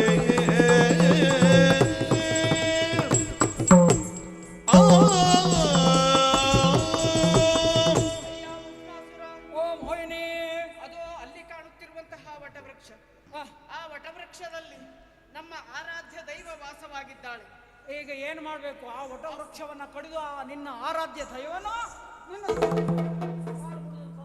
ಕಾಲಿಲ್ಲದವಳನ್ನೇ ಮದುವೆ ಆಗ್ಬೇಕಾಗ್ತದೆ ಬೇಡ ಆಗ್ಬೋದಾ? ಬೇಡ ಬೇಡ ಬೇಡ ಹ. ಆ ನಿನ್ನ ಕುಲದೈವ ಆ ಕುಲದೈವವನ್ನು ಮೆಚ್ಚಿಸುವುದಕ್ಕಾಗಿಯೇ ನಾನು ನಿತ್ಯವೂ ಇಲ್ಲಿ ಬಂದು ನೃತ್ಯ ಮಾಡುವವಳು ಹೀಗೆ ನರ್ತಿಸುವಂತಹ ನಾನು ಆ ದೇವರಲ್ಲಿ ಒಂದು ಹರಕೆಯನ್ನು ಹೊತ್ತಿದ್ದೇನೆ ನೃತ್ಯದಲ್ಲಿ ನನ್ನನ್ನು ಮೀರಿಸುವವ ಯಾರು ಸಿಗುತ್ತಾನೋ ಅವನನ್ನೇ ವರಿಸುತ್ತೇನೆ ಎನ್ನುವ ಹಾಗೆ ಓಹೋ ನೀನು ಹರಕೆ ಹೊತ್ಕೊಂಡವಳು ದಿನಾಲು ನೃತ್ಯ ಸೇವೆ ಮಾಡ್ತೇನೆ ಅಂತ ಅಂದ್ರೆ ನಿನ್ನ ಜೊತೆಯಲ್ಲಿ ನಾನು ನೃತ್ಯ ಸೇವೆಯನ್ನು ಮಾಡಬೇಕು ನನ್ನನ್ನು ನೃತ್ಯದಲ್ಲಿ ಸೋಲಿಸಬೇಕು ಅಂದ್ರೆ ಸೇವೆ ನಾನು ಒಂದು ಲೆಕ್ಕದಲ್ಲಿ ಸೇವೆನೇ ಮಾಡುವುದಾಯ್ತಲ್ಲ ಹೌದೌದು ಒಂದೇ ದಿನದ ಸೇವೆಯ ನೃತ್ಯ ಸೇವೆ ಅಥವಾ ಜೀವಮಾನ ಪರ್ಯಂತ ಸೇವೆ ಮಾಡುವುದು ಜೀವಮಾನ ಪರ್ಯಂತ ಬೇಕು ಅಂತಾದ್ರೆ ಇವತ್ತು ನನ್ನ ಸೋಲಿಸಬೇಕು ನಾನು ಇವತ್ತು ಒಂದೇ ದಿನ ಸೇವೆ. ನಿತ್ತಲ್ಲೇ ಮಾತನಾಡಿದ್ರೆ ಮುಂದೆ ಮಾತನಾಡುವ ಇಲ್ಲಾಂದ್ರೆ ನಾನು ಹೊರಡುತ್ತೇನೆ ಮನೆಗೆ ನಾಳೆ ಮೋಹಿನಿ ನನಗೆ ಸಿಗ್ತಾಳಲ್ವಾ ಸಿಗ್ತಾಳೆ ಅಂದ್ರೆ ನನ್ನನ್ನು ಇವತ್ತು ಸೋಲಿಸಬೇಕಲ್ವಾ ಒಂದೇ ದಿನ ಸರಿ ತದ್ದಿಂ ತಕದಿನದಿ ತದ್ದಿಂ ತಕದಿನದಿ ತಕದಿಮಿ ತಕ ಜಣು ತಕದಿಮಿ ತಕ ಜಣು ತಕದಿಮಿ ತಕ ಜಣು ತಕದಿಮಿ ತಕ ತದ್ದಿಂ ತಕದಿನದಿ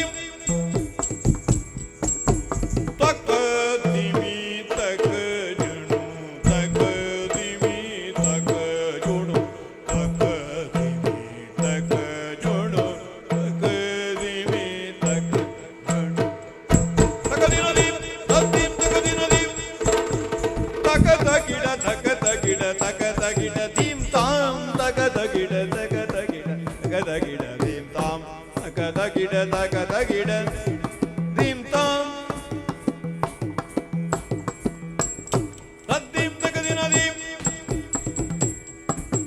ತಗ ತಕ ತಗಿಡ ತಕ ತಗಿಡ ದಿತ್ತಾಂ ತಕ ತಗಿಡ ತಕ ತಗಿಡ ತಕ ತಗಿಡ ದಿತ್ತಾಂ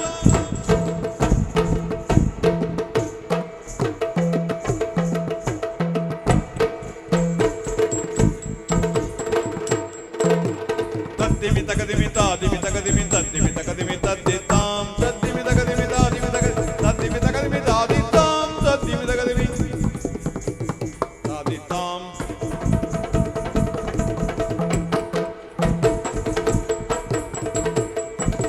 ತದ್ದಿಮಿ ತಕದಿಮಿ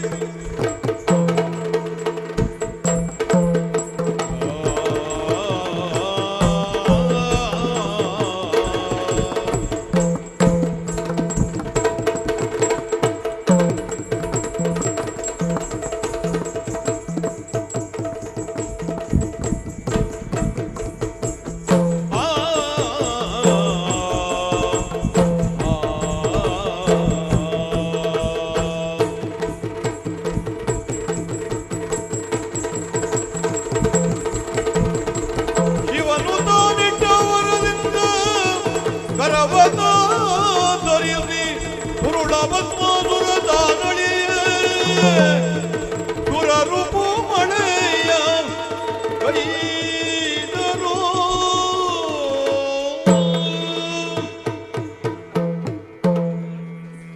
ಯಾವ ಕಾರ್ಯವನ್ನು ಸಾಧಿಸುವುದಕ್ಕಾಗಿ ಬಂದಿದ್ದೇನೋ ಆ ಕಾರ್ಯ ಸುಲಲಿತವಾಗಿ ಸಾಗಿದೆ. ನೇರವಾಗಿ ನನ್ನ ಸ್ಥಾನವನ್ನು ನಾನು ಸೇರಿಕೊಳ್ತೇನೆ.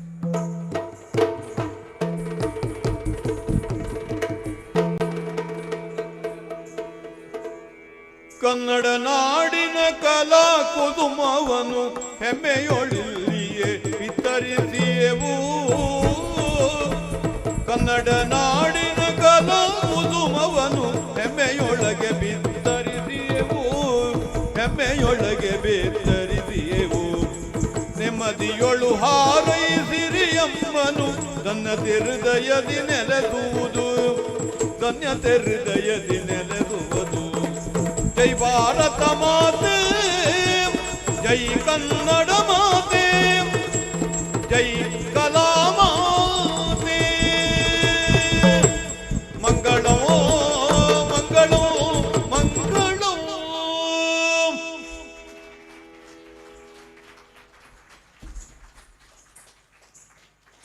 जोरदार ताली हम चाहेंगे इस मेस्मराइजिंग परफॉर्मेंस के लिए। आप सभी ने देखा हमारी सनातनी परंपरा और हमारे जो शास्त्र हैं कहीं ना कहीं जीवन को जोड़े रखा है। और अब भस्मासुर की वध की कथा है। भगवान शिव को प्रसन्न करके उनसे उन्होंने मन वांछित वर लिया और उनको घमंड हो गया कि मुझसे बड़ा कोई नहीं है। और अंत में घमंड का नाश हुआ। मोहिनी के स्वरूप में विष्णु जी ने उनका वध किया। कहीं ना कहीं ये हमारी सनातनी परंपरा हमें जोड़े रखती है। यक्षगना की इस बेहतरीन परफॉर्मेंस के लिए हम चाहेंगे हमारे सभी कलाकार साथियों के लिए ज़ोरदार तालियां होनी चाहिए। कहीं ना कहीं इस प्रस्तुति के माध्यम से हम अपनी जड़ों से जुड़ पा रहे हैं। और ये आयोजन चाहे वो भाव पक्ष के कलाकार हों और कला पक्ष के कलाकार हों, एक बेहतरीन परफॉर्मेंस रही। मैं आकाश जी, सीमा जी से निवेदन करूँगा हमारे कलाकार साथियों को सम्मानित करने के लिए। और निश्चित तौर पे ये अवसर कैसा लगा परफॉर्मेंस सर? Mind blowing. ये आप वो प्रभावशाली मुद्राएं देखें, एनर्जी देखें। जिसको कन्नड़ा नहीं आती है उसको भी कन्नड़ा समझ में आ रही थी कि वो प्रभाव, यक्ष गणा मोहिनी, वो भावना, यही तो है भारत। आप वो मुद्राएं देख के तो ऐसा है कि मुझे जाना पड़ रहा था उठ के, मुझे अफसोस हो रहा था कि मैं एक मोमेंट मिस कर रहा हूँ। मैं यूट्यूब में जाके दोबारा देखूंगा। तो आप लोग भी इसका आनंद उठाएं।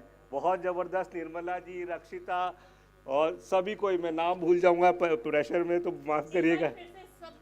बहुत बहुत बहुत सिरसी का बहुत बहुत धन्यवाद, भारत का धन्यवाद, हमारे कर्नाटका का धन्यवाद। और यक्षगणा को जो जीवित रख रहे हैं हमारे भाई बहन कलाकार, बहुत बहुत धन्यवाद। ये कला बहुत ही आनंद में है। आपको जो अगली कला है वो भी मोहिनी और भस्मासुर के अध्याय से शुरू करेंगे। वो हमारी पांडवानी है। आप देखेंगे कि दोनों बहनें कन्नड़ा और छत्तीसगढ़ी कितनी मिलती हैं। ये आप आनंद उठाइए। बहुत बहुत धन्यवाद। एक बार फिर से जोरदार तालियां सर। सबको नमस्कार। मैं कर्नाटक की ओर से और सिरसी की ओर से आकाश जी का बहुत बहुत धन्यवाद करता हूँ। आकाश जी ने 2 महीने पहले हमारे गांव आया था। उस वक्त हमारे बीच में एक एग्रीमेंट हुआ था, वो कार्यक्रम के लिए उधर आना ही है। मैं बोला नहीं आकाश जी बहुत दूर होता है, हम सोचेंगे करके बोला था। बाद में डेली हमारा और आकाश जी के पास बात होती थी और कार्यक्रम फिक्स हुआ। 2000 किलोमीटर दूर इधर तक हमने आए और ये कार्यक्रम को अच्छी तरह से हमने कोशिश किया, ऐसा समझता हूँ मैं। आकाश जी और उनकी फैमिली को मैं बहुत बहुत धन्यवाद देता हूँ और बस्तर की सभी लोगों को, यहाँ के कलाविद को जो प्रोत्साहन देते हैं उन सबको हम शुभकामनाएं देते हैं और सभी को हमारे गांव आने के लिए निमंत्रण देता हूं। हम सिरसी में रहते हैं, मंजुनाथ हेगड़े मेरा नाम है। आकाश जी के पास मेरा फ़ोन नंबर है, 2 नंबर है, व्हाट्सअप नंबर भी है। ज़रूर कोई सिरसी में आएगा तो मेरा संपर्क करे, मैं आपको उधर कुछ सेवा कर सकूं। सबको धन्यवाद। Thank you so very much sir. और यक्षगाना की पूरी टीम के लिए एक प्यारा सा अनुभव, और निश्चित तौर पे एक ग्रुप फोटो सेशन के लिए हम निवेदन करेंगे। हम चाहेंगे हमारे कलाकार साथियों के साथ आकाश जी, सीमा जी, ऋग्वी और हमारे सभी कलाकार साथी हैं, तो एक ग्रुप फोटो सेशन। इसके बाद अगली प्रस्तुति, अंतिम प्रस्तुति होगी, बहुत ही शानदार, वो भी होने वाला है। तो इन बिटवीन फोटो सेशन के लिए मैं मंच पर आमंत्रित कर रहा हूँ और मैं निवेदन करूंगा। एक खास बात बताना चाहूँगा कि जब आप बोल रहे थे कि जैसे करना मंजूनाथ जी ने हम सबको सिरसी बुलाया, आप सबका स्वागत है। ये एक उद्देश्य है, हमको किसी राज्य को राज्य से नहीं, हर भारतीयों को एक दूसरे से जोड़ना है। जब आप भरोसा करेंगे कि सिरसी में मेरा भाई है और मैं जाऊँगा, मुझे चिंता नहीं है, तो वही से अपना सफल हो रहा है अपना उद्देश्य। ये एक भारत है, ये श्रेष्ठ भारत है। बहुत बहुत धन्यवाद सर। मैं महापौर महोदय जी से भी निवेदन करूंगा, मंच पर सादर आमंत्रित हैं। और कर्नाटका से जो हमारे मेहमान आए हुए हैं, चारों से निवेदन है मंच पे आ जाएं। सादर निवेदन, यक्षगाना की ये बेहतरीन प्रस्तुति रही। निर्मला जी, मंजुनाथ जी और सभी कलाकार साथियों को बहुत बहुत धन्यवाद। एक समूह चित्र के लिए मैं आप सभी को आमंत्रित करता हूँ।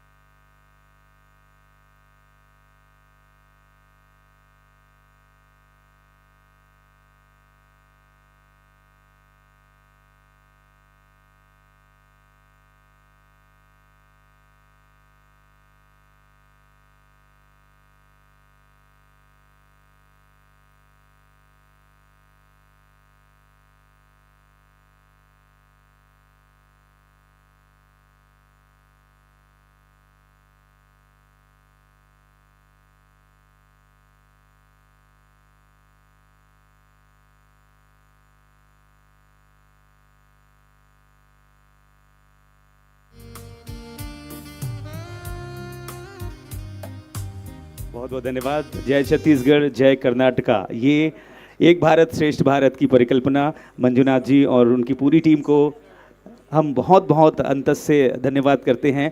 और श्रीमती निर्मला हेगड़े जी और कलाकार साथी हैं इतने बेहतरीन परफॉर्मेंस के साथ। सर, हमारा वो यक्षगज्जे शिरसी बोल के एक यूट्यूब चैनल है, आप उसमें बहुत सारे यक्षगान का वीडियोस है और तालमद्दले का भी वीडियोस है, आप सब्सक्राइब करके देख सकते हैं।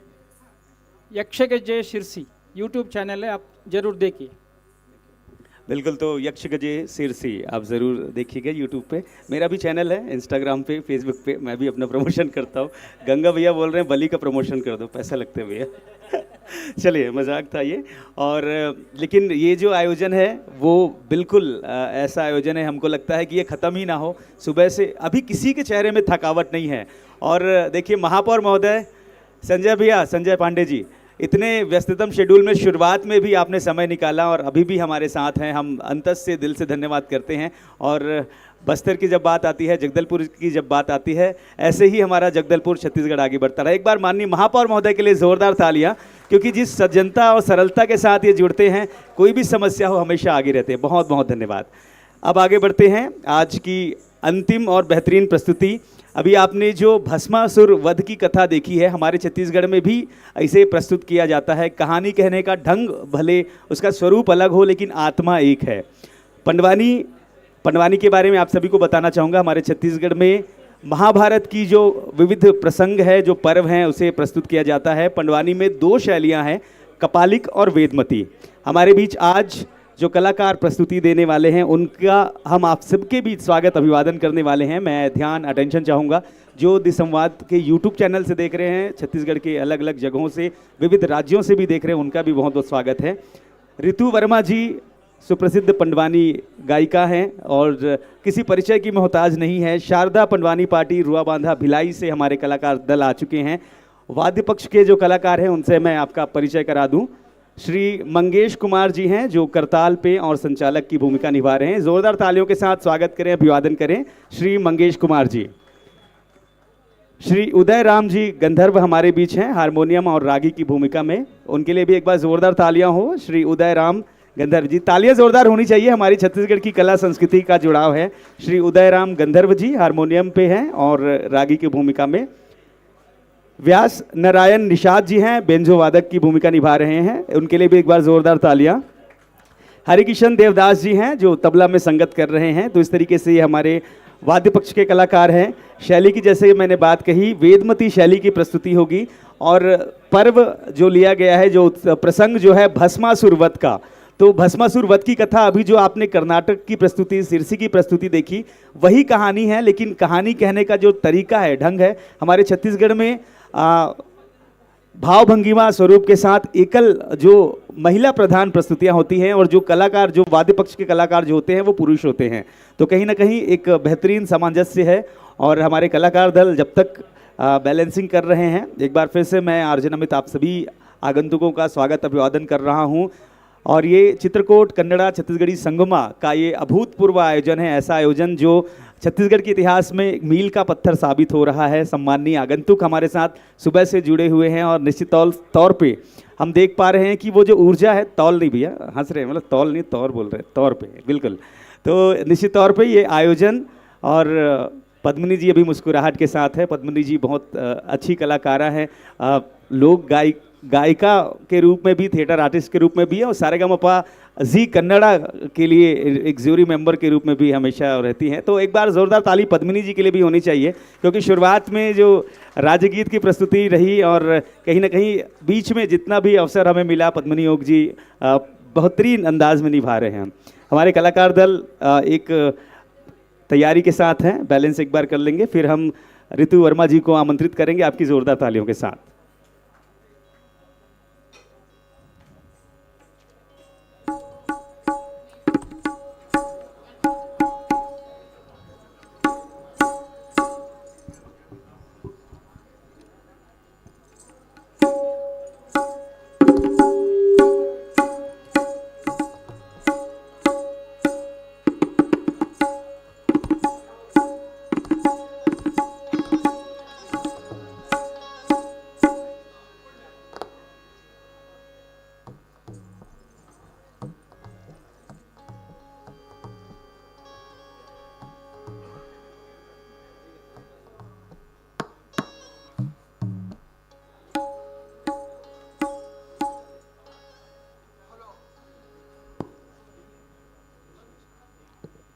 Hello hello check, hello, Radhe Radhe.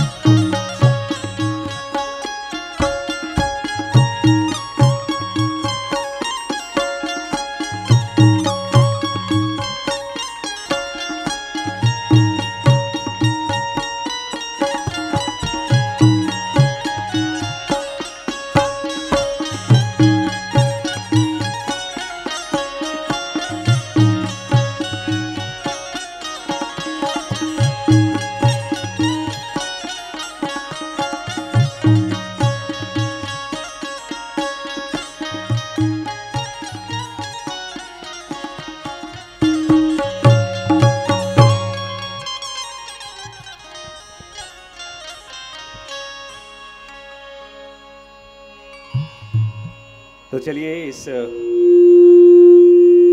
सा वॉल्यूम कम कर दीजिए, सामने है ना। एक बार जोरदार तालियां ऋतु वर्मा जी और हमारे सभी कलाकार साथियों के लिए। पटवानी की जो शैली है हमारे छत्तीसगढ़ की पहचान है। भारत के अलावा दूसरे राज्यों में, दूसरे देशों में भी अब जब जाते हैं, महाभारत की विविध प्रसंगों की प्रस्तुति पटवानी के माध्यम से होती है। एक बार जयघोष होगा जोरदार तालियों के साथ। जय जोहार, जय छत्तीसगढ़। स्वागत है।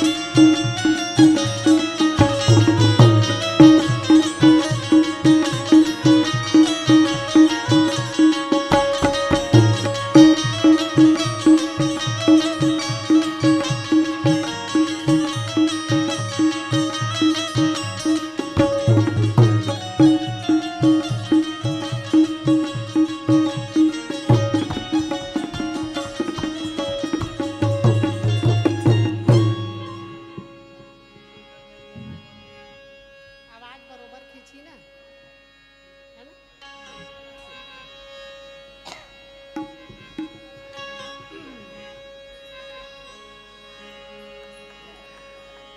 प्रेम से बोलो वृंदावन बिहारी लाल की जय जोहार, जय छत्तीसगढ़। बड़ा खुशी की बात है कि हम इस मंच में कार्यक्रम देने की सौभाग्य प्राप्त हुई है। आओ छत्तीसगढ़ी भाषा में कहूँ कि मैं पढ़े लिखे नहीं हूँ। पढ़े लिखे मतलब एक भी अक्षर स्कूल के जाए के टाइम नहीं मिली। आओ पंडवानी के जानकारी तो मैं 6 साल की थी तब से मैं पंडवानी कार्यक्रम शुरू करी हूँ। तय 6 वर्ष के उम्र से पंडवानी गावत है स्नोनी। होगा। और सबसे पहली विदेश यात्रा जब मैं 12 साल की थी तो जापान गई थी। बिना पढ़े लिखे बाद भारत ला छोड़ के जापान देश चल देश। तका पढ़ैया च मन जाही, हमन गवैया मन नहीं जा सकन। अच्छा आओ तका भू बाप जन्म हवाई जहाज नहीं देखे थी। नहीं देखे रहे कब? हाँ नहीं। और जब दिल्ली के हवाई अड्डा में ले जाके खड़ा किए ना, हाँ, तो मैं खिड़की तरफ से देख के तो एक मैडम गई थी हमारे साथ संगीत नाटक अकादमी से। अच्छा। तो मैं पूछी कि ये जो खड़े हैं जितने भी हवाई जहाज, ये तो ऊपर में उड़ने वाला है कि जमीन में चलने वाला है? हाँ। तो मैडम ने बोली कि नहीं, ये ऊपर में उड़ने वाला है। तो मैं सोच ली बस जापान ही हमारी आखिरी यात्रा है। हाँ। अब ऊपर जा रहे हैं तो ऊपर आना, नीचे आना नहीं है। ऐसा करके अब वहाँ जब गई स्टेज में कार्यक्रम देने बैठी और कार्यक्रम होने के बाद में तब वहाँ सब पब्लिक अलग ही टाइप के दिखने लगे। वहाँ पब्लिक मन कौन कलर कौन रंग में दिखे? पब्लिक पूरा छत्तीसगढ़ी भाषा में कहते ना लड़का से गोरा लेकर गोरा दिखे वो। हाँ, लड़का से लेकर सियान तक रिच पड़ रहा। और कारिया बिल बाय को झेनेरी से हमर रहे ना, हमन का कम रहे हैं। अच्छा। सब गोरी गोरा तो हमन बीच में करिया बिलवा। एक जो विदेशी आदमी आई, हाँ, इंग्लिश में ऑटोग्राफ मांगत रहे हैं। अब वो इंग्लिश में फटाफट बोलत रहे तो मोर समझ में आई तब ना गोठिया हो तोर सर। तो हम दोनों झन देखा होवत रहे पर बोला नहीं होवत। बोला नहीं होत रहे हो का? अब ओकर भाषा समझ में आई तब न गोठिया। सही बात है। तो मैडम के लगे हूँ, मैडम आज तक पेन और कॉपी कभी नहीं पकड़ी हूँ, लेकिन एकदम जी पर हंसनाक बैठे हैं। ऑटोग्राफ चाहिए, अंगूठा लगा के ऑटोग्राफ दूध चाहिए तो ले जाए। अच्छा है? फिर बाद में सोचे नहीं, हाँ, अरे जापान में आके अंगूठा दिखाना कहते बड़े शर्म की बात है। हाँ भाई। ऐसे करके आप सबके आशीर्वाद से मैं साक्षरता अभियान जो पहले चलता था उसमें 5वीं क्लास पढ़ाई करी हूँ। 5वीं कक्षा इंग्लिश लिखे सीख जात हो गया। हाँ, आपके आशीर्वाद से, माता सरस्वती की कृपा से, प्रभु भोलेनाथ की कृपा से मैं 16 कंट्री बाहर विदेश यात्रा करके आई हूँ। कौन कौन? अब पूरा बायोडाटा बाद में बताबो, अभी पहली कार्यक्रम Japan, Germany, England, France, America, रूस, अर्जेंटीना, इंडोनेशिया, मलेशिया, स्वीडन, 4 बार इंग्लैंड। ये गेरी ही सामान नीचे रही। छुड़ाले जाए चला लगी। आओ, बहुत बहुत धन्यवाद है वर्मा भैया के। हमन सगा हरन महू वर्मा। हाँ। तो हमला आज ये मंच में आए के सौभाग्य प्राप्त हुए। आज आप बड़े बड़े ज्ञानी मन से मुलाकात हो के सौभाग्य प्राप्त हुए। मैं कोई बहुत बड़े ज्ञानी नहीं हूँ। कहते हैं ना कि मति अनुसार राम गुण गाऊं, आओ मैं पंडित ना कभी और महाभारत कथा, ये तो महाभारत कथा पुराना एक परंपरा महाभारत है। वाह वाह।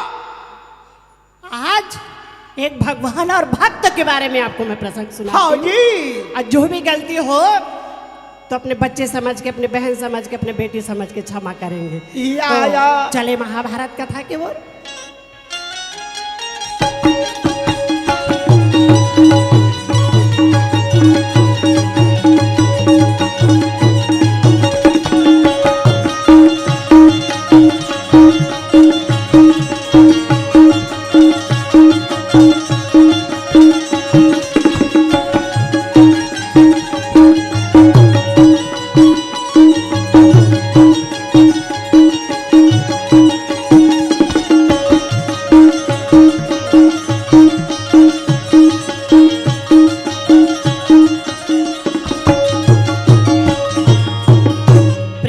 से बोलो वृंदावन बिहारी लाल की जय।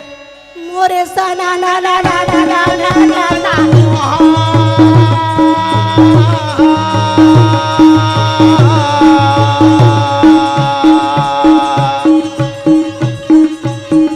बिना बजावा तारी गुण गावे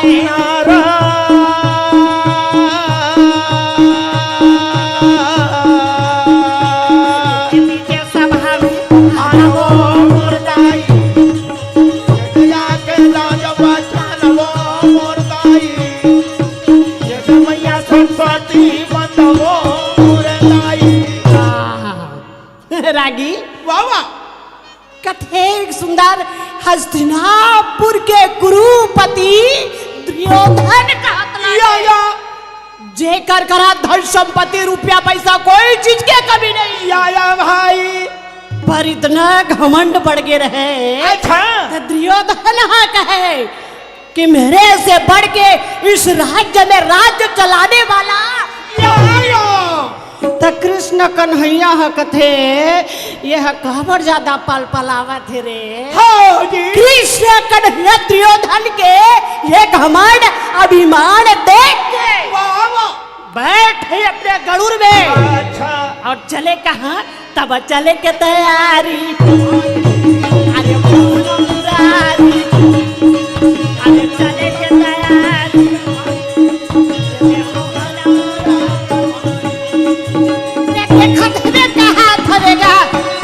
ये कन्हैया में कहा भरे जी ये देखा के कन्हैया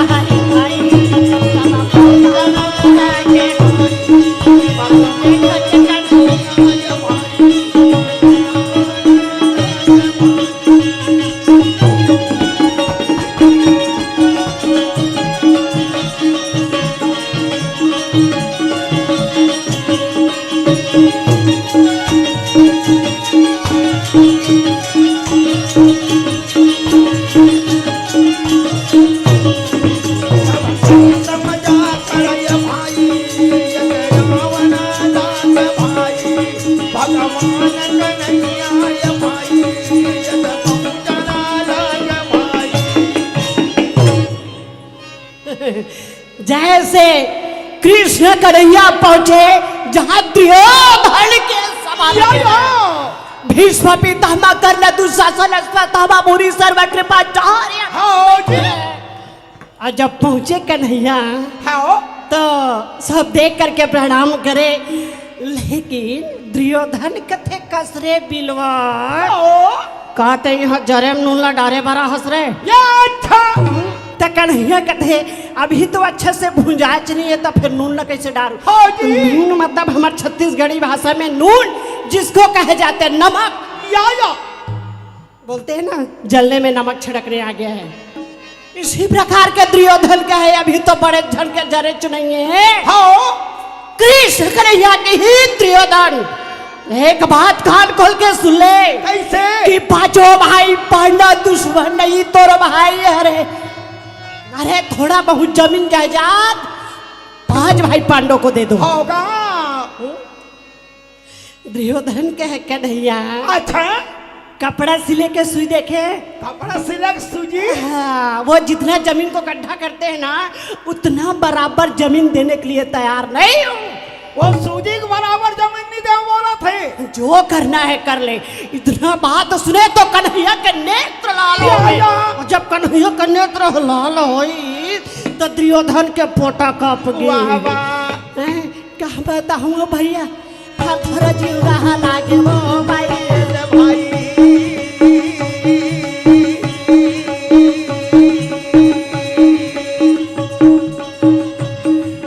हाथे जोड़ा फेगा हाथे जोड़े पैया लागा हो भाई भाई ये तो बोला दीदी ये कन्हैया लगा ये तो कहा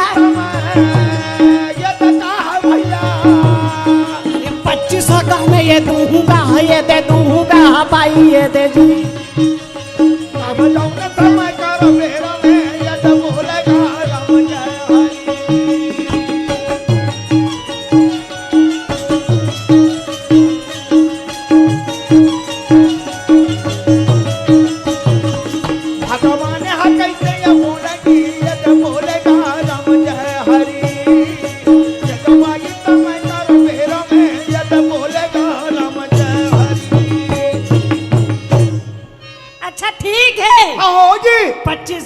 पांडव को।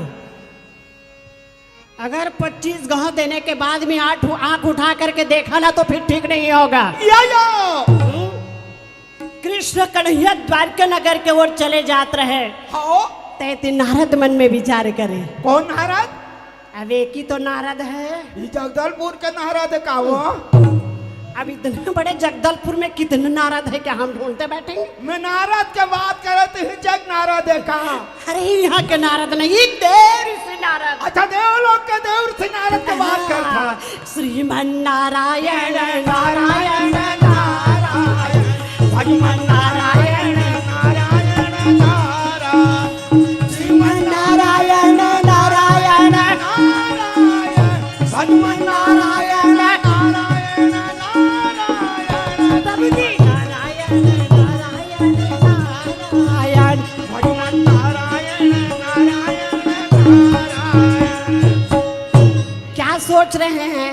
क्या सोच के आवत है? अरे जैसे दुनिया में नहीं हो रहे हैं वैसे तो कन्हैया के घर में हो रहे हैं। जैसन दुनिया में हो तैसन भगवान कन्हैया के घर में हुआ थे। क्या हुआ थे? कृष्ण के रानी थे 16,108। भगवान कृष्ण के रानी पटरानी 16,108। तब भी कभी झगड़ा नहीं हुआ उनके घर में। अच्छा।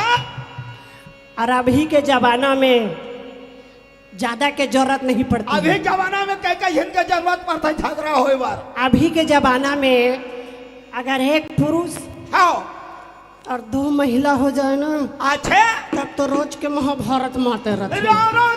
कट कट कट कर रात दिन मारते। इसलिए तो नारद कहे कृष्ण कन्हैया के 16,108 कभी झगड़ा नहीं हुए। अब अभी जमाना में अगर 2 जन हो जाए तो रोज का महाभारत चालू रहता है। अच्छा, ये कन्हैया के घर में कबर झगड़ा नहीं होवे। और जैसे कृष्ण के हाथ में फूल देवे, कृष्ण कन्हैया तोर भैया लगा मोर भैया बनती बजैया, कन्हैया तोर भैया लगा मोहनी मुरली बजैया, कन्हैया का बन के बजैया मुरली बजैया जी धनु पिंजरैया, किसन कन्हैया तोर पैया लगा मोहनी मुरली बजैया बनती बजैया तोर पैया लगा मोहनी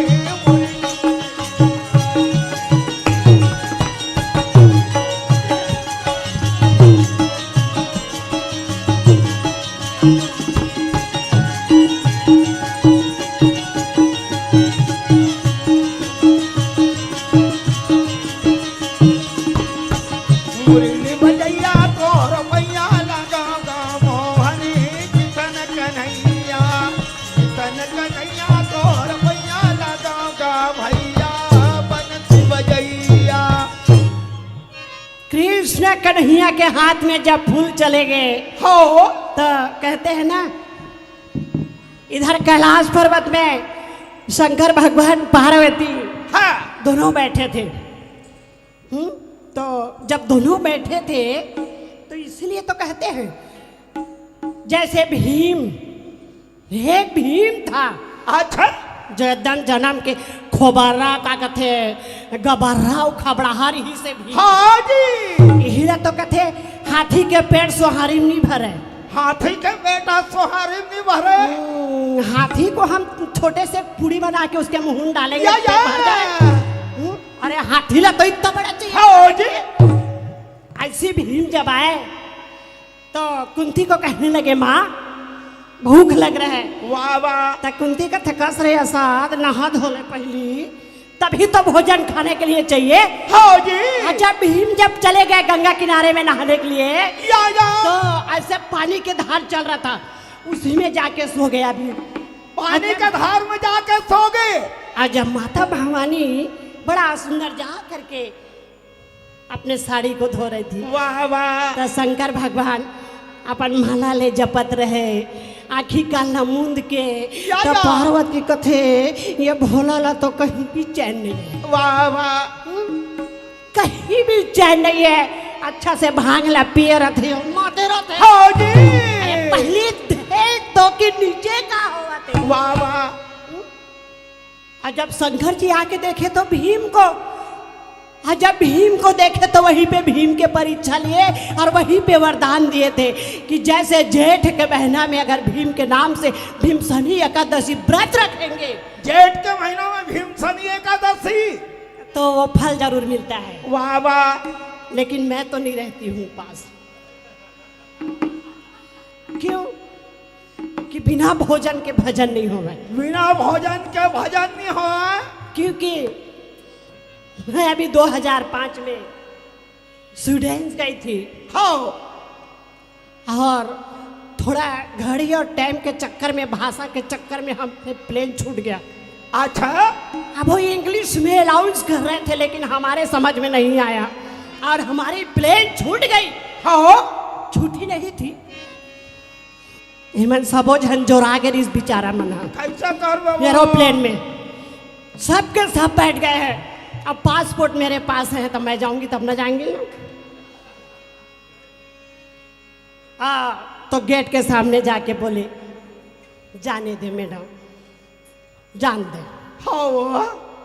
तो वो इंग्लिश में अब नो नो नो नो बोल रही है। अब मोर दिमाग खराब हो गए। हाँ जी। क्योंकि हमारे छत्तीसगढ़ में तीजा के उपास रहते हैं, बहुत मानते हैं गणेश पक्ष में तीजा के उपास। सही बात है। हम रहन तीजा के उपास। अब एक तो भूख में जी छटपटावत रहे और दरवाजा के सामने नो नो कहत रहा। मैं कहता कैसे खुश रहा। फिर भी से क्या करे, अब वो बातास है, अब पेट में दाना नहीं है, लड़ाई करना भी बेकार है। वाह भाई। ऐसे करके एक रसीद कहा थे, तोर मुरली में जादू लगे कन्हैया, बंस में जादू लगे, तोर बंस में जादू लगे कन्हैया, मुरली में जादू लगे, तोर बंस में जादू लगे मोहन, तोर बिना मुरली नहीं बाजा, तोर बिना बंसी नहीं बाजे, तोर बिना मुरली नहीं बाजा, तोर बिना बंसी नहीं बाजा, तोर मुरली में जादू लगे कन्हैया, बंस में जादू लगे, तोर बंसी में जादू लगे कन्हैया।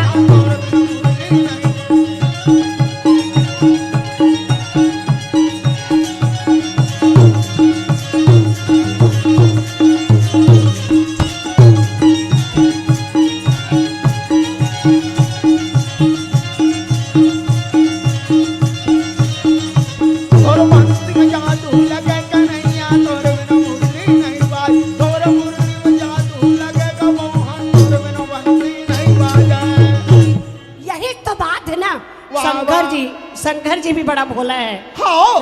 अब कहा जरूरत रही से कि भस्मा सुरला वो भस्मा कड़ल दे के। अच्छा। तो वही तो कहेगे अच्छा करो तो भी भलाई नहीं है, अब मार दी दे मार दी इसकी दे। हाँ भाई। खबर ऐसे तपस्या करीस भस्मासुर कि शंकर जी कर ले वरदान प्राप्त करना है। भस्म कड़ा प्राप्त कर ली।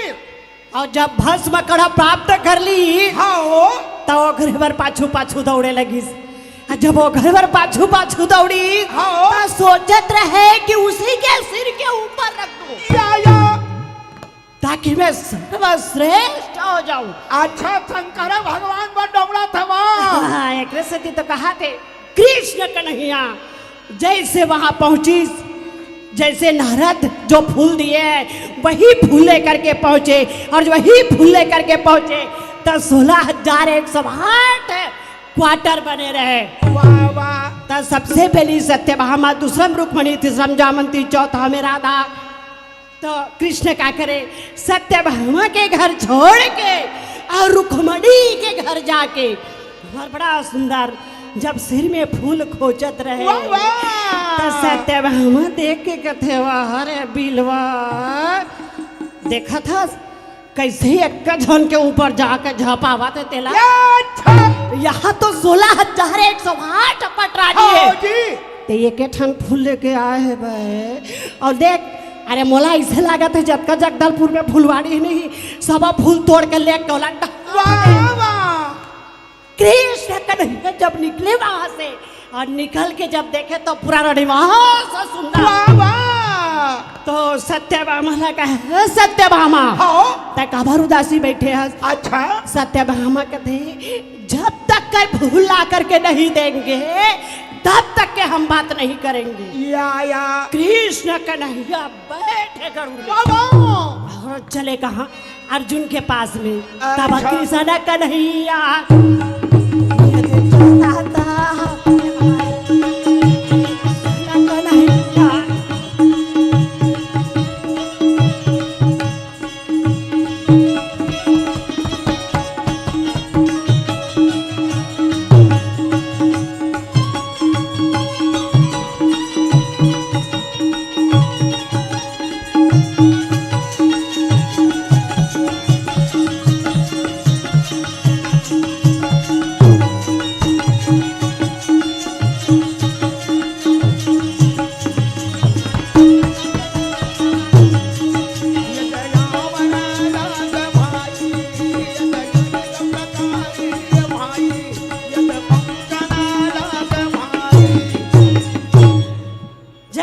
कन्हैया पहुंचे अर्जुन के पास में। हाँ अर्जुन कहे अभी तो छठी भात खा के गए है सबका बरा के होबे। काकर छठी भात खा के गए हम अभिमन्यु की अभिमन्यु के जन्म हो गए।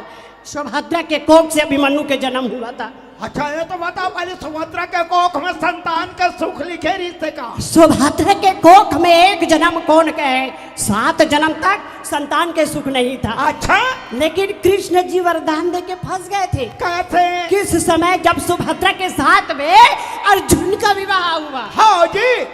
तो अर्जुन के गला में जब कृष्ण विजय माला डाले अच्छा तो सुभद्रा का है देख तो देख देख देख वाह वाह वाह वाह नवा दमाद बने हैं और मैं कितना पल पला गया है देखा था या तब मैं हूँ तो तोर बहनी आवा वाह वाह क्या करे चंद्रमा के पुत्र 16 साल के लिए उधारी मांग के ला के या अपने बहन के कोख में वाह वाह तो हमारे छत्तीसगढ़ में एक विशेष नियम है। का नियम है नोनी? कहे जाते छत्तीसगढ़ी भाषा में काकरो घर नोनी हो चाहे बाबू पर छठी मना बन नहीं छोड़ा।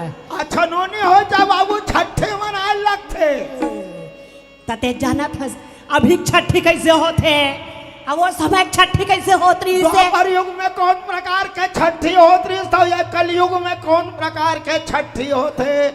द्वापर के छठी तो सुंदर भगवान के भजन करे और मस्त खीर पूरी खावे खुश रहे या पर अभी छठी तो कर बिगन छठी होबे नहीं करे। काकर बिना नोनी? अरे वो करे बिना औ काकर बिना अच्छा भट्ठी बिना छठी का बेटा हम भट्ठिल कैसे जानते? वो भट्ठिल कैसे नहीं गाँव गाँव में रामायण गायल जात हो लाइट हम उजाल तो केस में हवा भरैया नहीं रहा सब माथे पड़े रही थे।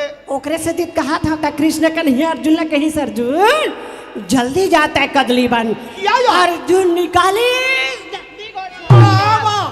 एक हाथ में बागडोर और 4 सफेद के घोड़ा आंदा है तो घोड़ा सन के चीज हरा थे जो फांदा थे कहीं हम बांध कर नहीं अच्छा और पकड़ी से हाथ में बागडोर और दूसरा हाथ में अब उठा के सिया रामा सिया रामा सिया रामा कहा बंसी के बजैया सिया रामा सिया रामा सिया रामा जी बंसी के बजैया अर्जुन हा कैसे चलता हवे भाई धेनु के चरैया मन मोहनाए जी कदली बड़ा बड़ा चलाता है भाई रात में रचैया बनवारी है जी देखे के कैसे कन्हैया का है लागी के खवैया मन मोहनाए जी सिया रामा का बंसी के बजैया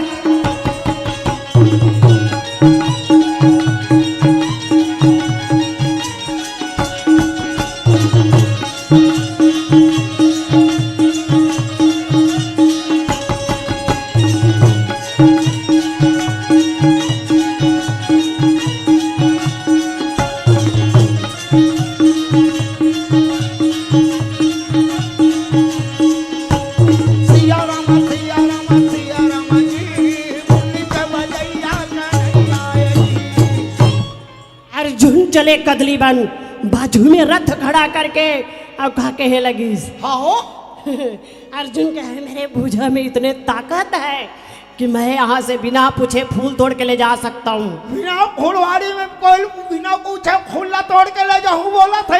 क्योंकि अर्जुन ला घमंड हो गई से घमंड। अर्जुन का चीज का घमंड हो गई से। अर्जुन ला अपन ग्वांडी धनुष के प्रति अर्जुन कहे कि इस संसार में मेरे से बढ़ के और धनुर्विद्या भैया कोई भी आदमी आई तो रास्ता तरफ ले आई। सही बात है, कोई भी इंसान आई तो रास्ता तरफ ले आई। लेकिन अर्जुन घमंड के बस होके अभिमान के बस होके और चारों तरफ से घेरा लगे रहा है। और जाके अर्जुन हाँ तुझे घेरा ला भाड़िल कूदते अबे पर्दा घेरा एक तो हो इसका काटा मुरते रहते तेल घेरा का थे माटी मुरते तेला भाड़ी का थे। जेल से जाके अर्जुन सुंदर फूल तोड़त रहे बाबा तो वहाँ के चौकीदारी कौन करत रहे? वो कदली बन के चौकीदार कौन है नोनी? कदली बन के चौकीदारी करे महावीर बजरंगबली। त्रेता युग के महावीर बजरंगबली द्वापर में आके चौकीदारी करत है। तबे तेरे लाली दे लाली लसे और धर लाल लालू अब वज्र दे जय जय जय कवि हनुमान जी कहे कोई अंदर घुसा है लग रहा है। ऐसे करके हनुमान जी अर्जुन के परिचय ले खातिर बात बिल्कुल मामूली रूप धारण कर ले। एकदम डोकरा से रूप ला बना ली सुनो। हाथे जोड़े पैया लागा दे ये बेकार देना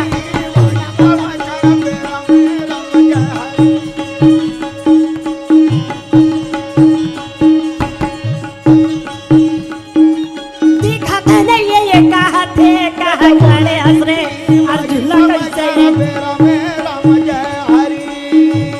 ये देखो जाते ना नहीं दिखे भैया अरे कुछ जहाँ ये चलेगा ये देव चलेगा भाई ये देव जहाँ ये हो जाएगी देखा राम जय हरि।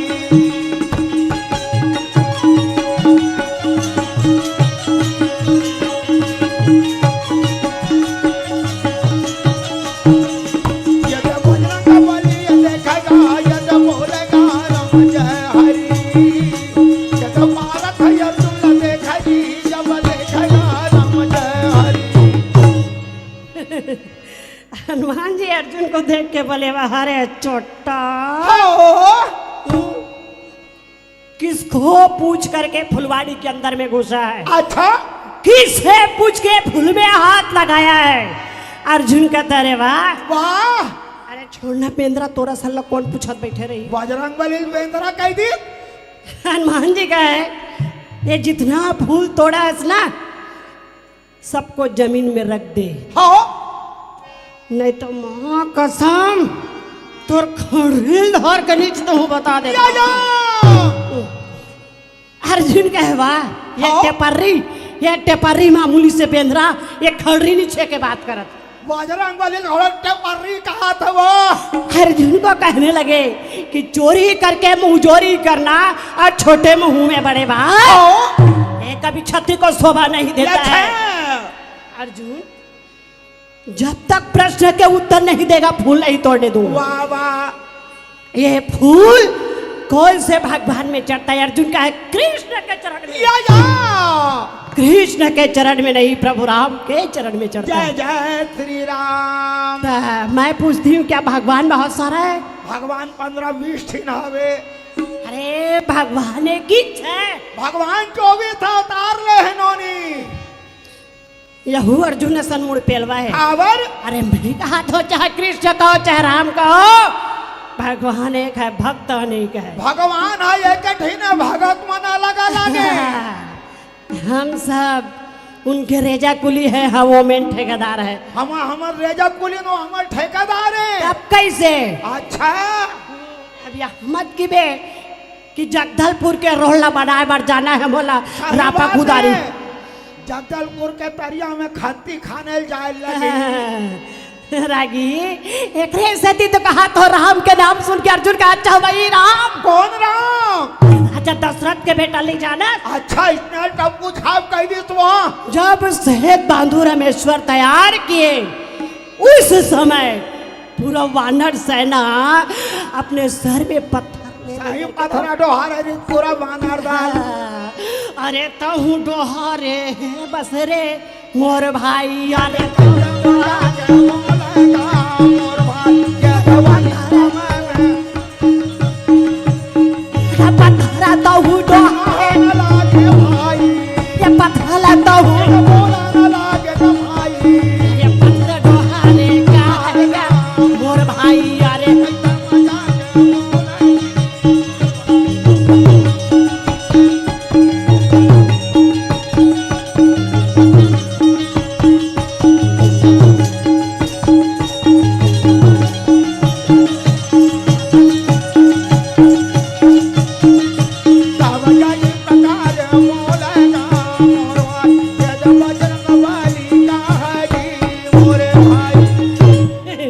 राम के पास धनुष बाण, लक्ष्मण के पास धनुष बाण, अब बाण रहते हो मैं पथरा के अगर मैं उस समय रहता ना आगे ना घूम फिर के मैं वो अर्जुन का हाथ है। तो ये मैं जो है ना, ये जो मैं शब्द अगर आदमी के में प्रवेश कर जाए तो वही सर्वनाश का जड़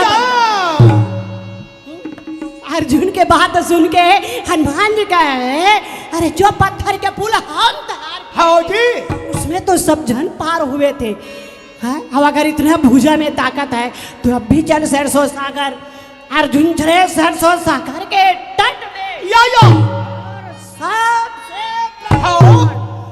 कृष्ण कन्हैया को कहे कान्हा देखते रहना, और जैसे एक बाण छोड़े तो एक बाण हजारों हजारों से लाखों लाखों से करोड़ों, जैसे सावन भादों में पानी के अरे सावन बिना बिजली नहीं चमके भैया, भादों बिना बरसा नहीं बरसे ना, सावन बिना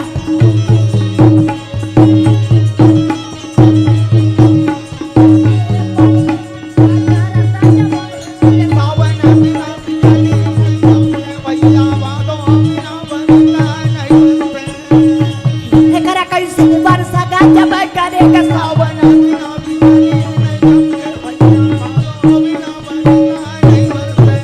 सावन बिना बिजली नहीं चमके भैया, भादों बिना बरसा नहीं चमके नहीं चमके नहीं चमके भैया का सावन बिना बिजली नहीं चमके, भादों बिना बरसा नहीं बरसे। अर्जुन 5 मिनट के अंदर में 100 योजन के पुल तैयार कर दिए। भारत अर्जुन 5 मिनट के अंदर में 100 योजन के पुल तैयार होगा। 1 योजन के 4 कोस तो 100 योजन के 400 कोस के पुल बनाई। ऐसा गुना भाग करना मोर बस के बात नहीं। अच्छा अब जैसे पुल तैयार हुए और चले हनुमान जी उत्तर दिशा के और जाके पर रूप को ऐसे काली तो कैसे बनावे काली घटा सामान, ये का किया बारो में ये का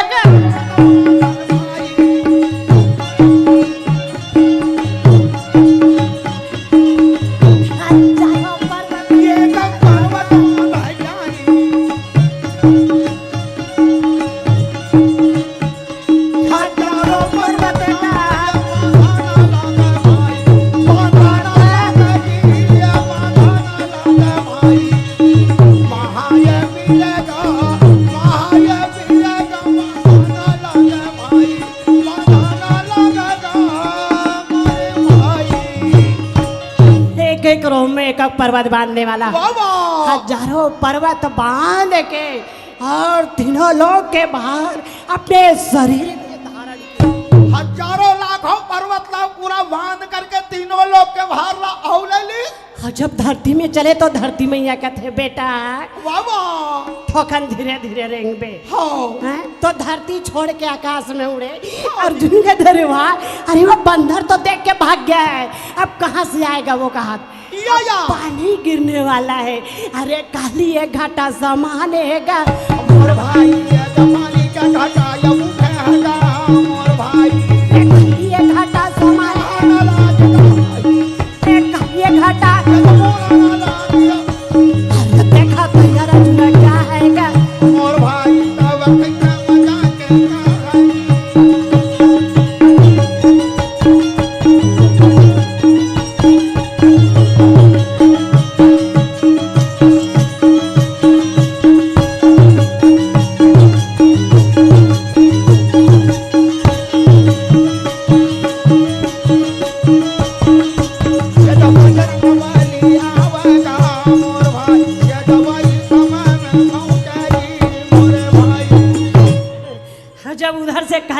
के समान। और उत्तर दिशा से हनुमान जी चले आए। अर्जुन देख के कथी, अरे बाप रे, कन्हैया,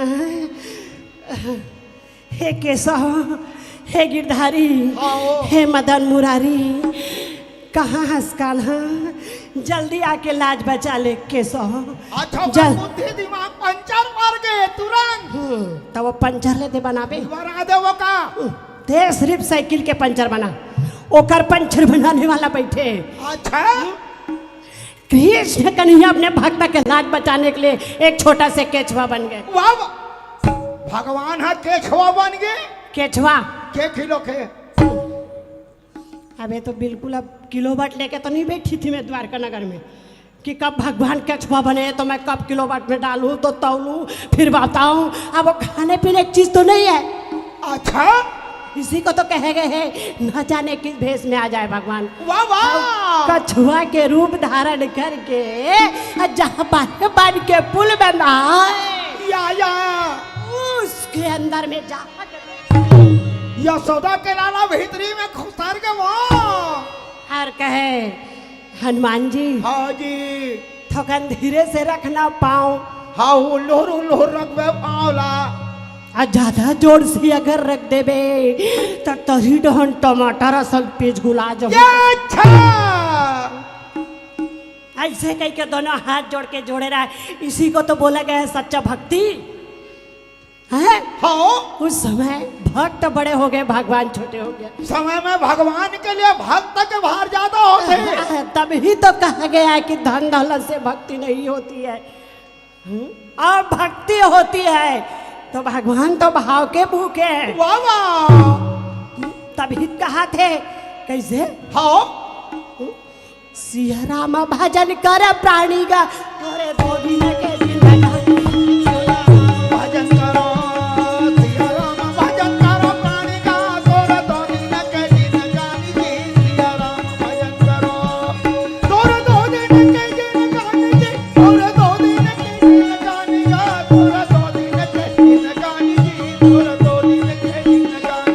तोरे दो दिन के दिन गानी जी। तोरे दो दिन के दिन गानी जा। तोरे दो दिन के दिन गानी जी। तोरे दो दिन के दिन गानी। सिया राम भजन करो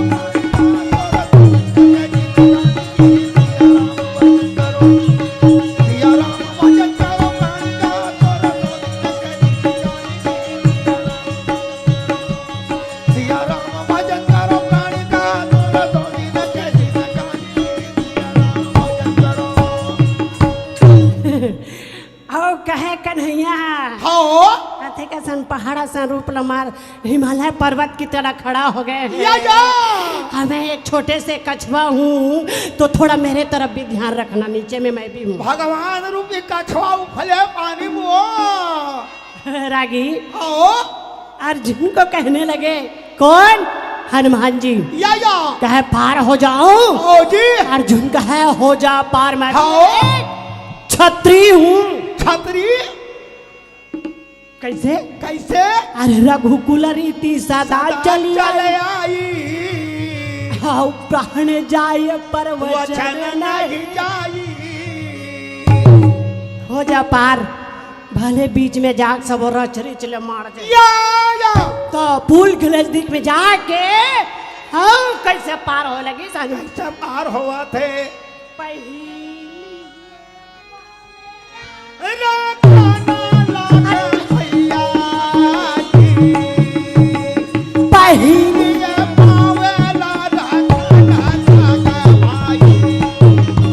जब पहली पाँव रखे पुल के ऊपर उसके बाद कन्हैया छटपटाने लगे।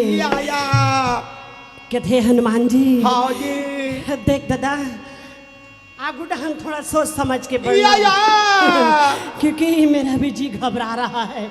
ऐसे करके जब पहली पाँव रखा गया उसके बाद में दूसरा पावेगा।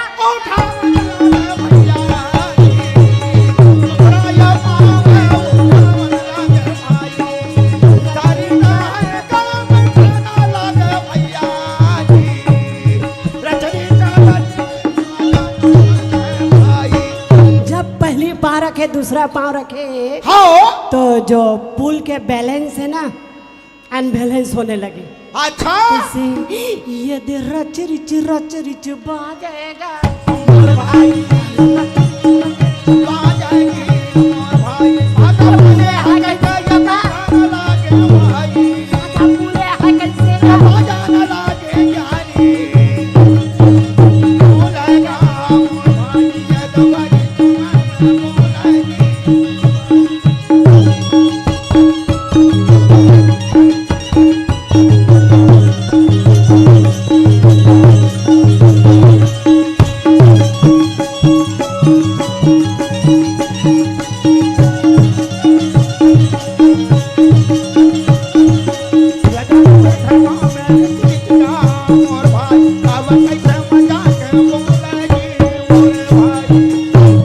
ऐसे रच रिच आवाज आने लगे। कन्हैया छटपटाने लगे।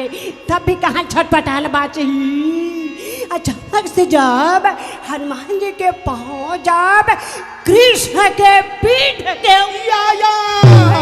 तो मुंह तरफ से खून के धार निकल गए। भगवान की कछुआ के मुंह तरफ से खून के धार। जब खून के धार निकले तो दोनों हाथ जोड़ करके हनुमान जी का हो ऐसा कौन सा जीव है तेरा लोक में तेरे बाहर सहने वाले वो दर्शन दिखाई के कृपा करे। तक कन्हैया कहते ये दल का रहा फंसा दिस मोला कैसे अब दो जन भक्त खड़े हुए हैं। कौन कौन अर्जुन और हनुमान। हाँ जी दर्शन किसको दिया जाए। तक कन्हैया अपने रूप में प्रकट हो गए लेकिन अर्जुन की आंखी में कृष्ण दिखे और हनुमान की आंखी में प्रभु राम। अर्जुन की आंखें में कृष्ण भगवान दिखाते और बजरंगबली में राम दिखाते। ऐसे तब दोनों जाके जब एक एक पैर पकड़े तो कन्हैया कहते रहे दोनों के जगह मेरे दिल में अर्जुन ने कहा अर्जुन ये बड़े भाई ये माफी मांग। अच्छा कैसे बड़े भाई कैसे बड़े भाई। अरे पवन पुत्र भीमला कब देख रहे थे पवन पुत्र भीम थे भूजा रहे और ठाड़ में चक्री बेचारा भीमसेन के भूजा ठाड़ में चके बोल भीमसेन के में छकते लंबा लंबा रीसोई। भीम के साथ अगर रहती ना तो उसका मुंज के नाम लेके बता रही थी अंदाजी बता सकती हूँ। मेरे साथ तबला बजा रहे ना उन्हीं के मेछा इतना बड़ा होगा मैं तो देखी नहीं थी। ये तबला वाले अरे मेरे साथ बजा रहे हैं ये तबला वाले मेछा आधा इंच ले और कम ही नोनी। तो क्या करेंगे 2 साल कोरोना में झड़ गया। अब बंद कमरा में अगर घर का दुकान ले अब कोरोना में घर अंदर बंद करके रखेंगे तो मेछा का दाढ़ी सब झड़ जाएगी। हाँ जी 2 साल कोरोना में झड़ रहा डरी और थोड़ा बहुत था उसमें लटका था। हाँ चल रहा था धीरे धीरे तो बोलते हैं कि ऋतुवर मैं दीदी के संग में तबला बजा बजा के झड़ाऊंगा करके आया। सही बात है तबला बजा खरवन समेत में छक खरवन धड़ो छराते। अब अभी थोड़ा आ गया है क्योंकि जब से कोरोना गया है तब से थोड़ा थोड़ा आ गया है। नहीं तो कोरोना के समय बिल्कुल नहीं था। या ये भी चिंता था ना। हाँ मेछा है तो किस काम के आदमी जिंदा बचे तो अपना मेछा दिखाए। या अब आदमी मर जाए तो मेछा किस काम का है। हाँ जी ऐसे सोच के आया है बेचारा। इसलिए तो पवन पुत्र भीम तो पवन पुत्र हनुमान जी। त्रेता के भक्त हनुमान जी तो द्वापर के भक्त है अर्जुन। वाह भाई अर्जुन ये बड़े भाई है माफी मांग ले। वाह कृष्ण तो चले गए लेकिन अर्जुन दोनों हाथ जोड़ के कहे भाई अरे तय जीत गए मैं हार गए। कृष्ण कहे हनुमान कहे नहीं जब तक अर्जुन नहीं आते अब ये बाने बुन के पुल तैयार नहीं करते तो आज प्रभु राम के दर्शन कहाँ से होता। मैं अति प्रसन्न हूँ। वाह वाह अर्जुन अरे तुम्हारी पूजा प्रसन्न हम की ना क्या कहा थे। हाँ जी अरे तुम्हारी पूजा प्रसन्न हम की ना हाँ मांग मांग तो दीना। अर्जुन हाँ जीत के खुशी में क्या चाहिए मांग ले। या अर्जुन के डिग्री थोड़ा बढ़ने लगे अब।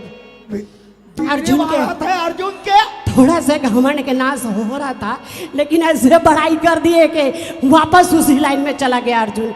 अरे वाह, मैं कितनी बड़े काम के चीज हूँ, प्रभु राम के दर्शन कराए। क्या है हनुमान भैया, बस एक ही वरदान चाहिए। जैसे कौरव और पांडव में 18 दिन के महाभारत की लड़ाई हो गए, कहाँ पे? अच्छा, कुरुक्षेत्र मैदान में।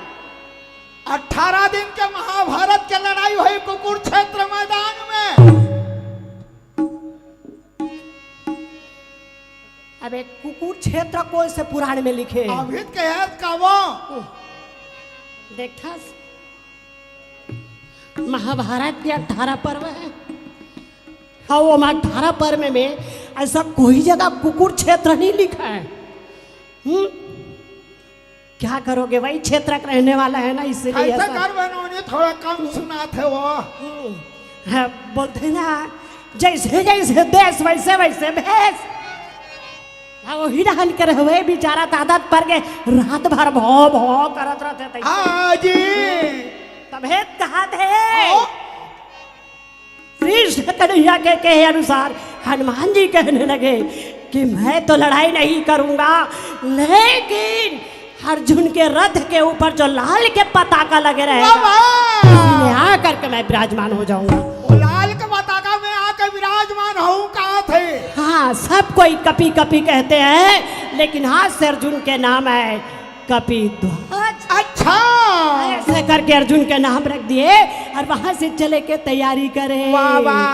तो क्या कहा थे वे हरि के सुमरन करलेगा मोर माना जाएगा उमरिया भजन बिना हर के सुमरन करलेगा मोर माना जाएगा उमरिया भजन बिना। देखा कहा कैसे कहा जब लागे हर के सुमरन करलेगा मोर माना जाएगा उमरिया भजन बिना। देखा के कन्हैया कहता जब हर के सुमरन करलेगा मोर माना जाएगा उमरिया भजन बिना। हर के सुमरन कर लेगा मोरो माना भजन बिना। ये 12 में 12 नहीं मिला मानो काया माताले हर के सुमरन करलेगा मोरो माना जाएगा उमरिया भजन बिना। ऐसे है तो जैसे अर्जुन पहुंचे और पहुंचने के बाद में वहां कृष्ण कन्हैया के प्रणाम करे बिना जात रहे। अच्छा, थोड़ा सा घमंड बढ़ गया ना, भगवान कन्हैया पावे नहीं पड़ी थो। कृष्ण कन्हैया कहने लगे बहुत बड़ाई किए, फालतू फालतू बड़ाई किए। ऐसा बड़ाई कहे वाह अर्जुन वाह, अरे अर्जुन के समान भक्त कोई है नहीं है। अर्जुन कहे हाँ, तो पूरा मृत लोक खोजे, लेकिन अर्जुन के समान भक्त कोई मिला ही नहीं। अच्छा, पहले तो बताया जगदलपुर में आर्यस का 12 था अर्जुन भक्त पता लगा है बार। अब इतने बड़े बड़े भक्तिन और भक्त लोग बैठे हुए हैं। अच्छा, तो इसी को तो देख के होटल के अंदर नहीं घुस रहे हैं। और हम मनान तक कपासी लागत रही से। अच्छा, ऐसे होते हैं, ऐसे बड़े बड़े भक्त हैं। अर्जुन पूरा मृत लोग ढूंढे, लेकिन भक्त नहीं मिले। या इसलिए तो शंकर भगवान पार्वती मन में विचार करे, जैसे देव ऋषि नारद अर्जुन को कहने लगे कहा अर्जुन, हाँ अर्जुन, अगर पशुपतार्थ नामक बाण प्राप्त करना है, पशुपतार्थ नामक प्राण प्राप्त करना है, तो शंकर जी के तपस्या में लग जा।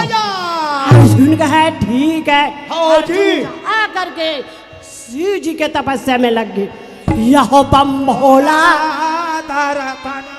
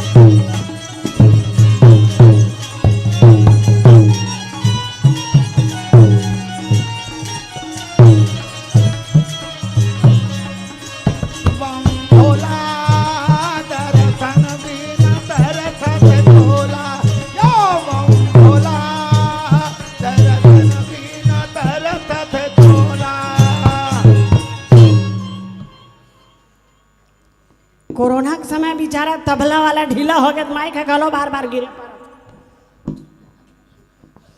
बहुत डर आगे है, मोला झन हो जाए दादा। हाँ ना नानी, तो एकर से सर झुका के जियो कहा थे। अब वो थोड़ा ताकत बढ़ गए है ना, का कर बाबा, तभी तो कहा थे जैसे तपस्या करे अर्जुन, कुछ दिन तो फल खाई, कुछ दिन तो डूबी के रात, ऐसे समय आए अर्जुन हाँ पूरा खाना पीना त्याग के 4 महीना उग्र तपस्या में लग गए। खाना पूरा खाना पीना त्याग, मोह माया त्याग का उग्र तपस्या में लग गए। हाँ, जैसे शंकर के आसन डोले, वाह वाह, तो पार्वती बोले, वाह वाह, कहे भोला, हो भोला, आसन डोले के कारण का है या तो एकर से थी अर्जुन का दर्शन देवर जाना है।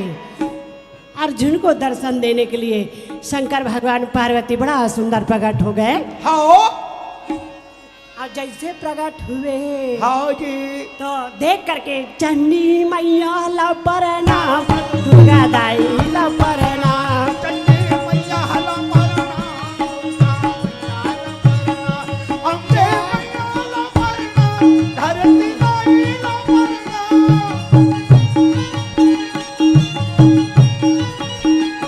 बजरंग बली ला प्रणाम, गुरने वाले ला प्रणाम, धरती दाई ला प्रणाम, भोले बाबा ला प्रणाम, चंडी मैया ला प्रणाम, भोले बाबा ला प्रणाम, आदि भवानी ला प्रणाम, दुर्गा मैया ला प्रणाम, सरस्वती दाई ला प्रणाम, मुरली वाले ला प्रणाम, सरस्वती मैया ला प्रणाम। आओ मैं यही छत्तीसगढ़ के बेटी, अच्छा, आज आपके सामने में टूटी फूटी भाषा में जो महाभारत के प्रसंग सुनाई हूँ, अगर मेरे से गाने बजाने में गलती हो जाए तो आप क्षमा करेंगे, अपना बेटी अपने बहन समझ के। हाँ, मैं भी यही छत्तीसगढ़ के नोनी हरा हूँ, वाह वाह, बेटी हरा हूँ खबर, मैं हाँ छत्तीसगढ़ ही के बेटियों, बेटियों, बेटियों हमारे भाई, मैं हाँ छत्तीसगढ़ ही के बेटियों, बेटियों, बेटियों नर भाई, मोरे रग रग माए माया दया मैं महाभारत के गीताया, मोरे रग रग मागे माया दया मैं महाभारत के गीत आया, प्रभु जाने लाखने लोग पले मैं घर हरे जग जीताया, मोरे भूजा में लाखन लोग पले मैं घर हारे जग जीत आया, गाँव गाँव देवता धामियों, शहर शहर विश्वकर्मा, गाँव गाँव देवता धामी आओ, सहरता विश्वकर्मा है, कोरा कोरा मियाँ भी मनु यो, बिना अर्जुन घर घर माँ, कोरा कोरा में अभिमन्यु आओ, भैया अर्जुन घर घर में, मोरा हारा करो मरे, मोरा हारा करो मरे, मैं वीर दीची दानिया हूँ, मैं दानिया हूँ। मैं हाँ छत्तीसगढ़ ही के बेटियाँ, बेटियाँ, बेटियाँ नारे भाई, मैं हाँ छत्तीसगढ़ ही के बेटियाँ, बेटियाँ, बेटियाँ नारे भाई, मैं हाँ छत्तीसगढ़ की बेटियां, बेटियां, बेटियां नर भाई।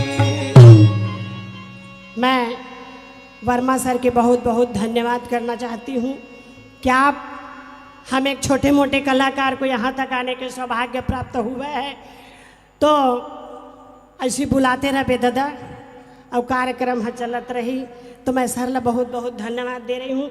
हम एक छोटे कलाकार हैं और यहाँ तक आए हैं, आप सबका आशीर्वाद है, आशीर्वाद देते रहे। प्रेम से बोलो वृंदावन बिहारी लाल की, प्रेम से बोलो वृंदावन बिहारी लाल की जय।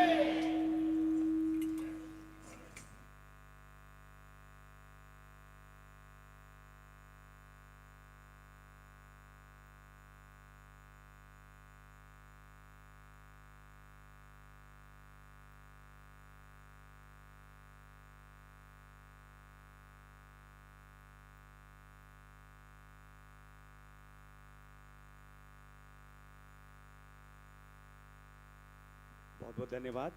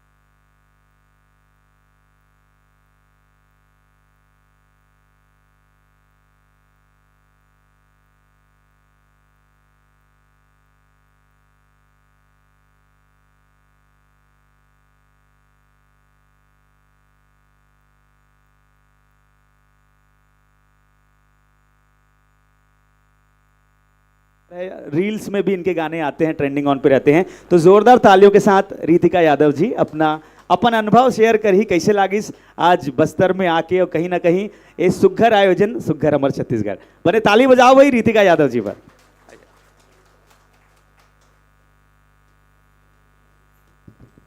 मोर गोट बात करे पर थोड़ा सा एनर्जी चाहिए आप मन के।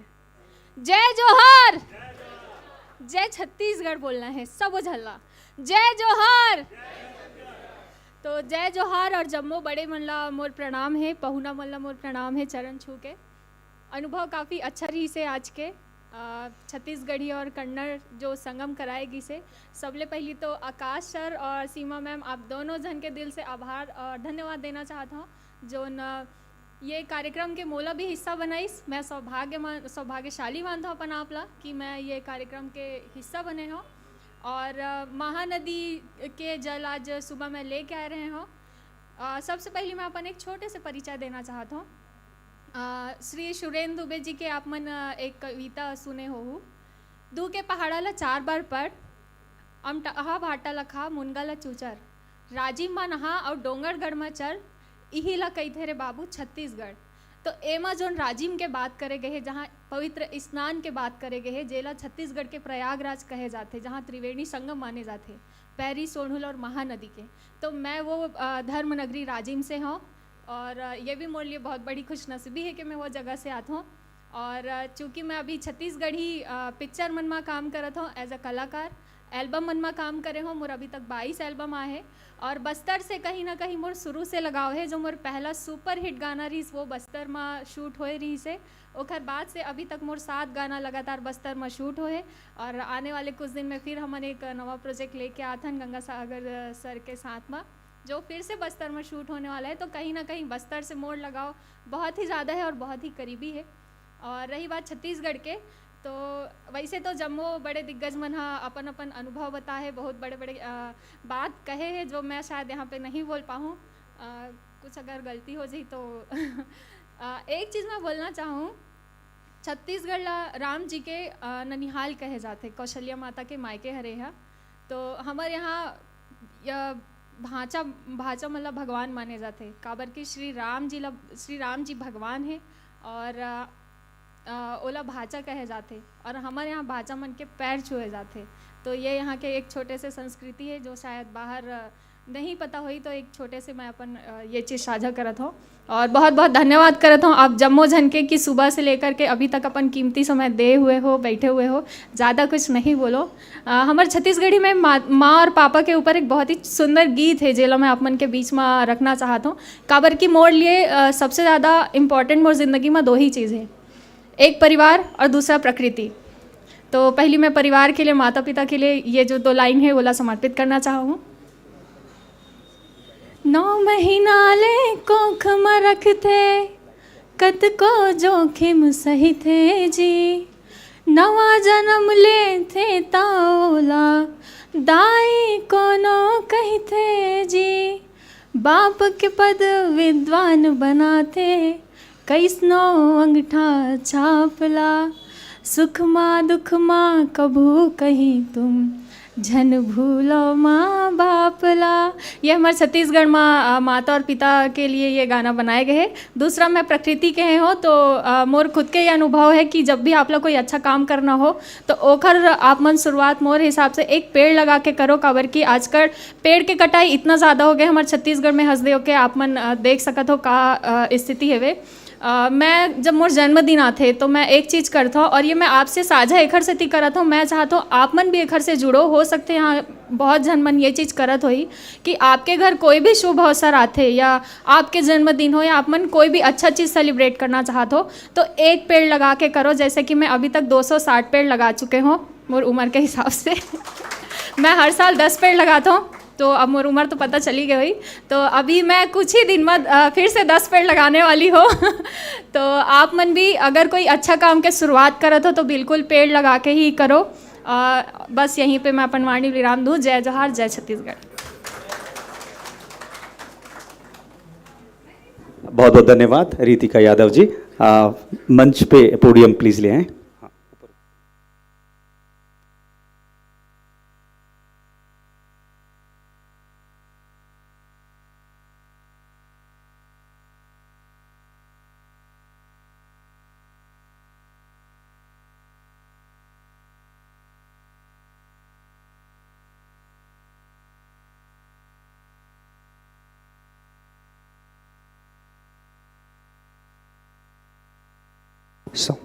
तो चलिए एक बार फिर से आप सभी का हार्दिक स्वागत, अभिवादन।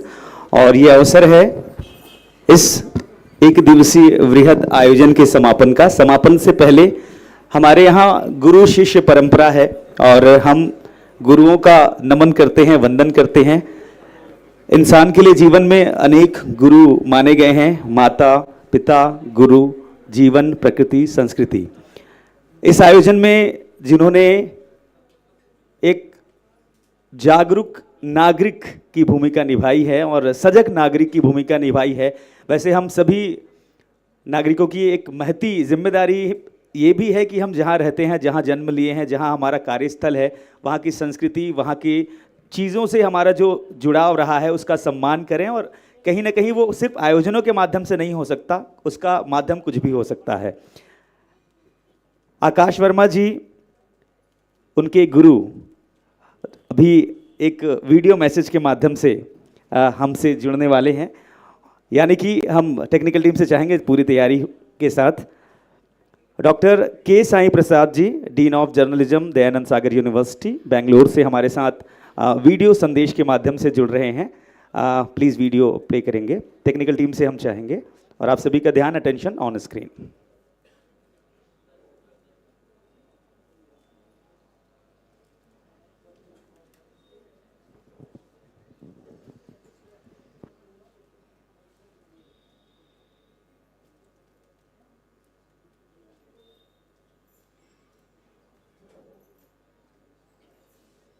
Technical team ready?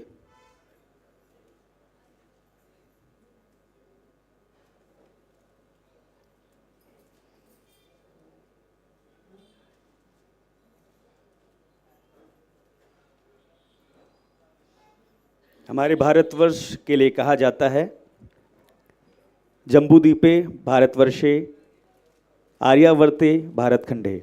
तो ये जो हमारी संस्कृति है हम सबको जोड़ती है और कहीं ना कहीं गुरु शिष्य परंपरा हमारी सनातन में, हमारी संस्कृति में रचा बसा है। और ये अवसर आकाश जी अपने मनोभाव व्यक्त कर रहे हैं। अभी टेक्निकल टीम जब तक तैयारी करे, मैं हमारी टीम से निवेदन करूंगा, श्रीकांत पाराशर जी हमारे बीच हैं, आकाश जी के गुरु हैं और गुरु शिष्य परंपरा में एक अभिवादन की जो अभिव्यक्ति है, हमारे यहाँ अरुणी की गुरु भक्ति हमने पढ़ी किताबों में, लेकिन कहीं ना कहीं आज के दौर में कितना भी टेक्निकल ज़माना आ जाए, एआई आ जाए, कुछ भी आ जाए, लेकिन जो गुरु शिष्य परंपरा है वो हमेशा कायम रहेगी। श्रीकांत पाराशर जी, आप संपादक हैं हिंदी दैनिक दक्षिण भारत राष्ट्रीय मत के, और निश्चित तौर पे इस मंच से आपके होनहार स्टूडेंट ने आज ये जो बीड़ा उठाया है और ये कर दिखाया है कि चरेमेती चलते रहें, लक्ष्य कितने भी बड़े हो जीवन में प्रगति पथ पे चलते रहें। आदरणीय गुरु जी का ये सम्मान का अवसर है और एक स्मृति चिन्ह भी भेंट कर रहे हैं। ऋग्वी भी साथ है, सीमा जी साथ हैं, और आप सभी से निवेदन, ऐसे गुरु के लिए, ऐसे गुरुवर के लिए जिन्होंने इतने बेहतरीन शिष्य को ना सिर्फ पढ़ाया, सिखाया, सींचा और आज इस काबिल बनाया कि ऐसे वृहद आयोजन को सफल बना पाए। आदरणीय गुरु जी से हम चाहेंगे आशीर्वचन।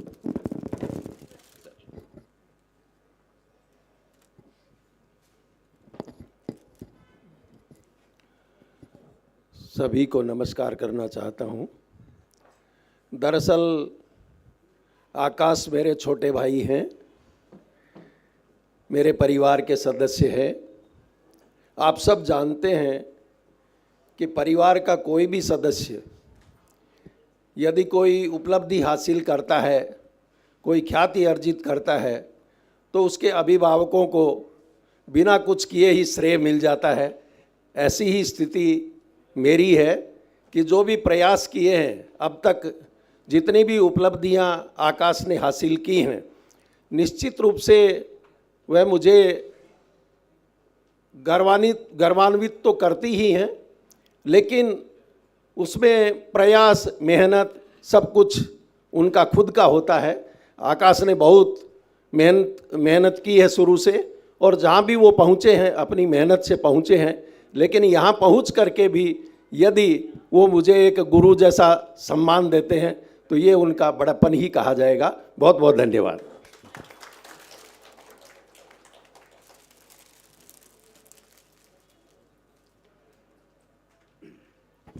बहुत बहुत धन्यवाद। तस्मै श्री गुरुवे नमः। एक बार अपने अपने गुरुओं के लिए जोरदार तालियां हो। चलिए आगे बढ़ते हैं, हमारी टेक्निकल टीम रेडी। तो वीडियो संदेश डॉक्टर के Sai Prasad ji, dean of journalism, Dayanand Sagar university Bangalore. Hello, I am very happy to see that my student Akash Verma has embarked on a journey that not many would choose to do. He is organizing the Chitrakote Kannada Sangama, a very unique, one of its kind cultural initiative, which is completely led by citizens, which does not have sponsors, which does not have institutional backing, but something that an ordinary citizen of this country is doing to foster the cultural unity and the deep-rooted cultural confluence which he strongly believes in, and he has been a very keen votary of. Whether it is his roots in Chhattisgarh or his life spent in the tech capital, the IT city of Bengaluru, Akash has always been a very, very keen follower of culture, dharmic principles, and the firm belief that oneness of this country can be achieved only by bringing together multiple cultural forms and fostering the unity of culture. It is, I think, this kind of initiative which reflects the spirit of Ek Bharat, Shreshth Bharat. And this also has a very, very deep significance in terms of a cultural renaissance that this country is witnessing today. Language is no barrier, caste is no barrier, communities are no barrier, geographical locations are no barrier. There are simply no barriers to culture. Akash has been my student for many years.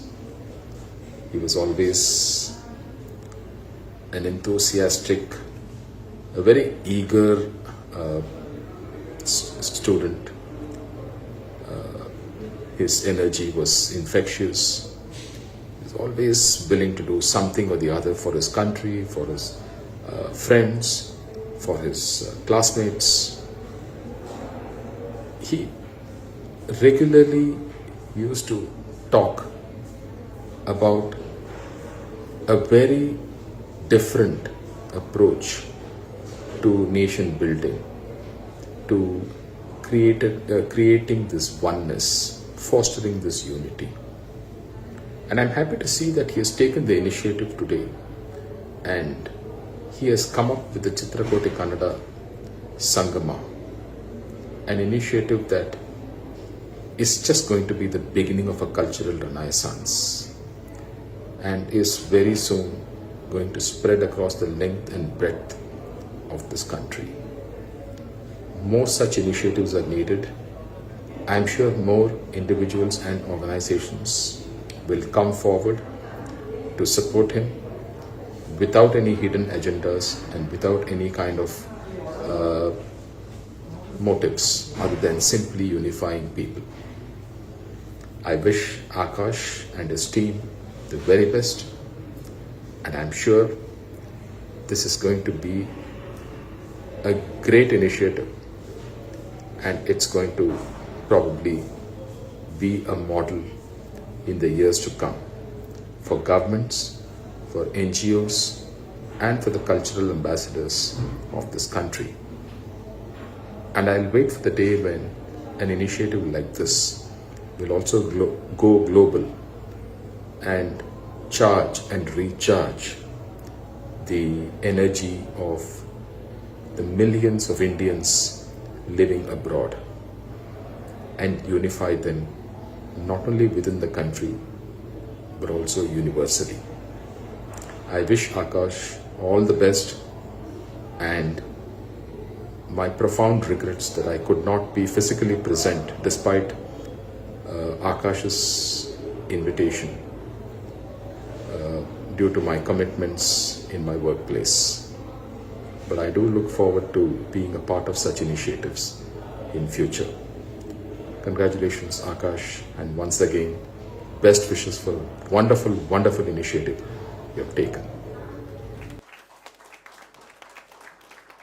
सोचिए ये एक गुरु के लिए, एक teacher के लिए कितनी बड़ी बात है कि उनका स्टूडेंट इतने वृहद आयोजनों में इतने नवाचार के साथ जुड़ा हुआ है।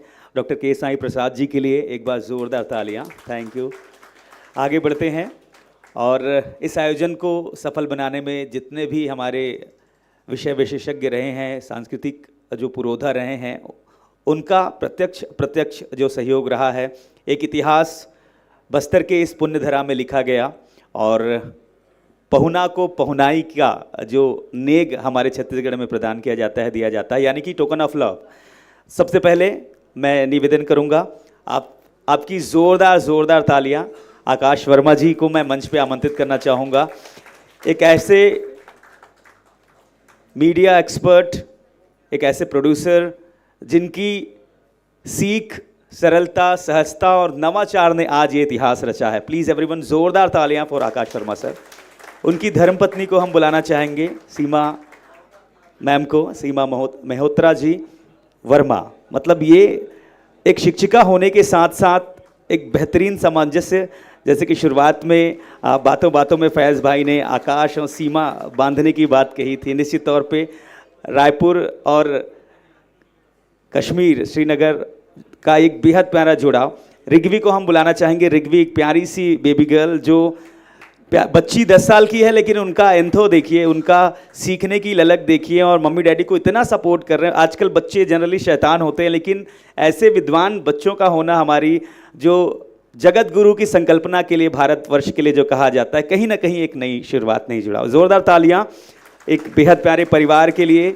जैसा कि डॉक्टर के साई सर ने कहा, हिडन एजेंडा नहीं, कोई मोटिव नहीं, लेकिन मन में एक बात थी कि मुझे कुछ करना है। जहां मैंने जन्म लिया, जहां मैंने शिक्षा दीक्षा पाई, जहां से मैंने ये नाम सम्मान हासिल किया, एक बार जोरदार तालियां इस बेहद प्यारे परिवार के लिए। चलिए, अब वक्त है, नहीं सर, आप तीनों को तो रहना पड़ेगा, एक मैराथन शुरुआत है।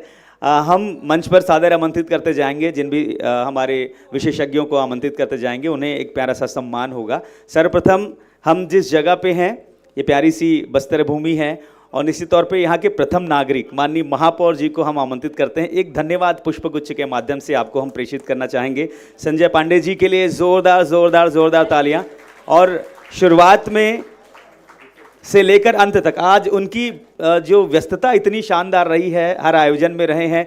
कल भी हमारे साथ जब हम महाराजा जी के यहाँ थे, परिसर में थे, तो कहीं ना कहीं एक बेहतर व्यक्तित्व और इतने सरल सहज भाव से जुड़ते हैं माननीय महापौर जी। एक बार जोरदार तालियां श्री संजय पांडे जी को, आपके सहयोग, आपके भरोसे, आपके विश्वास के लिए। और इसीलिए जगदलपुर, छत्तीसगढ़, बस्तर अपने वृहद आच्छादन क्षेत्र के लिए, वनाच्छादित क्षेत्र के लिए, संस्कृति के लिए जाना जाता है। श्री संजय पांडे सर, बहुत बहुत धन्यवाद, बहुत बहुत साधुवाद। अभी हमारे साथ बने रहेंगे। हम मंच पर आमंत्रित कर रहे हैं हमारे इस बेहद प्यारे आयोजन में, जो हमारे पहले सत्र से जिनका आतिथ्य हमें मिल रहा है। रवि सर अभी दिख नहीं रहे हैं मेरी नज़र में। ओके, यहाँ से मैं मन से धन्यवाद करना चाहूँगा रवि कुमार अय्यर जी को, प्रणेता वैदिक गणित, योग, भारतीय संस्कृति, और उनके लिए भी ज़ोरदार तालियां, क्योंकि पहला सत्र उनसे शुरू हुआ। उन्हें प्यारा सा मोमेंटो टोकन ऑफ लव प्रदान किया जाएगा। प्रोफेसर उदय रघुनाथ बिरजे सर, हम आपको मंच पर आमंत्रित कर रहे हैं। टेक्नोलॉजिस्ट हैं, एआई और शिक्षाविद हैं, और निश्चित तौर पे बहुत ही शानदार आपने बातें रखी। और हम अगर मेमोराइज़ करें चीज़ों को, तो एक एक सत्र जो मोती चुनना जिसे कहते हैं, हमारे सभी एक्सपर्ट रहे हैं। Thank you so very much sir for being with us and such knowledge sharing. जोरदार तालियां प्रोफेसर उदय रघुनाथ बिरजे सर। इनकी तीन पीढ़ी ने जो नेशनल इंटीग्रेशन के लिए, संरक्षण के लिए जो काम किया है, वो काबिले तारीफ है। बहुत बहुत धन्यवाद। विंग कमांडर सुदर्शन सर को हम आमंत्रित करते हैं मंच पर, एक serviceman and renowned Kannada author. आपको बहुत बहुत आभार सर। और ऑपरेशन सिंदूर की बात हो, नई तकनीक की बात हो, आपकी लेखनी की बात हो, हृदय से धन्यवाद। जोरदार तालियां विंग कमांडर सुदर्शन सर के लिए।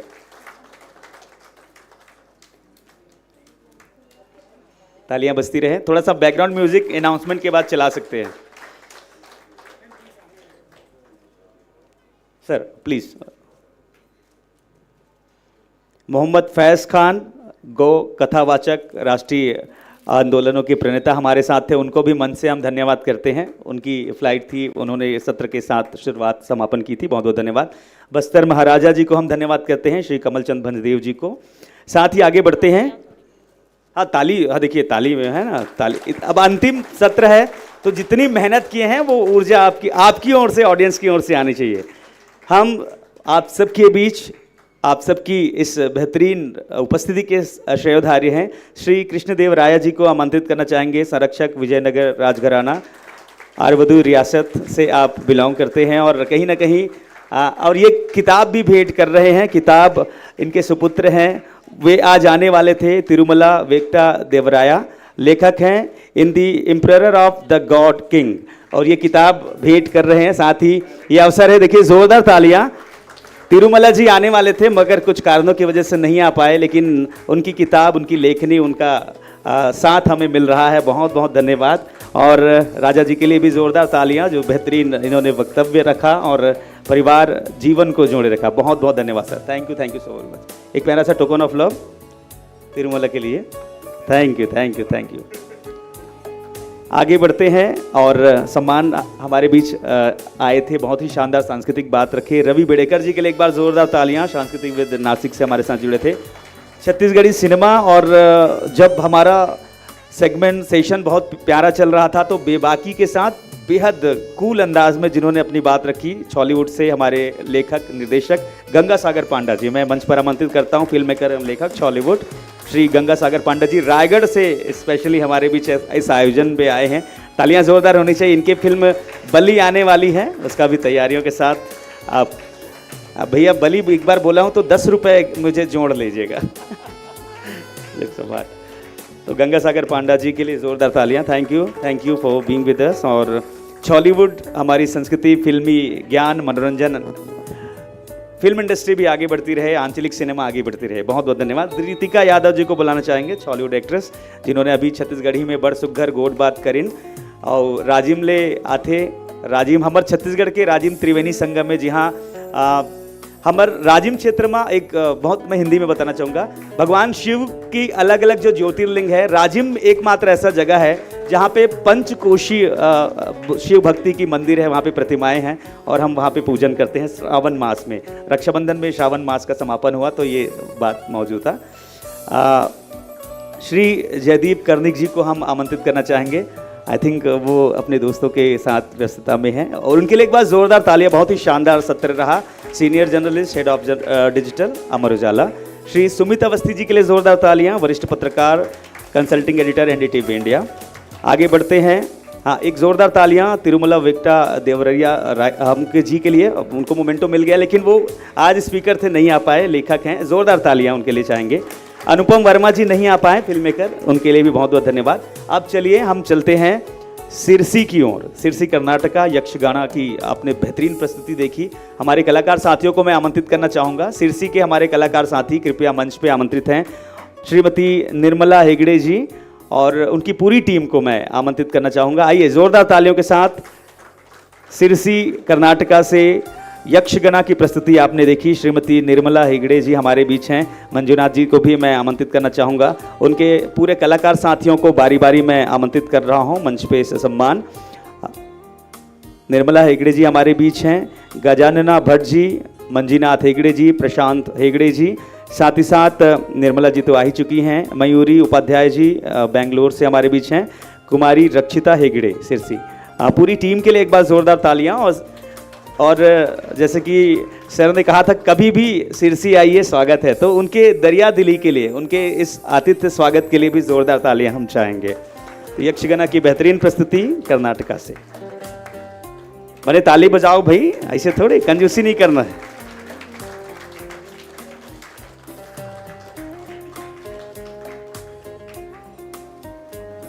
हाँ, ये सम्मान का अवसर है हमारे सभी कलाकारों के लिए। हमने कुछ भेंट, हमारे छत्तीसगढ़ में हमन कथन सगा आथे तेला जायक देरा पहुनाई, मतलब गिफ्ट देथन, ओला नेग बोलते रस्म में। हमारे छत्तीसगढ़ में लुगरा, लेडीज है तो लुगरा देते, सियान है, जवान है, पुरुष है तो मतलब कपड़ा देते। तो अब मिठाई और अलग अलग छत्तीसगढ़ के रंग है, मतलब कोई भी सगा पहुना है खाली हाथ जाल नहीं देन। तो आकाश जी, सीमा जी ने हमारे छत्तीसगढ़ की जो पहुनाई की परंपरा है बदस्तूर, ये बेहतरीन अंदाज में निभाया है। एक रिश्ते कहते छत्तीसगढ़िया सब ले बढ़िया। ताली बजाओ भाई, कंजूसी मत करो। एक ग्रुप फोटो सेशन आप सभी के साथ।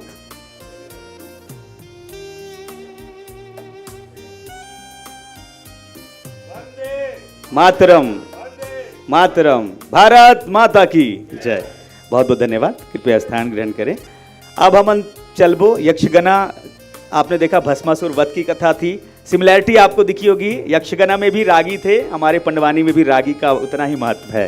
तो छत्तीसगढ़ से 16 देशों पे और विविध राज्यों में जिन्होंने भारत के अनेकों राष्ट्रीय महोत्सवों में अपनी प्रस्तुति दी है, पंडवानी की जब बात आती है तो कहीं ना कहीं वेदमती कपालिक शैली आती है। और ऐसे में ऋतु वर्मा जी अगर हमारे बीच मंच में हैं तो हमारे लिए सौभाग्य की बात है। जोरदार तालियों के साथ ऋतु वर्मा जी और हम सभी कलाकार साथियों को मंच पे आमंत्रित कर रहे हैं। पंडवानी के हमारे रागी और वाद्य पक्ष के कलाकारों से भी हम निवेदन करेंगे, कृपया आप सभी आ जाएं। आइए आदरणीय जी। सियान मन कहाँ की से रागी भैया मन ले ले ले ले नहीं, कपड़ा चेंज कर ड्रेस कोई दिक्कत नहीं है, सम्मान के मेरे। सिविक सेंटर अभी थोड़ा बाद में जाए। हाँ आओ, बने जाओ, जोरदार ताली बजाओ भाई। ऋतु वर्मा जी बर, ऋतु दीदी बर। डीडी छत्तीसगढ़ में बीच बीच में पंडवानी आते रहते दीदी के। बहुत बहुत धन्यवाद। और ये मोमेंटो टोकन ऑफ लव स्मृति भेंट है, हमेशा यादों में चिर परिचित अंदाज में बना रहेगा। बहुत बहुत धन्यवाद। शुरुआत से लेकर अंत तक, मतलब एक बानगी गायकी अपनी जगह है, एक बेहतरीन थिएटर आर्टिस्ट हैं, सारेगामापा जी कन्नड़ा की ग्रैंड ज्यूरी हैं। नाम मैं भूल रहा हूँ ऐसा लग रहा है, आप लोग बता दीजिए। पद्मिनी ओक जी को हम मंच पर आमंत्रित करते हैं जोरदार तालियों के साथ। श्रीमती पद्मिनी ओक जी, बहुत सरस्वती माँ साक्षात आपके कंठ में निवास करती हैं और बहुत ही शानदार शुरुआत और अंत भी आपके साथ ही होगा कार्यक्रम का। श्रीमती पद्मिनी ओक,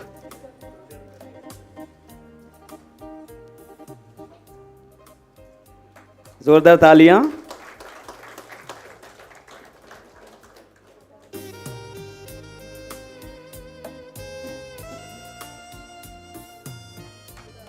बड़े ताली बजाओ भाई, है ना। Thank you so very much ma'am. ऐसे ही सुमधुर गीत संगीत अभिनय की यात्रा पे अनवरत आप चलती रहें। बहुत बहुत धन्यवाद। हमारे बीच एक ऐसे व्यक्तित्व को हम धन्यवाद कहना चाहेंगे जो हालांकि यहाँ नहीं आ पाए हैं, लेकिन उनका सहयोग, उनका साथ हमें मिला है। एक्स बीएसएफ सोल्जर हमारे साथ जुड़े हैं श्री जयराम जी, और उनको स्मृति चिन्ह, उनको धन्यवाद एक भेंट हम करना चाहेंगे। कर्नाटका से पधारे मंजुनाथ जी या कोई भी साथी आ जाएं उनके सम्मान को ग्रहण करने के लिए।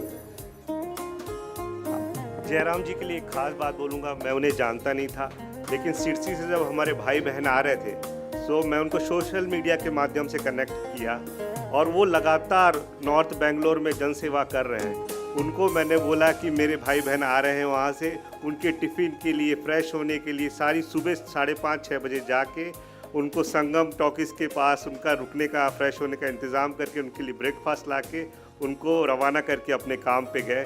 आज भी वो देश सेवा की भावना हमारे कर्नाटका में है, हमारे छत्तीसगढ़ में है। जयराम जी को बहुत बहुत धन्यवाद। जय भारत माता की।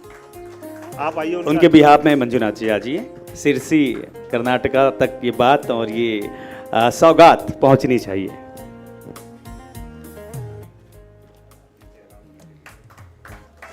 हम निवेदन करेंगे जयराम जी को ये भेंट आप प्रेषित करेंगे।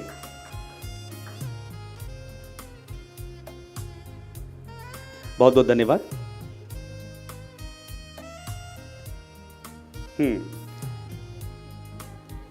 अभी ये तो हमारे जो गेस्ट हैं उनका सम्मान हुआ है। अभी जिन्होंने इस आयोजन को सफल बनाने में हमारी जो टीम है, हार्डकोर जो टीम है, जिन्होंने धमाल मचाई थी, उनको भी हम सम्मानित करेंगे। उससे पहले रितिका जी को एक प्यारा सम्मान प्रदान कर रही हैं सीमा जी। एक स्त्री दूसरे स्त्री की भावनाओं को अच्छे से समझती है। बहुत बहुत शानदार स्वागत।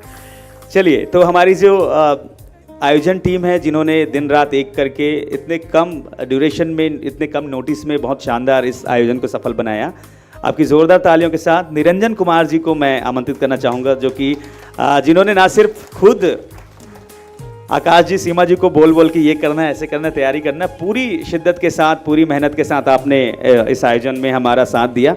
ज़ोरदार तालियों के साथ निरंजन कुमार जी, धन्यवाद। ठीक से ताली बजाइए। बहुत बहुत धन्यवाद सर। मैं आमंत्रित करना चाहूँगा वेदांत झा जी को। वेदांत जी से निवेदन, मंच पर सादर आमंत्रित हैं, आपके सम्मान का यह अवसर है। श्री वेदांत झा अगर उपस्थित हैं, आइए वेदांत जी। जोरदार तालियां हमारे युवा साथी वेदांत झा के लिए। कृपया बने रहेंगे, बस अंतिम पायदान पे हम हैं इस आयोजन के, इस कार्यक्रम के, फिर अंत में सभी डिनर साथ करेंगे। जोरदार तालियां हमारे युवा साथियों के लिए। फोटोग्राफी वीडियोग्राफी टीम को जिन्होंने बेहतरीन तरीके से, चाहे वो लाइव स्ट्रीमिंग हो, फोटोग्राफी हो, वीडियोग्राफी हो, कमाल के अंदाज के साथ संभाला है प्रवीण जाड़े जी। उनकी टीम को हम मंच पर आमंत्रित करते हैं। प्रवीण जी आइए, जोरदार तालियों के साथ प्रवीण भाई, उनकी टीम। प्रवीण भाई को स्मृति चिन्ह हम भेंट करेंगे। आजा आजा गोपी भाई, आजा गोपी भाई। शुरू से दौड़ दौड़ के फोटो क्लिक किया है। अखिल जी अभी कैमरा पर्सन की भूमिका निभा रहे हैं। अखिल जी के लिए जोरदार तालियां।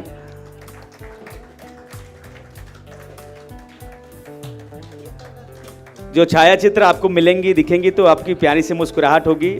जो चलचित्र आप देख पाएंगे तो इन दोनों की वजह से, मेहनत की वजह से। बहुत बहुत धन्यवाद। ऐसे ही टेक्निकल सपोर्ट हमें करते रहें। अजय श्रीवास्तव जी को मैं मंच पर बुलाना चाहूँगा, सम्मान का अवसर है। अजय श्रीवास्तव जी आइए। अजय श्रीवास्तव जी, उनके बिहाफ में अगर वे नहीं है तो कोई भी आ जाए। निरंजन सर आ जाइए।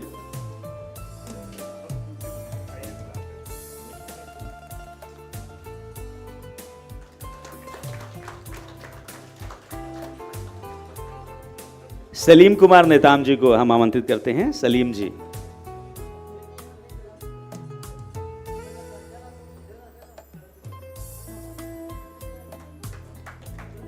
तालियां बजती रहे। हमारे युवा साथी जिन्होंने दौड़ भाग की है, मेहनत की है, सलीम भाई के लिए जोरदार तालियां।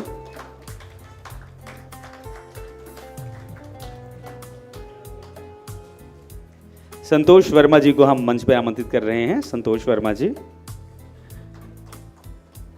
जोरदार तालियां।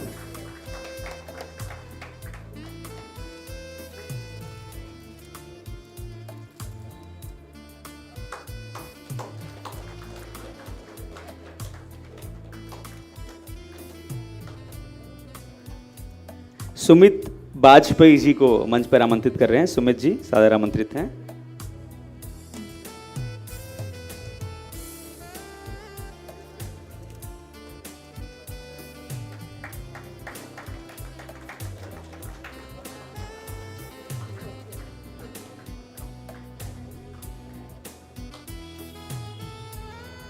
लगभग सभी का नाम हो गया, कोई छूटा तो नहीं? जिनको कोई स्मृति चिन्ह नहीं मिलेगा उनसे पैसे लिए जाएंगे। जो मेरे दो सीनियर हैं टाइम्स नाउ के देश से 2004 से, अखिल नागपाल जी और सुमन सिंह जी, जो हमारे ट्रैवलर हैं, इनका बहुत बहुत धन्यवाद और बहुत कुछ समय। शर्मा जी हमारे, आपको भी बहुत धन्यवाद। आपने अखिल जी को उनको बुलाई। मैं इसीलिए स्टाइल से बोल रहा था कि जो पूरा टेक्निकल डिपार्टमेंट संभाले हमारे साथ, अखिल जी, सुमन जी को मैं दोनों को एक साथ मैं बुलाना चाहूँगा। ये सम्मान का अवसर है। जोरदार जोरदार जोरदार तालियों के साथ।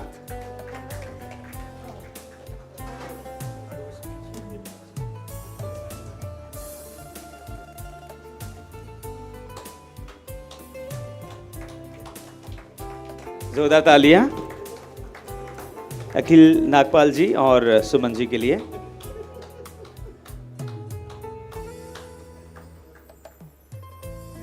बादल जो टीम हमारे बीच आज गोंडी और हल्बी की प्रस्तुति किए थे, ठाकुर जी और कोराम जी से मैं निवेदन करूंगा, सादर आमंत्रित हैं।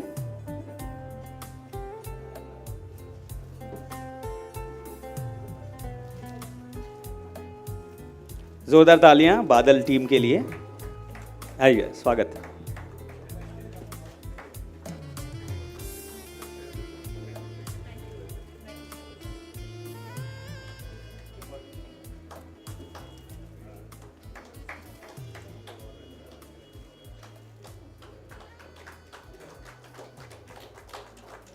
बहुत बहुत धन्यवाद।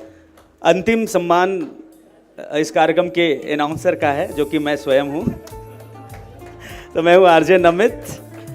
एंटरटेन करना बोलना मेरा काम है। हाँ वो तो अभी होगा ना, अभी होस्ट का सम्मान अंतिम कार्यक्रम होता है। तो मैं सुबह से लेके लगातार हाँ। अब तक आपने बहुत अच्छा एंकरिंग किया है। कर्नाटक की तरफ से और छत्तीसगढ़ की तरफ से आपको बहुत बहुत बहुत बहुत धन्यवाद मैम। हाँ बिल्कुल, जोरदार तालियां हो जाए हमारे नमित जी के लिए, जोर से। सुमन सर मेरे मोबाइल में भी एक फोटो किया हम।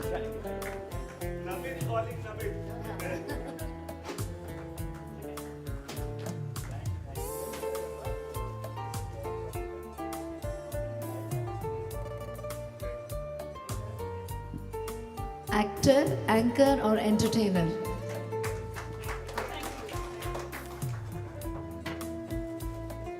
देखिए आप थिएटर आर्टिस्ट हैं इसलिए मुझे समझ पाया। मैंने कॉलेज टाइम में इफ्टा भारतीय जन नाट्य संघ में कॉलेज के समय में नाटक किया था। 14th मुक्तिबोध नाट्य समारोह जो हुआ था, अभी अंत नहीं हुआ है, अभी ये नई शुरुआत हुई है। उससे पहले वोट ऑफ थैंक्स तो नहीं कहेंगे, मगर एक कंक्लूजन रिमार्क, कैसा तैयारी रहा, कैसी जानकारी रही। बेहतरीन टीवी न्यूज़ प्रोड्यूसर, एक ऐसे व्यक्तित्व जिन्होंने इतना कमाल का इवेंट ना सिर्फ होस्ट किया है, हर बारीक से बारीक, छोटे से छोटे जो मूवमेंट चीज़ों पे जिन्होंने पारखी नज़रों के साथ बेहतर सामंजस्य स्थापित किया है। आकाश वर्मा जी को मैं इनवाइट कर रहा हूं अपनी बात, अपनी भूमिका, अपनी जिम्मेदारी, अपने शब्दों के साथ आप सबको जोड़ने के लिए। जोरदार तालियों के साथ श्री आकाश वर्मा जी। जो एक्सटेम्पोर बोलते हैं उनके लिए बड़ी समस्या होती है देख के, पढ़ के, पॉइंट रिमेंबर करके बोलना। बट मैं शुरुआत करूँगा। नम्मा हेसरू आकाश अंता, कन्नड़ा नम्ಮಗೆ चिकम्मा भाषे। मेरी जो गलतियां हैं उसे माफ़ करें, लेकिन ये मेरी भावना है और यही भावना अब हमारे बहुत सारे भाई बहनों की है जो भारत के अलग अलग प्रांतों से हैं, अलग अलग भाषा और बोली बोलते हैं। हम लोग अपनी भाषाओं का सम्मान करते हुए एक भारत का निर्माण कर रहे हैं और ये मैं चाहता हूं कि हमारी नेक्स्ट जनरेशन इस संदेश को आगे ले जाए। मैं आपको बताऊंगा कि ये सफ़र की शुरुआत कैसे हुई, कोशिश करूंगा छोटा रखूं क्योंकि कहानी बताने वाले फिर बताते ही चले जाते हैं। ये लोगों तक में भावना जुड़ी हुई है कि जब यक्षगणा हो और छत्तीसगढ़ का सिंबल हो और इसके पीछे चित्रकूट का जलप्रपात हो। ये मेरे दोस्त प्रणव ने, जो मेरे जी न्यूज़ में काम करता था, मैंने उसको बोला भाई बनाना है, पैसे नहीं दूंगा या मिनिमम दूंगा। उसने मेरे लिए ये बनाया और मैंने बार बार बोला ये करेक्शन करो, इसको आगे लगाओ, and finally we came up with nice logo. और मुझे खुशी है कि हमारी भावना को व्यक्त करता है ये लोगो है। इसके अलावा आप देखोगे कि चारों तरफ हमारे नायकों की तस्वीर है, इसे समय निकाल के आप ज़रूर देखें। राष्ट्र कवि कुवेंपू, जिनके बारे में हम बहुत सारे मध्य भारत के लोग, इवन दक्षिण भारत के बहुत क्षेत्रों के लोग नहीं जानते। जैसे हम हिंदी भाषी क्षेत्रों में राष्ट्र कवि दिनकर जी के बारे में जानते हैं, वैसे ही कर्नाटका में राष्ट्र कवि कुवेंपू है, जिन्होंने इतनी प्यारा संगीत लिखा जिसमें कन्नड़ा और कर्नाटका को भारत माँ की बेटी के रूप में दर्शाया। मेरी बेटी जिनको कन्नड़ा कुछ भी नहीं आती, उसकी माँ डोगरी, पिता हिंदी बोलने वाला, विदेश में रहने वाली, इसने अपनी गलतियों के साथ बहुत प्रयास किया। इसकी उच्चारण में गलतियां माफ़ करना, लेकिन भावनाओं को देखना। 2 लाइन बोलेगी कन्नड़ा माता के सम्मान में, आप इसका स्वागत करें।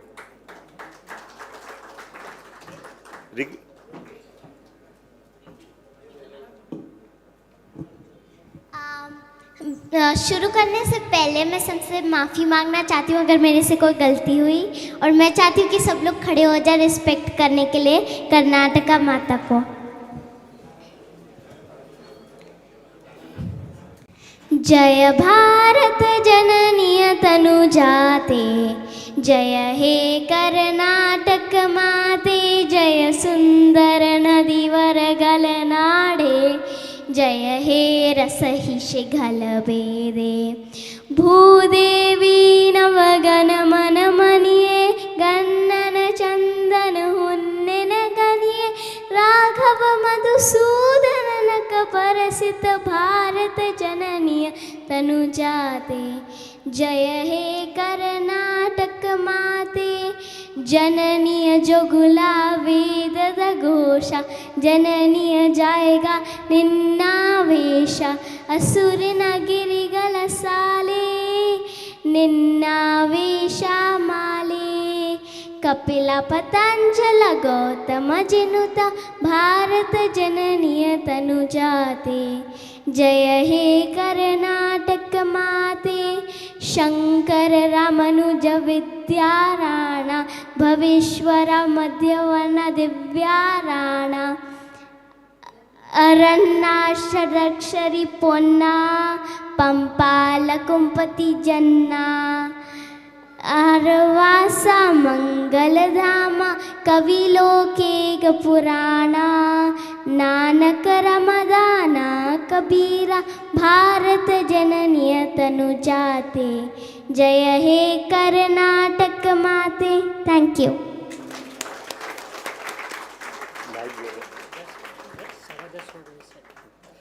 एक बात और बताऊंगा, कृष्णा सर यहाँ हैं और जैसे फ्याज भाई ने सुबह हमें बताया कि हम और बहुत लोगों ने बताया कि जैसे हम राम जी को भाचा बोलते हैं, हम राम जी की माँ के प्रांत के हैं, वैसे कृष्णा सर आए हैं जहाँ हनुमान जी रहते हैं। अंजनाद्री, आप कर्नाटक के उस क्षेत्र से आए हैं और मैं इनसे जब मेरी बात हुई तो आई वॉज सो इम्प्रेस, इतने पोलाइट। मैं उनसे एक बात लेके आप सबको बता रहा हूँ, इस कार्यक्रम में एक ख़ास बात मैंने देखी, क्योंकि जब हम भारत माता के बेटे बेटियाँ बन के आए, देखिए कोई प्रोटोकॉल नहीं, कहाँ राजा कहाँ प्रजा, हम सब कोई एक जैसे। महाराजा बस्तर भी आए, सर भी आए, मेयर साहब भी आए, इतने बड़े बड़े बुद्धिजीवी भी आए, लेकिन हम सब साथ में हैं क्योंकि हम भारत माँ के बच्चे हैं। तो ये भावना और ये भावना के साथ आज हम मिले हैं। हो सकता है अन्य परिस्थितियों में हम मिलते तो शायद ये भावना ये नहीं होती, ये इसके अलावा प्रोटोकॉल होता, एक हायरकी भी हो सकती है, अनुभव की, आपकी स्टेटस में हो उसकी भी होती है, लेकिन भारत माता ही है जो हमें जोड़ती है, हमें ये कभी नहीं भूलना चाहिए। मुझे बहुत खुशी है कि हम लोग ये कार्यक्रम कर पाए, पता नहीं कभी दोबारा कर पाऊँगा कि नहीं, लेकिन ये एक प्रयास था। एक बात सुमित जी जब बात कर रहे थे तो आकाश बूढ़ा हो रहा है बोल रहे थे कि आकाश बोल रहा था कि समय निकला जा रहा है, कब से सोचता था कुछ करूं। और उसमें एक बात है जो सबको चिंतन का विषय दी कोविड काल में, और जैसे अभी आप बोल रहे थे कि पत्रकारों की कहानी पत्रकार कभी नहीं सुना पाते, एक रेयर एग्जाम्पल हुआ था हाल के समय पे, जब हमारा मित्र रोहित सल्दाना बहुत कम समय में चले गया था। एक शौक था, रोहित और मेरी शुरुआत लड़ाई से हुई थी और सुमित जी ने बीच बचाव किया था, और मुझे बड़े दुख के साथ पहला उनका शो ताल ठोक के डायरेक्ट करने के लिए दिया गया, और मैं बहुत नफ़रत के साथ करता था कि मेरे को इसका शो डायरेक्ट नहीं करना है। और वहाँ से लेके हमारी ऐसी दोस्ती हुई कि हम न्यूज़ पॉइंट तक डिस्कस करते थे। और जब मैं कोविड काल में फंस गया और मेरा दोबारा टाइम्स नाउ में मेरा दोबारा अपॉइंटमेंट हुआ, तो मैंने रोहित को बोला कि रोहित हो गया, मैं आ रहा हूँ, आजा मज़े करेंगे। और उसके 2-4 दिन के बाद मैसेज नहीं आया, और एक दिन मुझे ये खबर आई, हमारे पास टाइम नहीं था। इट वॉज शॉकिंग, और बहुत लोग ने बहुत कुछ खोया है। उसके बाद एक बार बार चिंतन दिमाग में भी आता रहा कि ये तो हादसा हुआ, लेकिन एक स्वस्थ व्यक्ति भी, आज मैं 50 टच करूँगा, 20-25 साल अपने जीवन काल में और कुछ कर पाया तो पैसा हो के भी हम कुछ नहीं कर पाएंगे। लिमिटेड टाइम है हमारा। अगर हमें सौभाग्य है, आपका कुछ बहुत कन्विक्शन है, आपके देश से प्यार है, आपकी संस्कृति से प्यार है, रुकना मत, ये पैसा ले जा नहीं पाएंगे, हम कुछ भी कर लें। यही सोच के मैंने बोला लोन तो पटता रहेगा, लोन लेके धोखा नहीं दूंगा। मैंने विदेश जाके भी कोविड काल में लोन पटाया उनका। वो ये सोच के बोले ये कैसा पागल है कि ये लोन लेके भाग सकता था, लेकिन मैं यहाँ से पैसा भेजता था और उनका लोन पटाता था। शायद मेरे को दोबारा इसके लिए नौकरी मिल गई वहाँ पर, लेकिन ऐसा सोचा नहीं था। तो लिमिटेड समय है और हम इसका सदुपयोग कितना कर सकते हैं। आपका जिस फील्ड में डिटर्मिनेशन है, प्लीज़ गो अहेड, कभी रुकना नहीं। और मैं ये कार्यक्रम सक्सेसफुल हो सकता था या नहीं भी हो सकता था अगर महालक्ष्मी तैयार नहीं होती। पैसा इनके बिना कैसे खर्चा कर सकता मेरे लिए। तो आई एम सो थैंकफुल। बाद में हमारी 1000 लड़ाई होती है, अभी बीच में भी लड़ाई हो गई थी, हवन करते करते बोले नहीं करेंगे दोनों साथ में, लेकिन आई एम थैंकफुल मेरी बेटर हाफ को जो महालक्ष्मी श्रीनगर से आई और उन्होंने मेरे साथ ये करने का मुझे हिम्मत दी और सपोर्ट किया। थैंक यू सीमा।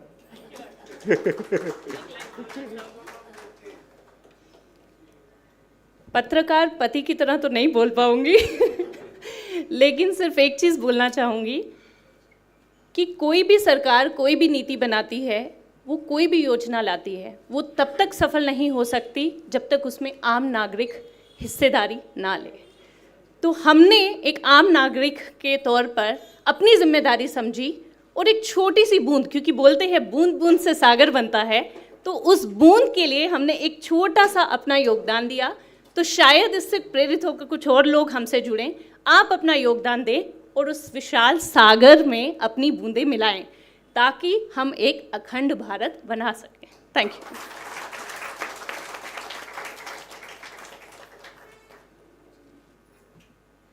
आकाश जी, अंत में मतलब मेरी जो भूमिका होने वाली थी मैंने बहुत अच्छे से लिखा था। श्रीमती सीमा मल्होत्रा वर्मा जी, श्रीनगर की बिटिया, छत्तीसगढ़ की बहू और आकाश जी की धर्मपत्नी। मैं ऐसा बोल के बुलाऊंगा सोचा था, लेकिन आकाश जी की स्पॉन्टेनियस अंदाज, मतलब मैं फनी वे पे, एक प्यारे सुखद वे पे बोल रहा हूँ। एक बार ज़ोरदार तालियाँ आकाश जी और उनकी महालक्ष्मी जी और उनकी प्यारी लाडो ऋग्वी के लिए। और मैं ऋग्वी का भी मैंने सोचा था, मैंने सीक्वेंस बना लिया था, आकाश जी को बुलाऊंगा, फिर सीमा जी को, फिर ऋग्वी को। लेकिन ये इतना सुखद और इतना शानदार अनुभव रहा है निश्चित तौर पे। और आप सभी से हम चाहेंगे इस अभूतपूर्व और ऐतिहासिक आयोजन को, जिन्होंने पन्नों से लेकर वास्तविकता तक जिन्होंने सींचा, समर्पित किया, बनाया, और इतना ब्यूटीफुल ये इवेंट हुआ है, चाहे वो हम चित्रकूट के जल संगम की बात करें, इस वृहद ज्ञान संगम की बात करें, भाषाओं के जुड़ाव की बात करें, संस्कृति के उत्थान की बात करें, और ये बस्तर छत्तीसगढ़ की संस्कृति के साथ, कर्नाटका की संस्कृति के साथ और पूरे हिंदुस्तान भारतवर्ष की संस्कृति के साथ जुड़ा हुआ है। एक बार इस सफल सुपरहिट डुपरहिट इवेंट के लिए ज़ोरदार तालियां आप सभी से हम चाहेंगे। चलिए, मैं बड़ा खुशकिस्मत हूं कि मुझे आकाश जी, सीमा जी ने इस आयोजन के लिए, और धन्यवाद यथार्थ जी को करना चाहूँगा जिन्होंने मुझे कनेक्ट किया, आमना मीर जी को जिन्होंने इस कार्यक्रम के लिए मुझे जोड़ा। मैं अभी एक थिएटर कर रहा हूँ जिसमें मुझे व्यस्तता बहुत ज़्यादा है, लेकिन मैंने कहा कमिटमेंट सबसे सर्वोपरि है। अंत में इस बेहतरीन आयोजन के जुड़ाव के साथ ही हम कोशिश करेंगे कि हर कोई राष्ट्रभक्ति के लिए, देशभक्ति के लिए अपनी जितनी भी जिम्मेदारियां हैं निभाते रहें। आप सभी से निवेदन, अपने स्थान पे खड़े हो जाएं। और अंत में मैं पद्मिनी ओक जी, अच्छा एक मिनट, हाँ, ये भैया एकदम सही चीज़ बोले, जो हमारे होस्ट हैं उनका तो सम्मान हुआ ही नहीं, बातों से बस नहीं बोलेंगे। तो मैं निवेदन करूंगा, आकाश जी, सीमा जी, ऋग्वी प्लीज़ मंच पे आ जाएं। और महाराजा जी से मैं निवेदन करूंगा, साथ ही साथ पद्मिनी जी और हमारे जो मेहमान आए हुए हैं, आगंतुक आए हुए हैं, वे सम्मानित करेंगे हमारे इस आयोजन के सुपर होस्ट को, आकाश जी, सीमा जी, ऋग्वी जी को। साथ ही साथ मैं रघुनाथ जी सर से निवेदन करूंगा, और हमारे जो आगंतुक हैं जो सामने हैं उनसे, गंगा जी, रितिका जी, मैं निवेदन करूंगा, महापौर साहब अगर हैं तो चले गए। तो एक बार ज़ोरदार तालियां इस आयोजन के लिए। पीसी रथ जी, और हम चाहेंगे हमारे भाई साहब सुधीर भाई प्लीज़ मंच पे आ जाइए। अखिल जी, सुमन जी सर प्लीज़ आप आइए ना, ये आप पूरी टीम में है तो पूरी टीम का सम्मान है, मंच पे प्लीज़ प्लीज़ प्लीज़ मैं रिक्वेस्ट करूंगा। और आइए प्लीज़, दोनों भाई हमारे साथ में आएँ, और ज़ोरदार धमाकेदार तालियां प्लीज। एवरीबडी स्टैंडिंग ओवेशन तो बनती है इस सुपर डुपर हिट इवेंट के लिए। Everybody put your hands together for awesome event. थोड़ा म्यूजिक चला दो यार, होगा ना? हाँ बिल्कुल, मैं इसीलिए तो बुलाया है, मतलब तैयारी के साथ। तो ये आयोजन अपने आप में इतिहास गढ़ता हुआ, ऐतिहासिक क्षणों को जोड़ता हुआ, और सभी मुस्कुराते हुए, मुस्कुराहट के साथ सभी अपने स्थान पे खड़े रहेंगे। और अंत में पद्मिनी ओक जी से, sir please be with us, please stay tune, please be with us. अंत में राष्ट्रीय गीत के साथ हम कार्यक्रम का समापन करेंगे। एवरीबडी प्लीज स्टैंड ऑन, अपनी जगह पे खड़े रहें। और सुखद अनुभव, जिस तरीके से हमने देशभक्ति, राष्ट्रभक्ति के साथ शुरुआत की। भारत माता की, भारत माता की जय, वंदे मातरम। आइए लाइव एंड एक्सक्लूसिव जुड़े रहें, बने रहें। और अंतिम प्रस्तुति, अंतिम जुड़ाव, राष्ट्रीय गीत। बोलिए।